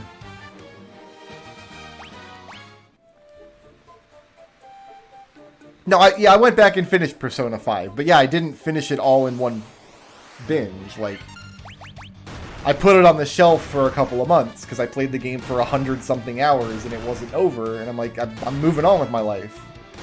And then after a couple months, I'm like, oh, I want to go back and finish that game. But if that had been like a Game Pass game, I would have just been out of luck. It's not on Game Pass this month. So I'm dead. The troll killed me. Why did that first troll run away? Maybe that's the same troll. Like, maybe he was peeing and I just surprised him or something.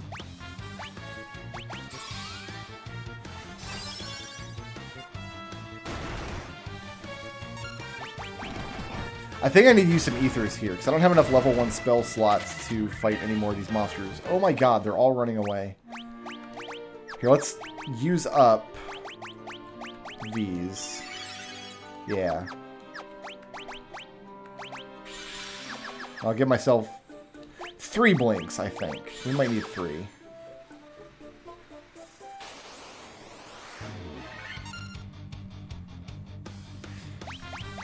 Yeah, it took me 135 hours to finish Persona 5 Royal. I enjoyed the game a lot. There was no part of the game that I didn't like. It's just, that's a lot of game. And I reached a point where I'm like, you know what? I also bought, like, Oddworld for PS5, and I bought Spider-Man.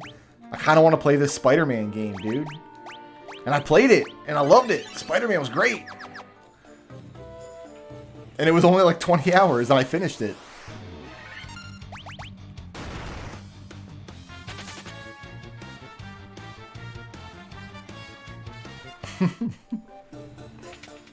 I never lost interest in Persona 5. It's just, it's a lot of game, you know? I'm going to quick save before Lich. I'm not sure how much buffing I want to do here. I think we want to put up Null Frost and Null Shock, because he can hit us with Ice and Lightning.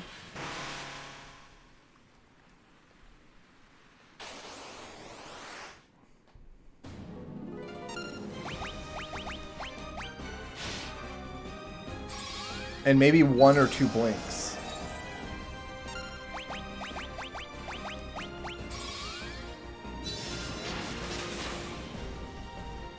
Okay, so that Blizzara is gonna... Yeah, it's not too terribly bad. Let's put up a blink. Oh, he does have Fire. Okay, well, I know that now. I thought he had Ice and Lightning, because he himself is weak to fire, so... So in the NES version, he would not have been able to chain cast Fyra like that. He has to go in his spell list order. It's only in this version of the game that he's allowed to cast whatever he wants from his spell lists. Alright, let's do another blink.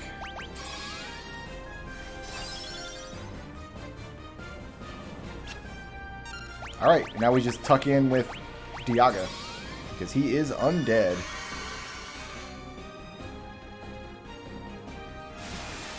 Oh, he has all 3 elemental spells. Okay, so yeah, I did need all of those. Cool. And they're still doing some damage. Like, we're not totally immune to it.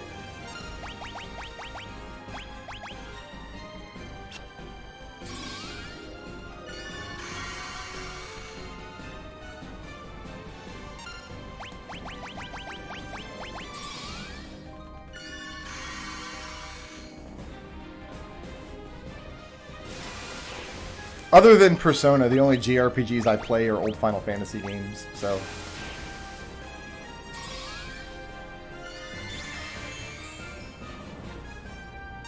Are we gonna bust the hammer out here in a minute? Is it hammer time?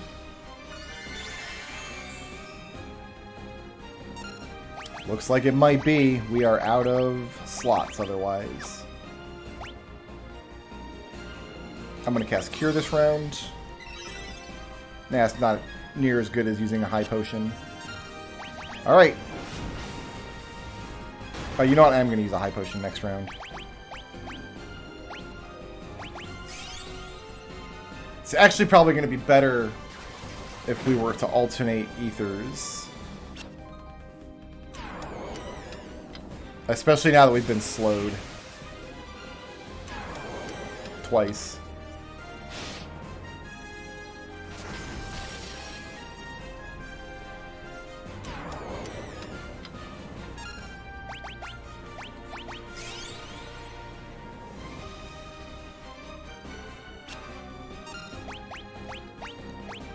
So each time we use an ether, we can cast Diaga and Diara. I'm asleep now. Gross. I'm not asleep, never mind.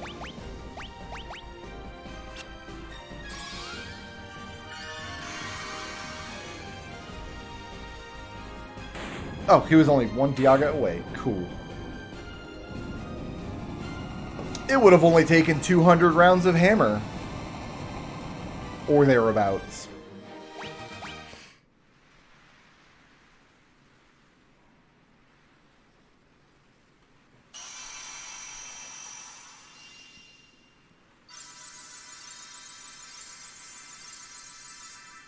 Toucan Sam's like, you know what, dead nerds? Just let me go ahead and hold all 4 crystals. We don't need to all be holding one.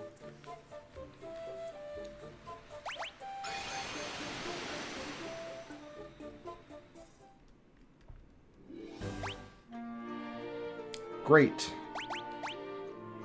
Why does it always want me to save over this file? I don't want to save. That's my first run of the game.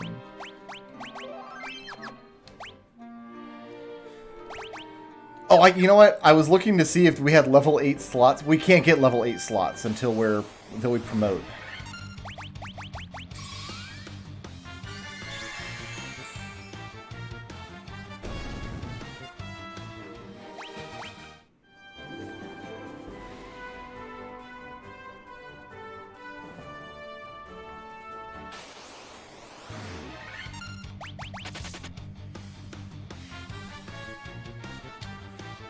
I think we could go get our canoe now and then get a better attack item so we don't have to just bonk anymore.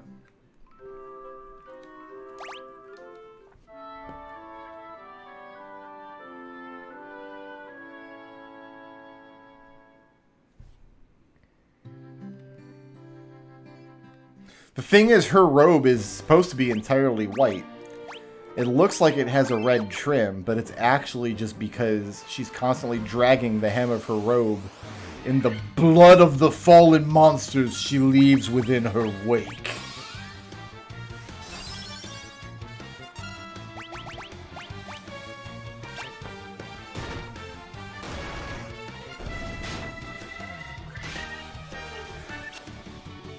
I have never played any of the Disgaea games. Which one did I play on PS2? That was like, I think it's in the Disgaea world, but it's not a... I can't think of the name of it now. You played like a nun, like an anime nun. La Pucelle Tactics, that's it. La Pucelle Tactics. I played that, and I was like, you know what? This is way too anime. I don't need to play any more of these. And then the company that made it was like, we made more games, and they're 3,000% more anime than that one. And I was like, what? Those aren't numbers anymore. Too much anime.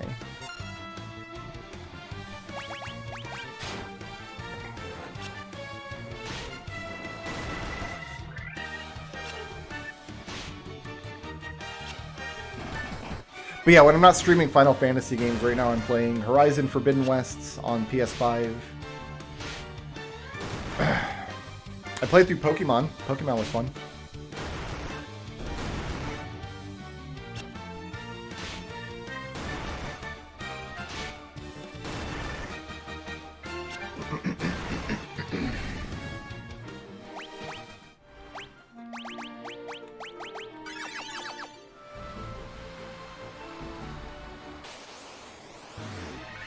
I'm killing these guys. I don't even care that it's going to take 6 rounds.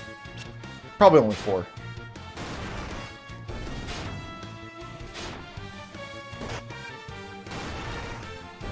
So, back when I was in high school, when I was a teenager, so this is the PS1 era, I literally only played JRPGs. That's all I bought. And then going into the PS2 era, like, I continued that trend a little bit. So I ended up buying a lot of JRPGs that were just with stupid anime. And got to the point where I'm just like, wait a minute. There are other kinds of video games I could be playing, and I don't like anime that much. So what am I doing with my life?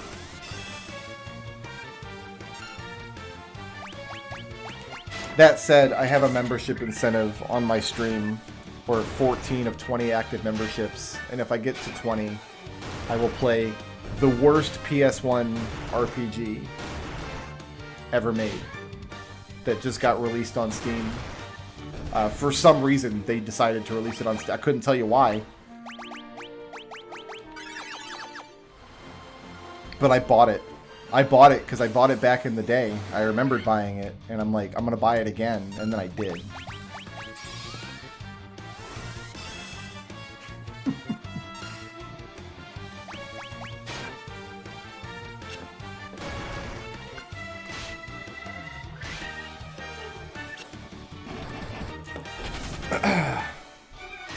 What was the worst PS1 RPG? I can't even speak its name, because if I do, my tongue will be stricken out of my head, and I'll have to move to a monastery and be a monk.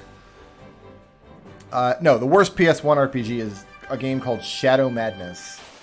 It's garbage. It's an awful game. It was made in like the late 90s, so it, like, remember Squaresoft at the time made what was the biggest budget, most expensive JRPG that had ever been made ever. And they put out Final Fantasy VII, and they sold 1 billion copies. And then some other companies were like, that didn't look that hard. We could make that same game. And nobody succeeded until Squaresoft a few years later made Final Fantasy VIII, like, to be honest. But so this was made by like a budget company, some of whom worked at Squaresoft of America back in the 90s, like on their localization team. Like, I think, is Ted Woolsey actually on their team? I can't remember now. There's nothing here that I want. So it's like a budget title almost, but it's trying to be Final Fantasy VII, and it's complete garbage. It's an ugly, terrible game. So this is just the same as the Protect spell, and this is just the same as the Blink spell. No, it's not. These are worse than Protect and Blink. I don't think they raise my defense by as much as Protect does. I don't think I want any of these. And I can't learn Exit yet. So. See, I think Blue Dragon is a great game. Blue Dragon has good production values. It's got a cheesy but pretty enjoyable story to it. You know, it's like about these like cute little big-headed anime kids that go on an adventure and they fight monsters and they get big blue friends that come out of their backs. The battle system is fine in that game. I enjoyed fighting the battles. And I think the game has aged fairly well. Like, I haven't played Blue Dragon in many years, but I'm sure if I booted it up now, I'd be like, oh, this is fine. This is cool. I'd play it again, is what I'm saying. Blue Dragon, the only reason I haven't played it is because I don't have a working 360 in the house. And I haven't for like a decade. Shadow Madness has no production values. Even for the time, it was an excruciatingly ugly game. Ugly game. The story is dumb, and the same story was kind of done better in other JRPGs at the time. The character designs are grotesque. Like, I'm not an artist. I don't know what goes into, like, good character design. Like, I'm not the guy to ask. But I know that the characters in Shadow Madness look dumb and ugly. Even in their concept art. Even, like, the artwork in the promotional materials. Let alone their, like, polygon model in the game. The battle system is crap. The soundtrack, you know what? I actually listened to some of the soundtrack on YouTube not long ago, and it's fine. It's kind of this ambient, but yeah, it's an awful game. And I bought it back in the day because I had convinced myself that RPGs are just better than all other games in the universe. And anybody who's like, on my PlayStation 1, like, I'm not one of these stupid goobers who's going to play Tomb Raider or Metal Gear Solid. Those are stupid games for chumps. I only play grown-up games like Legend of Legaia. That was my attitude when I was 16, 17 years old. And Shadow Madness ended up in my collection. I don't have it. I don't have a hard copy anymore. I've long since liquidated my PS1 collection, but yeah, I'll play it on stream at 20 active memberships.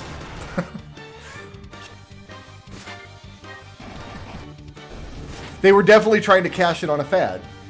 Final Fantasy VII like set the whole world on fire, and some of these other companies were like, that doesn't look that hard. When in actuality, Final Fantasy VII is probably one of the most ambitious console games ever made. Like, it needed to be made by a big budget studio like that. I've not played any of the Xenoblade games, no. I've led to believe that they're enjoyable enough. I just haven't personally played one. I do have a copy of Super Mario 3D World in a Xenoblade Chronicles box in my Wii U collection. Because one of my viewers wanted me to play Mario, and I didn't own a copy. So he sent me his copy, and it came in a Xenoblade Chronicles box, and I'm like, why? And he's like, I don't know. I still have that somewhere. They look fine, but they look like open-world anime games. And I have to be in, like, the correct mood to play open-world games, usually. Like, it's actually very strange right now that I've played two back-to-back. I played Pokemon, and then I'm playing Horizon. Like, I've just been looking forward to Horizon since the previous Horizon game came out. And Pokemon just looked fun. But it's actually very strange for me to play open-world games, or anime games, honestly. Said the guy who spent 130 hours in Persona 5 Royal. I understand the irony here. I can't wrap my head around how to play the Xenoblade Kid in Smash Brothers for what that's worth.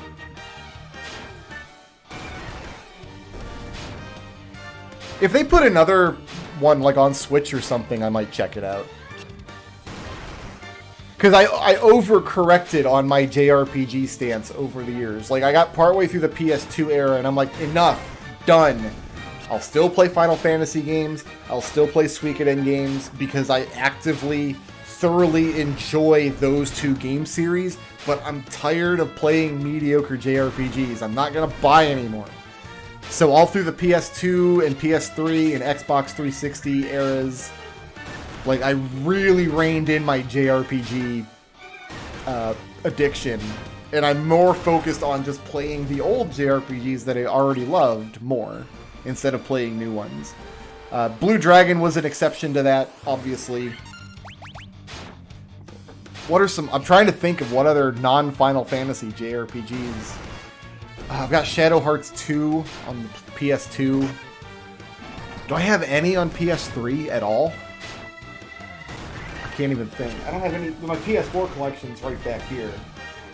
And no, they're all Final Fantasy games.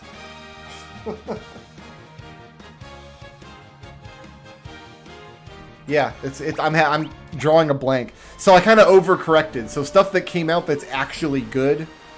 Like, I probably would enjoy Xenoblade if I played it, but when it came out, I'm just like, nope. I don't want to fall down that hole again.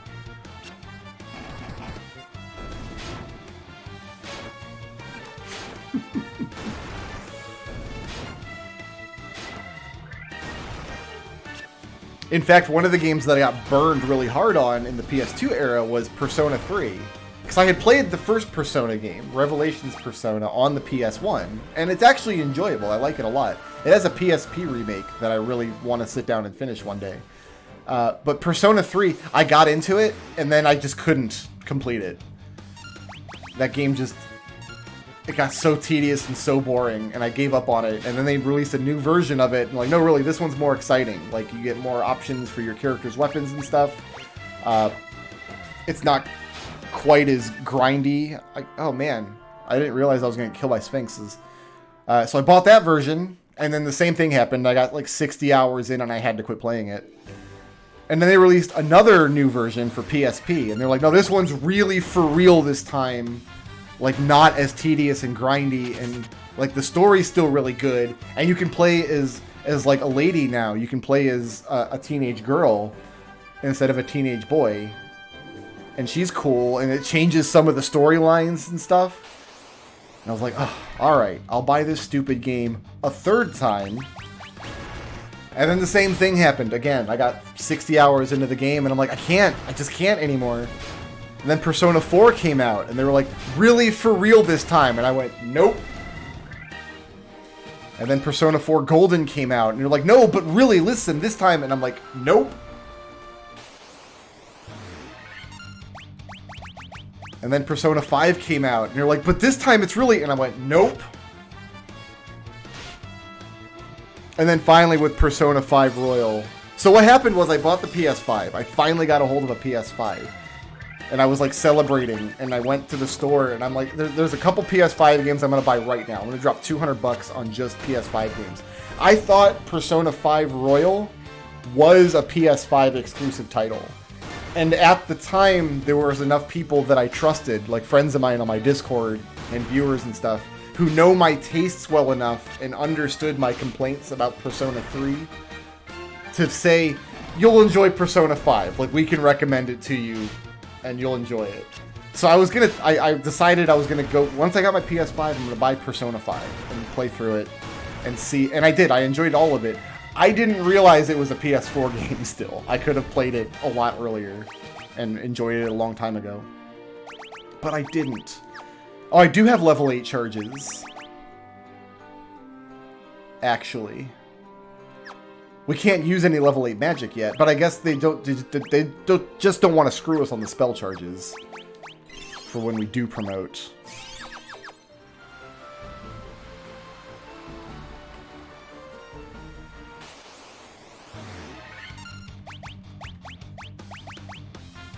Do I even want this fight? You know what? I don't even want this fight.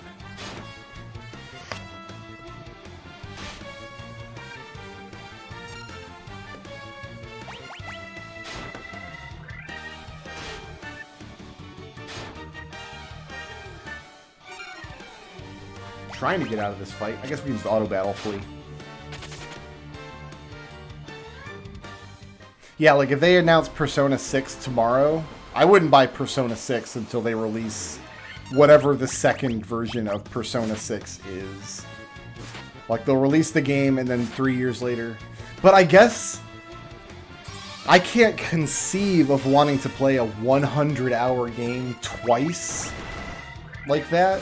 But I guess people buy Persona and play it for 100 hours, and then 2 years later, like, the new version comes out, and then they just buy it again.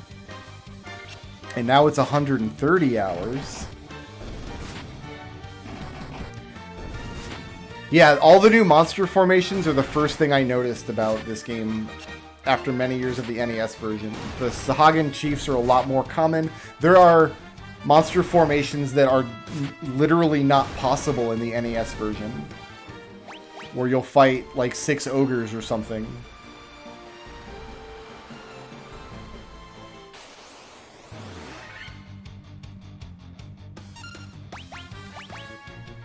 I don't want this fight. I didn't mean to defend.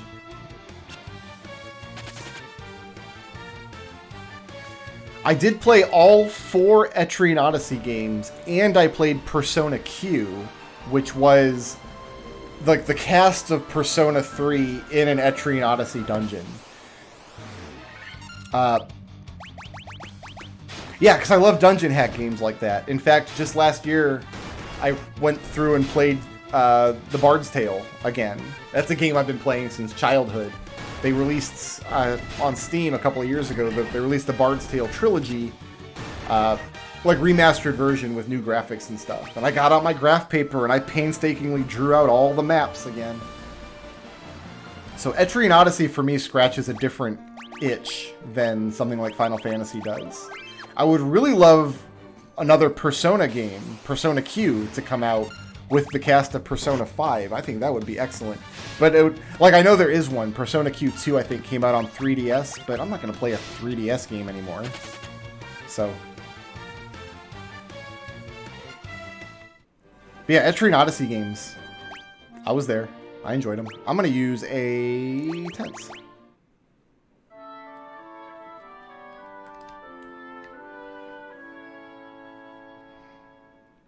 Labyrinth of Refrain? No, don't know what that is. No, don't save over Frankie. There are a couple like JRPG-ish games I played on Steam. I haven't completed Crosscode. Crosscode was a lot of fun. I gotta get back and finish Crosscode. I'm gonna commit to doing that after I finish Horizon, I think. Is go back and finish Crosscode up. The other one I really enjoyed was Cosmic Star Heroine. I thought that game was really fun. It had a good battle system to it that didn't like waste your time. It had like fun characters. Not technically a JRPG though, because it wasn't made by... It was made in the style of JRPGs, but it was made by a Western studio. Maybe we need a better name for that distinction. I don't know. But yeah, I really like Cosmic Star Heroine. These guys are going to cast fire over and over and over, and I don't like it.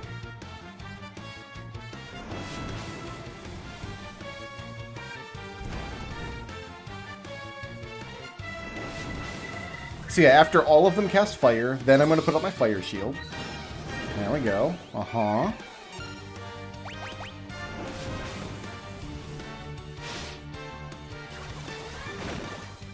I skipped Octopath Traveler. Oh, I didn't know they could paralyze you. Ooh, I wouldn't have been here if I knew that.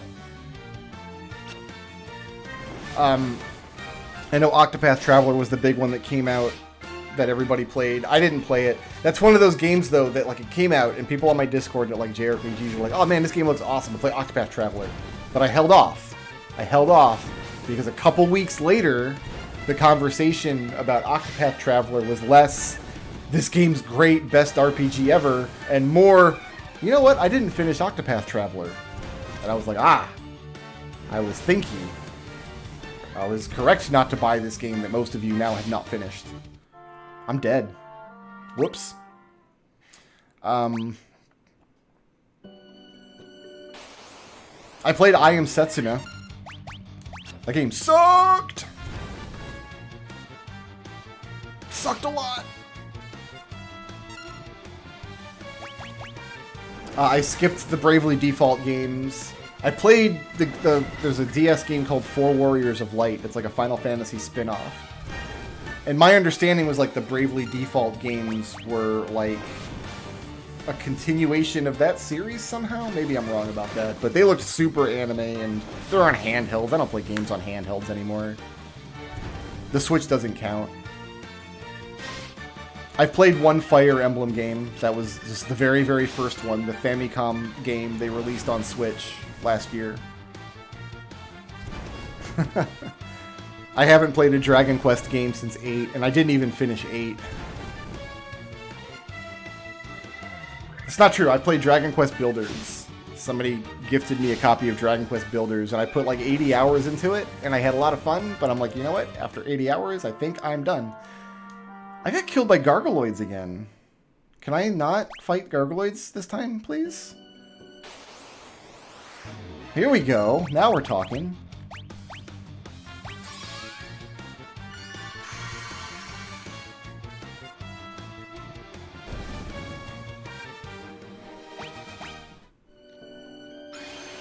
Like, I like Final Fantasy V's job system, but I don't like Final Fantasy V because it has a job system. Like, I know Bravely Default, I personally know a lot of people who love the game and really praise the job system, but to me, like, a game just having a job system isn't necessarily a point in its favor, if that makes sense. Do I want this fight? These guys can also spam fire too. Let's see what else they can do.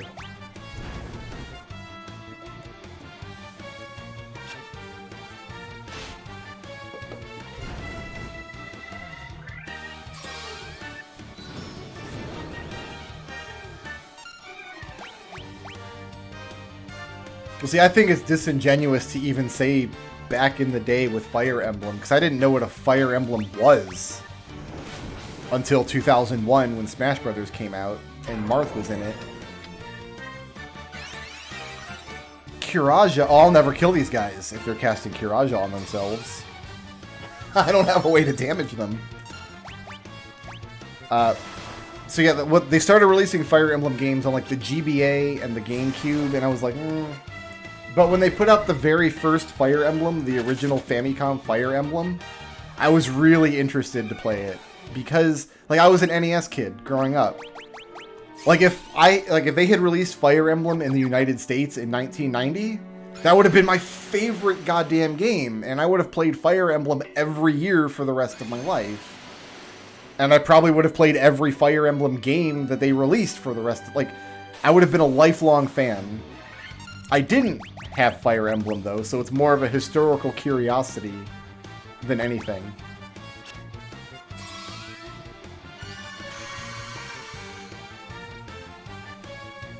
But I did enjoy it, and I will play it again someday.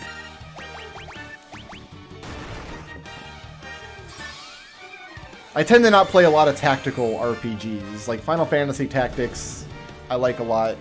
And some of the old Shining Force games I played through as a kid.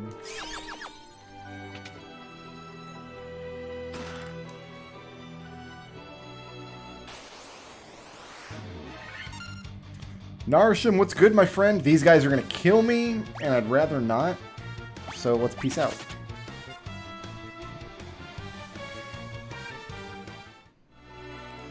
Well, and so Final Fantasy is my favorite RPG series, but I don't play every Final Fantasy game. Like, I think it's fair to say that some Final Fantasy games already fell off for me. Like, a lot of the spin-off titles. I didn't keep up with Kingdom Hearts after the first Kingdom Hearts game. I didn't like the Final Fantasy Tactics Advance series at all. I loved World of Final Fantasy, the PS4 game that came out. In fact, I've got the Steam version that has extra DLC stuff. I did like the full hundo on that game.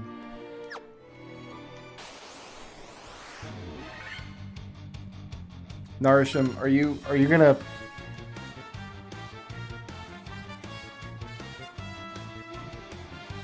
I don't want to ask, Narishim. I don't want to ask what kind of music balloons hate. Because it's going to be a pun. And it's going to make everyone sad.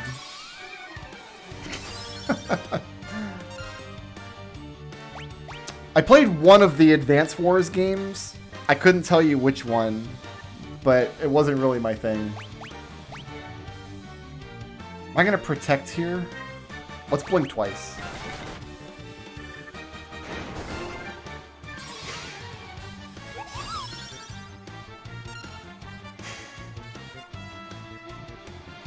Narishim, thank you for the $5 Koopa chat.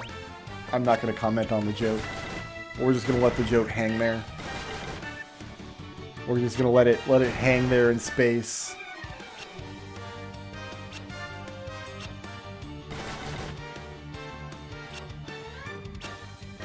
I think we're dead. I can't run from this fight. I have to fight this encounter.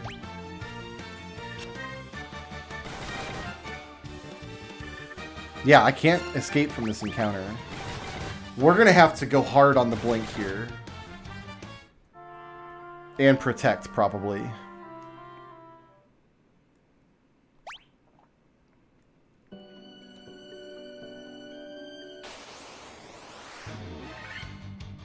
Mind Flayers are pretty rare in this dungeon on the NES version. I loved Final Fantasy 15. I've played that game several times. I did very close to a full hundo once. There's some like side quests I wasn't able to finish because some of them are just like, oh, there's a guy broke down on the side of the road, he needs gas. But oh, I love 15 a lot. It's a deeply, deeply flawed game. And it's going to be marred forever by some really dumb marketing decisions they made in the design of the game. Like, it's got a really bad crossover quest line with Final Fantasy 14, which I don't have anything against 14. I personally don't play it. I don't play any MMOs these days. But the crossover event in 15 is awful and devalues the storyline Of 15, I couldn't say if it devalues 14. 14 is a sellout MMO. I don't know if it could be devalued. But yeah, some marketing executive decided like, oh, we've got to have a Final Fantasy 14 tie-in adventure quest. And then that's just going to be in the game forever, and it's awful. So 15 has stuff like that going for it. But for the most part, I think the game is excellent. I'm playing the Chibi version on Switch. There's like a Final Fantasy 15 for babies. Like, they're all Muppet Baby characters. I have to sit down and complete that as well. This might be the first, like, really hard encounter, guys. We have to win this fight. I don't have a way to damage them. I don't have any spellcasting items. We're just gonna have to blink and protect, and probably heal up all this damage quite a lot. Let's see if I can get one more round of blink out.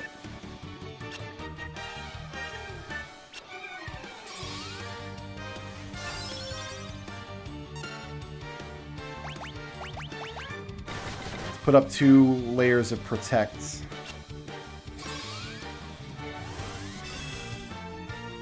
Yeah, I gotta buckle down and finish the Pocket Edition. I think it's a really cute game, and it might just be a good way to just get Final Fantasy 15 story if you don't really want to play the full open world experience. But I just haven't sat down and completed it yet. Maybe one more blink.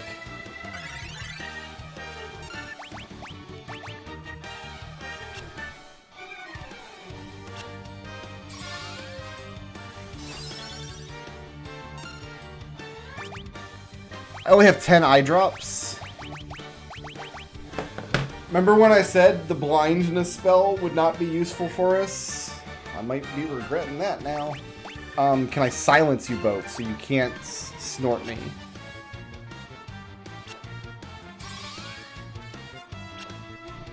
Let's try that again.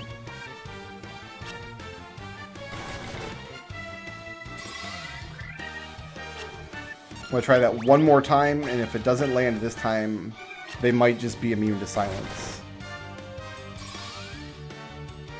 Okay, so I'm going to say they can't be silenced, so actually healing the blindness is not going to be very beneficial, because we're just going to replace it repeatedly.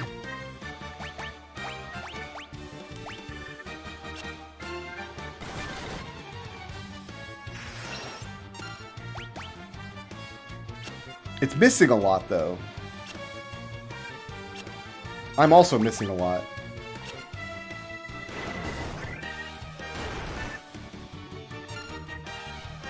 I mean, I might as well use up the eye drops that I have.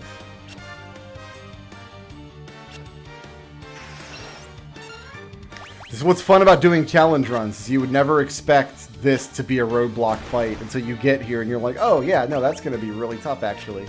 In the NES version, you can just run from this fight, but in this version, it's like a mini-boss encounter.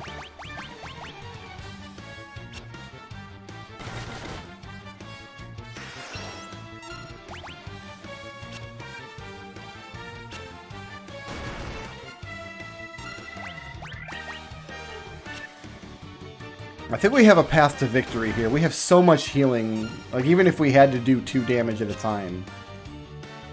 And even if we had to fight the monsters while blinded, like, we'd still get there eventually.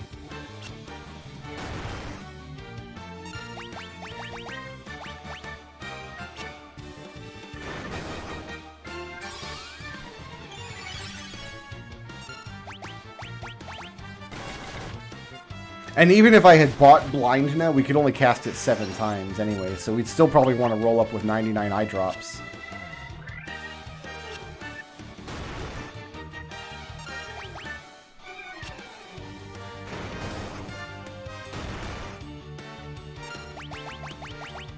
I'm going to assume the blind status effect actually works in this version. It doesn't in the NES version. It doesn't reduce your accuracy at all. But I'm going to assume it works in this version and continue to heal it, I think. Although, I don't know. I don't think I've... Oh, maybe it just lowers your hit rate. Perhaps. Because I feel like we've done 1 damage with every blind hit we've done.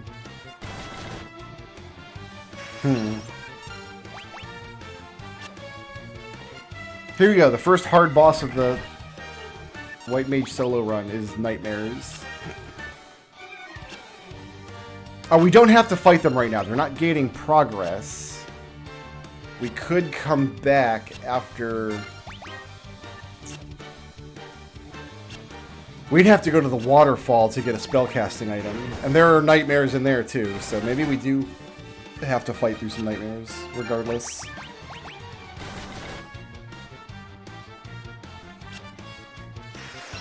Save one eye drop for after the fight. It's probably a good idea. The only other offensive spell we would have would be Fear. And we can try to lower their morale, but something tells me Fear wouldn't hit them.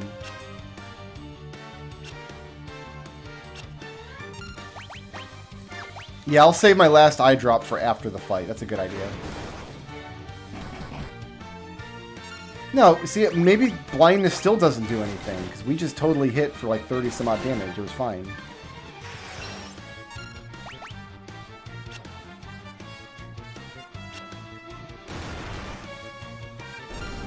Okay, so one's down. We're slowly working our way through this.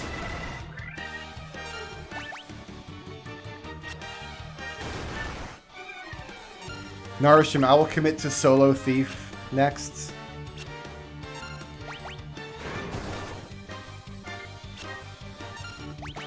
If you get me to $100 in Kupo chats tonight, I will sell my dignity and run Solo Thief after Toucan Sam is done. But you gotta hustle. And I mean, we're coming up on like this is probably the last dungeon I'm doing in tonight's stream. 4.5 hours in, but we might be here for another 4.5 hours killing this nightmare 2 damage at a time. Solo Thief would definitely be possible in Pixel Remaster because it has a much higher accuracy stat than the Thief does in the NES version. So the Thief isn't garbage. Solo Thief is viable. You can totally do it. And then you get to the end of the game and he's very strong because you can promote him to Ninja and now he can cast Haste. So...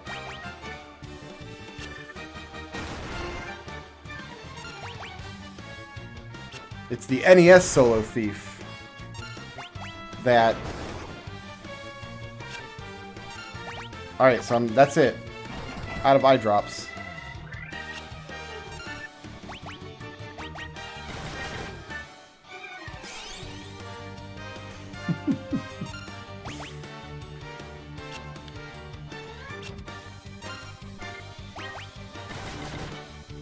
Thanks for hanging out, Toffel. I enjoyed talking with you tonight. See you next time, my friend. Alright, I'm just gonna tuck in here.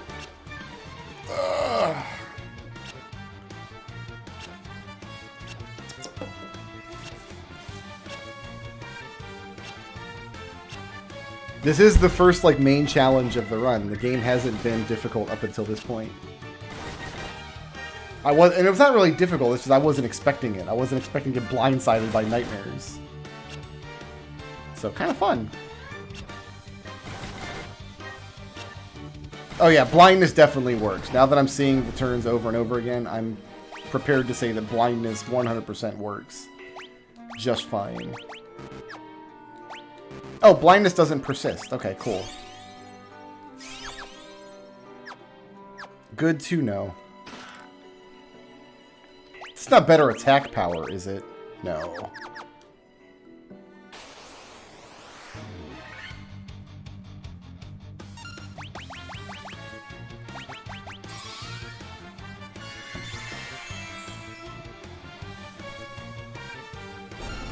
Of those 3 options, I would play Fiesta with the bottom of my tier list. Because that would be what? Berserker, Geomancer, Beastmaster, and what else did I have at the bottom of the tier list? Like, what was the next worst class?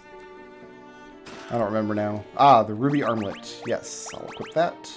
Beautiful. Doubles our defense again.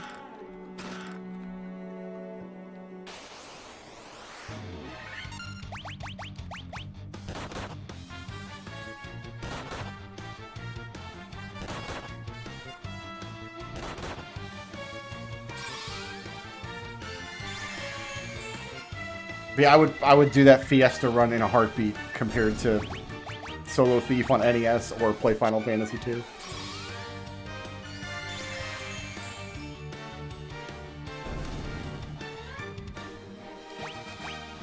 That was a lot of experience, Jones.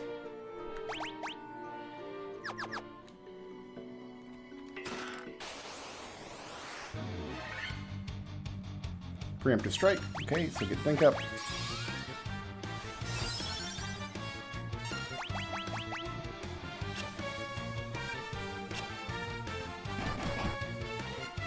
Woo! That's some damage, my dudes. That was real big boy damage. Mime, Beastmaster, Geomancer, Berserker. Yeah, I would do that Fiesta. What order? Like who? Like the order matters.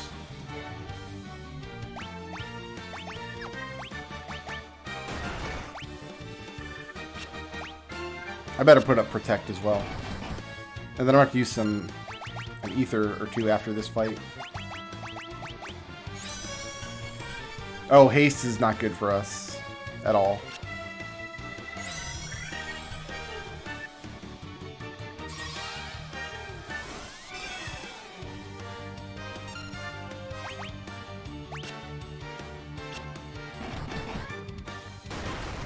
Putting out good damage on him, though.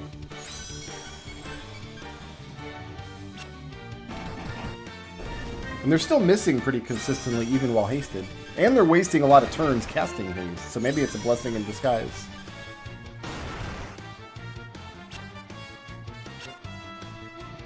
What is the worst possible order?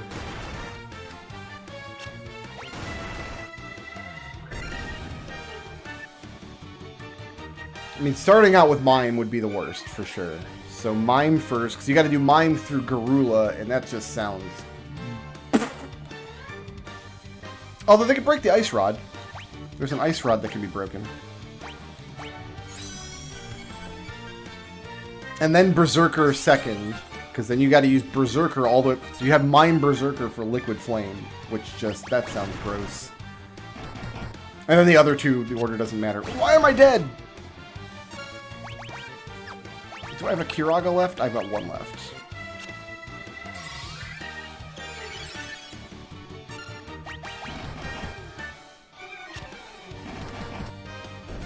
Alright. Nice, we have gauntlets now, so we finally have an attack option that isn't bonk.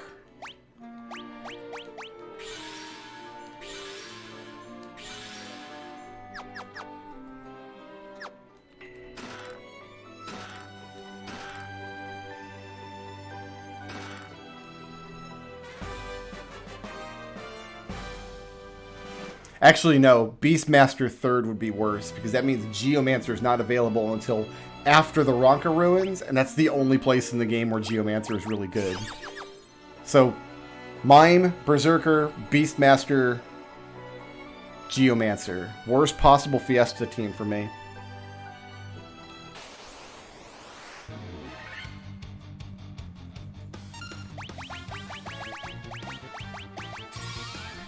Here's another fight we might like to farm, but you can't farm in this version.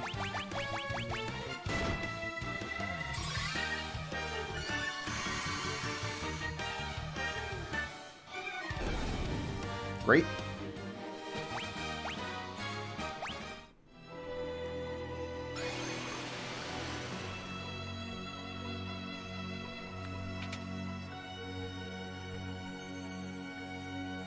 All right. I just used a bunch of ether, so I don't need to pop a cottage right here.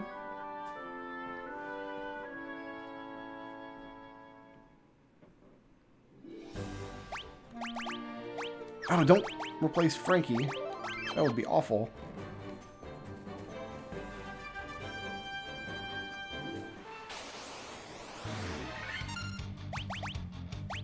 Now I have gauntlets, so I am now the Scourge of the High Seas.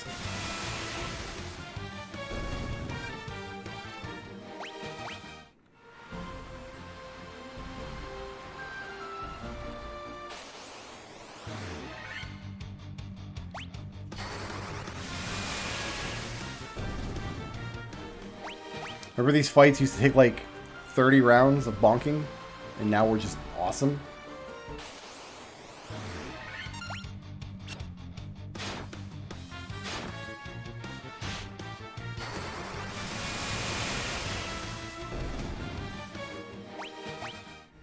Still decent experience, though, for basically a free fight. There's no point in leaving it on the table.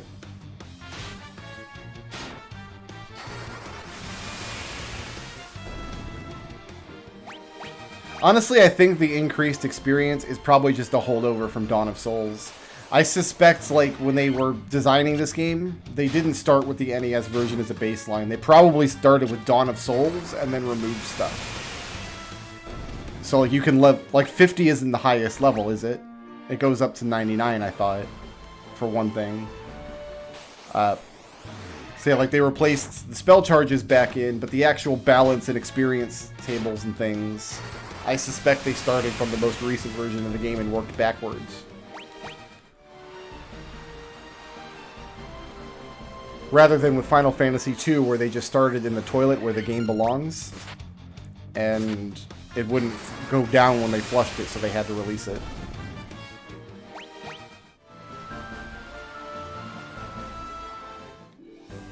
I'm going to quick save here in case I get killed on the river. Yeah, like this stupid thing. This monster is unkillable. I have to... Look at that. 117 damage. That's more damage than anybody's ever done to anything. Like... This monster's not supposed to be here. And isn't in the NES version. Or any other version.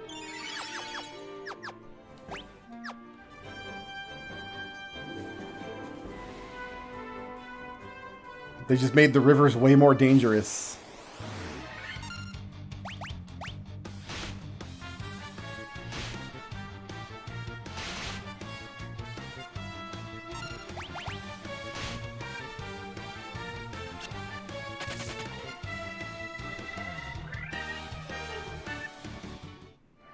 If I got some, like, regular river fights, I would like to clear them.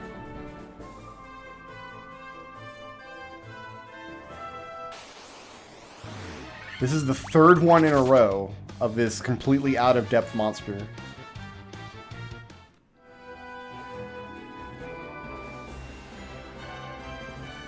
So they made some actual changes to the encounter tables, which is pretty funny.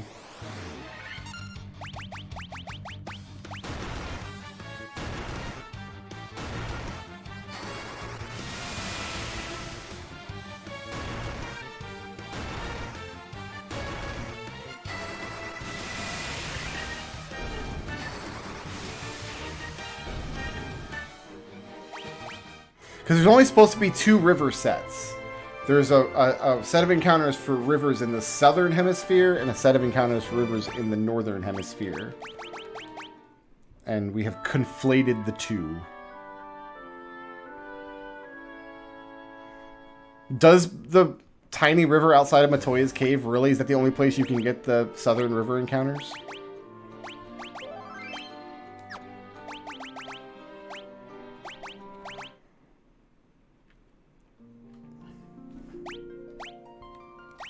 I have to load this and see what this run was. What was I doing? It had to have been in the past couple of months, right? Like, I named everybody Hubert? What the hell is the point of this party? Why did I play this team? Anyway. Guys, that's it for me. It looks like this team made it to the very end of the game in as much time as it took me to get to the ice cave with a white mage. I'm hoping I pick this run back up on Monday. Monday, I think, is doable. And then we'll have to take it from there. Thanks so much for watching. I appreciated hanging out with you guys tonight. Peace out. Sleep well.